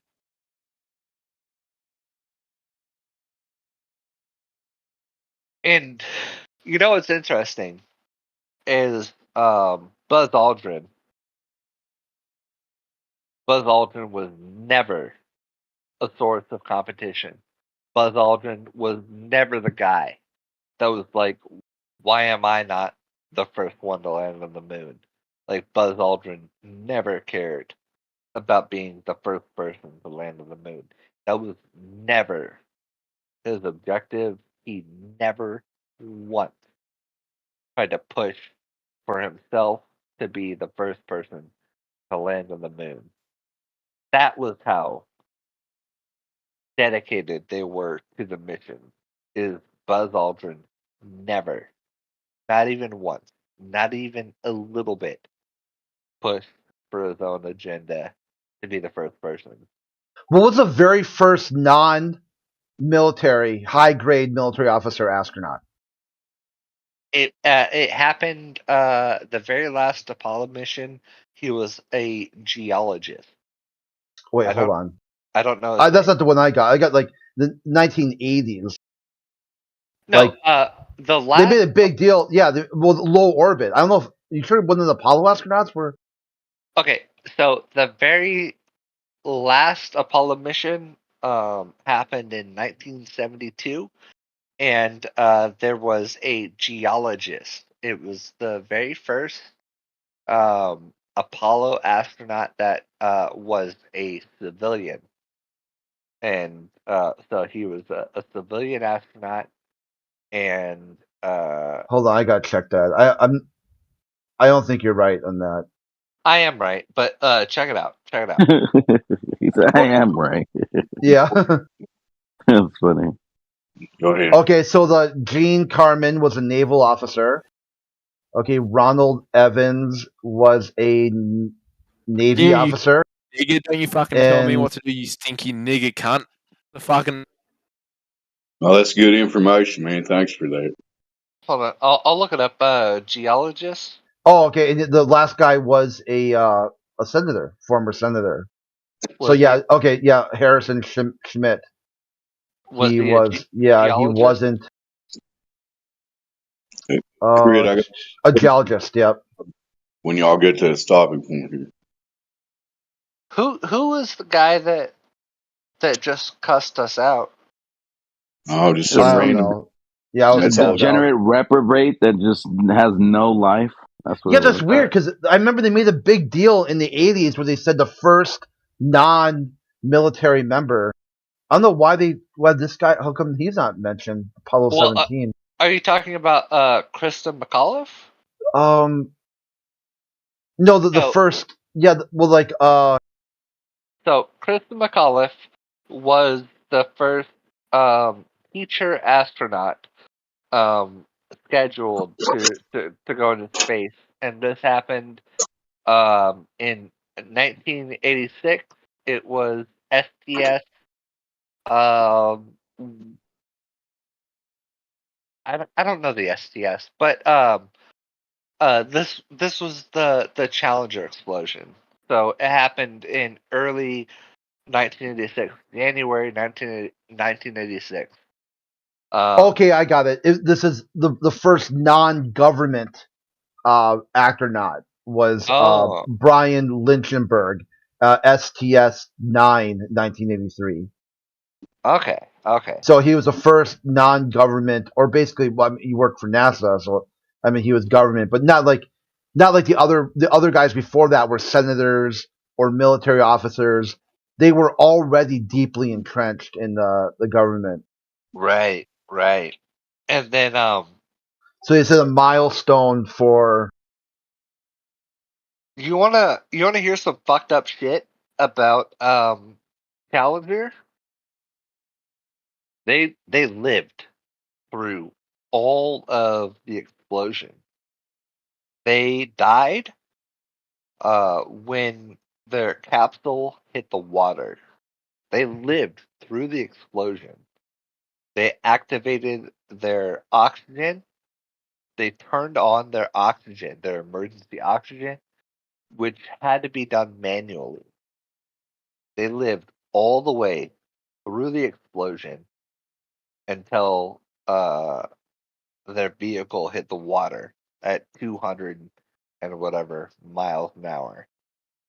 I could be wrong, and you could be accidentally doing it, but I think you're flirting with TOS stuff talking about that. Flirting with what stuff? Terms of service, talking about whether the Challenger actually happened or not. I could be wrong. Like back No, then. you would be right, but I have no TOA with any company. Right now you're on Discord with it in terms of service is what Yeah, I'm thinking. I think Discord's okay. It's going to be TOS. YouTube. Yeah, YouTube would TOS. probably be the problem child there. I don't think that YouTube would really have a problem with an investigation that is 40 years old today. Let me ask you something, Cortico. You actually believe men walked on the moon 50 some years ago? You sincerely believe that, correct? Yes, sir. Okay. Well, how do you rationalize in your mind that they quit doing that and never went back 55 years ago? How do you rationalize that?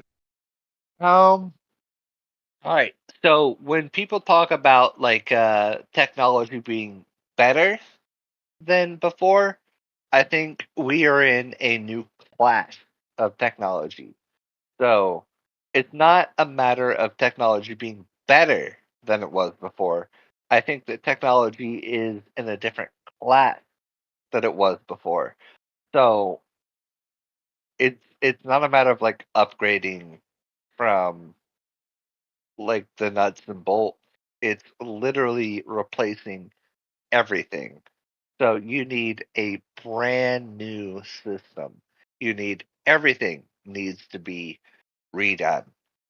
And when you're talking about redoing everything, you're talking about a new program. And when we talk about a new program, we're talking about Congress. And so Congress thought that the shuttle missions were the way to go, and the shuttle missions weren't the way to go. The shuttle missions were super costly and super deadly. The shuttle missions killed 5% of all their occupants. So the shuttle missions were an abject failure.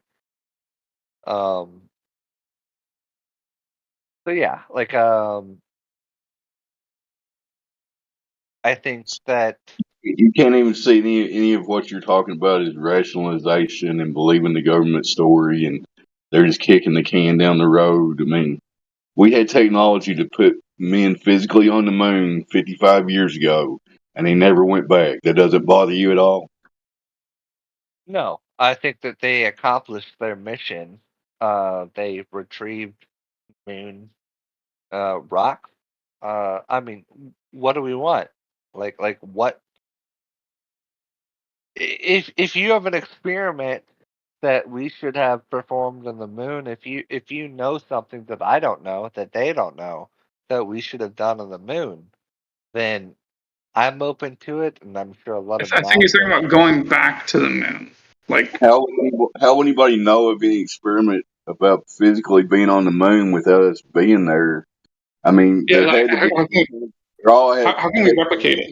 scientific possibilities that they needed to explore. It would took a lot more than 5 or 6 missions, and all of a sudden just start going in the shuttle into low Earth orbit. Because it wasn't a case of they went 250,000 miles, played golf, rode the moon buggy, all that stuff, and then 15 years later they can't even go 250 miles. So how does that make sense to you? It makes no sense to me. Anyway, I'll shut up. No, you don't need to shut up. Is this Cortico, let me ask you something. Can we replicate going to the vacuum of space? Yes. Okay, you and I. When I say we. By the way, the gentleman that was talking, you don't need to shut up. By the way, like your opinions are valid. Like you have a space here. Like we can talk all day long, all fucking day long. Your opinions are valid. Oh, that's fine. I don't talk very much on here. I know the Earth's not a globe. I let these guys handle it. You guys go ahead. It's speculation Sunday. So No, you can really go wild today. Your opinions are valid, and I respect you. No matter where we end up in this discussion, I'm an idiot. I am a dumb person. But like I thank you. You're not an idiot. Oh, hey, Cortico, I got a question. Like, I mean, isn't it kind of, almost kind of, well, I mean, you gotta admit it, at least it's purely faith-based, that the vacuum of space is a real place. You can orbit the Earth, and you can go to the moon. Since you and I cannot replicate these things, we can't go to the vacuum of space the same way we can buy a plane ticket to another part of the Earth, So, I mean, you do at least recognize that. Like, I mean, I guess you're comfortable admitting that out loud, but I'm just curious, are you comfortable with admitting that out loud? Like, it's just purely faith-based. Nothing more, nothing less. I don't think it's productive to talk about the vacuum as it concerns the flat Earth or the globe Earth. Like, we have a fundamental disagreement with what it means to have a vacuum. I mean, they talk about the negative 337th or something, or like we just have like a fundamental disagreement about what it means to have a vacuum of space. I can give you an example. I can give you a very basic example to explain my thoughts on what it means to have a vacuum. And we can deal with that. I would prefer if we didn't, but like if you want to hear my philosophy on the vacuum, I will give it to you. You don't understand my question. Let me ask you a slightly different way. Let me ask something a little different. Like, how many years from this point forward would have to pass by with you not traveling to the vacuum of space in order for you to become suspicious of whether or not the vacuum of space is a real place or not. Did anyone else? Yeah, you. When would you be? How long would it take? How many decades, generations, lifetimes have to go by before, without manned spaceflight returning to humanity, before you're finally like, you know what? Yeah, they probably faked that shit. Oh. If 50 years is not enough time, what would be the appropriate amount of time? Because that way it helps to, if you could frame the argument in a buy-in, or also why bring up time if you said never, if humanity never returns to the moon, never does a manned space flight again, then it's kind of pointless to go down that line of argument because it won't be a metric you'll ever use. Right. I don't think that I can honestly go against the manned spaceflight program. I think that it is an honest endearment. I think it is humanity's. I don't know what to say to you. I trust the manned spaceflight program. I think it's honest. I think it's true. I don't think we're lying. I think that if we want to talk about falsehoods, we should make our focus on something else. Maybe Russia. And the sucker punch didn't matter. That we never go back doesn't matter. They destroyed the technology doesn't matter. That they can't do it again. They can't even build a rocket. They got no plan to go through the Van Allen belt. Doesn't matter. They don't have a heat shield. That doesn't matter. So at some point, it doesn't matter what is presented to you. You'll always dial back to that you believe them, that you believe what happened is a true and accurate account of the Apollo program in the 1960s. Don't get me wrong. Like, I will talk about any of those specifics. Like, I will absolutely address any specific. And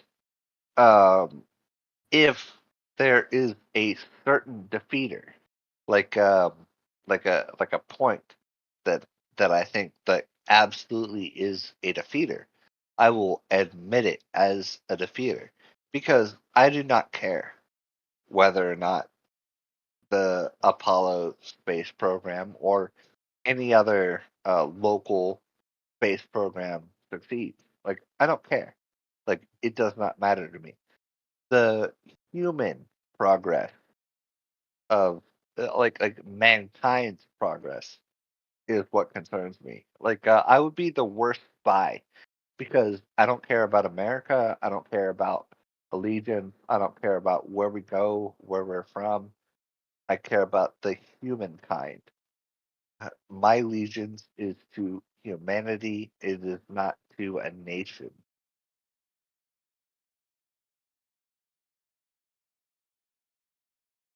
But if you have questions to me about like the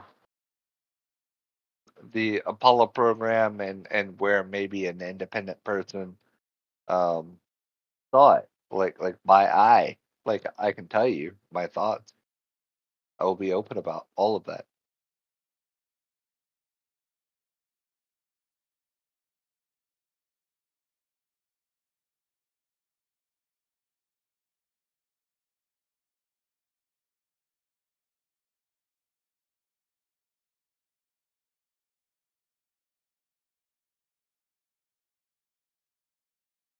All right. Well, I'm gonna look for something to put on just for fun. I'm gonna put on something called the Sagan series. Like, all of you are scientifically literate. I respect you enough to introduce you to my scientific hero, Carl Sagan.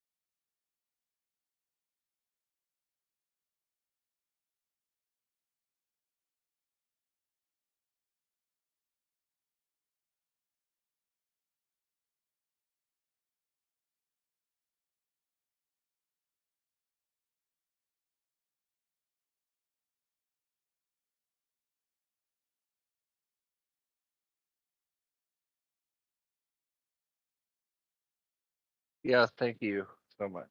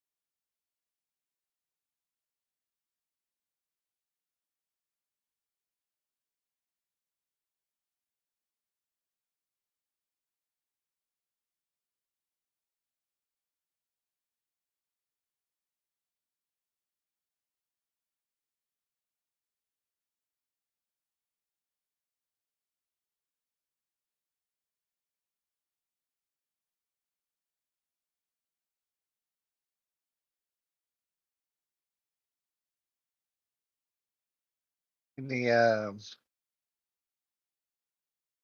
low breathers wanna say their piece, or I can jump into like politics or something. They usually wait until a flat earther talks, so that way, then they could feel good that they're, you know, trying to teach somebody something. They don't realize, they don't get that we were once on that side of the table.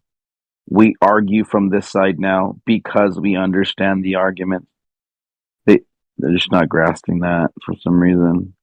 They say, Yeah, they What's don't that? get the globe at all either. Like if you were to do like a quiz, I mean, you hear them happen all the time. Like just really basic shit. Like where would the Earth be in the solar system? A lot of them don't even know that. They don't even know what place it would be. Like in like the third rock from the sun. They think that's a course they don't. sitcom. Of Their course. education in science is extremely low. Basically their understanding of the heliocentric model is it's not flat. That's it. That's the full kit and caboodle. Their full understanding is that hey, the Earth is round in the heliocentric model, and there's nothing after that. That's the end of the line. If you ask the average globe earther, and that is to say the average person, to name the planet from Mercury to Yeah, they get to Uranus and just start Uranus. giggling. Uranus. Yeah, they just get to there and just start giggling. So Yeah, it's just a massive fart joke. well, let me try. So Mercury. Hold on. So Mercury, Venus, Earth, Mars, Jupiter, Saturn, Uranus, Neptune, and then yeah, I think that's it.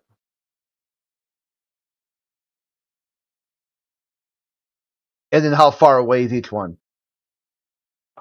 So What are they from size? What's the largest and what's the smallest? well, Jupiter's the largest. I would say that Mercury is the smallest. I'm not. You have to answer. The whole point of that is to say, if they want to use this as entertainment value, Well, I they've mean, got entertainment in spades. They could study just basic metrics of the of the solar system and keep them busy for the rest of their life. I mean, Like, how long do you think it would take, like one of these globalists just to learn like how far away Mars is?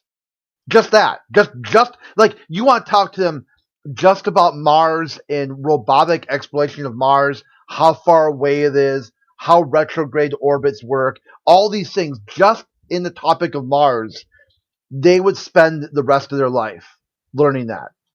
They would never need to worry about flat Earth again. See, this is the best part is they don't care. Okay? They don't give a fuck about Mars. What they do care about is that somebody disagrees with Mars being something other than a wandering star, a planet, like a light in the sky. That's what they care about. How dare you disrespect all these scientists and stuff? That's what they're worried about. When they are worse than that, they're out there just constantly being disrespectful to the scientists and what these people. You know go what it ahead, reminds Mark. me of, Crit? You know what it reminds me of, Crit? Is like take yourself back to the days of like kindergarten, and if you can, and then the German, like and Kinder. then and then and then let's say, or let's say even first grade, second grade, even maybe even up to third grade, and one of the classmates says, "My mom told me Santa Claus isn't real." Think about how infuriated another child will be saying, "No, I know Santa Claus is real. I left the cookies out. I saw the footprints of the boots. I heard him on the roof. I saw him on TV. NASA broadcast their flight. I see it. Like I know it's true." And then you have this child that is now angry that this other person said, "Your mom is lying to you. Your dad is lying to you." You want to hear something? Go ahead. You want to hear something super fucked? Like, and this is like more fucked than it even seems. Is so I was a little kid, like maybe first or second grade, and we had a neighbor named Philip, and Philip had challenges with the English language. Like he couldn't figure it out. I thought he was stupid. I thought he was a stupid fucking kid. It turns out that Philip was a German I don't know what you would call it. Like I guess like a refuge.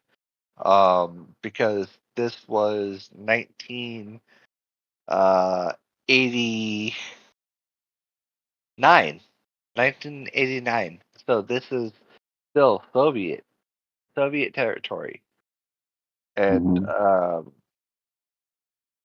so I thought he was a fucking idiot. Like I was a little kid and yeah,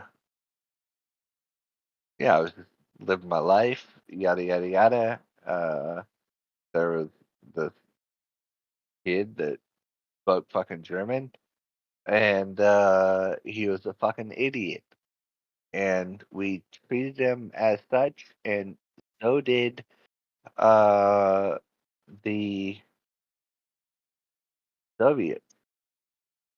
And so we didn't see Philip anymore.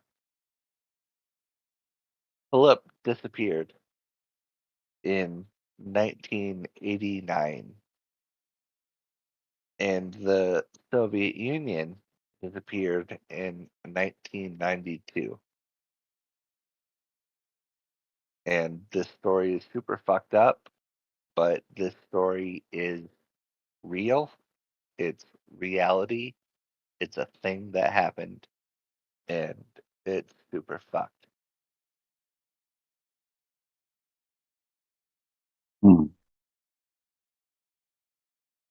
Sorry to hear that. Sorry to be like a bad news bear. That's all good. But we all recognize kind of like what the Soviets did, and like not only the Soviets, like we, the Americans did their fucking bullshit too. Like the history of the world is dirty, and yeah, we listen to it. It's all of our responsibility to listen to it. Even if we're wrong, admit it, but don't admit it while you're in the service. Like, if you are a soldier, even if you think that we're, like, they're wrong, don't admit it. Never admit fault if you are a Soviet.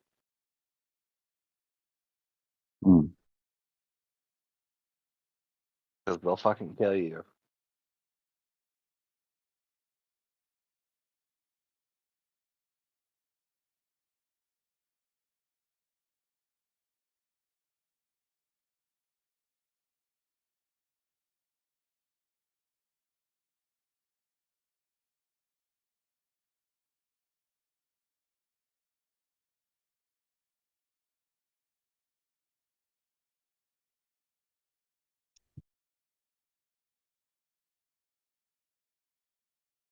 Yeah, they'll fucking kill you. And I'm not afraid of the Soviets. So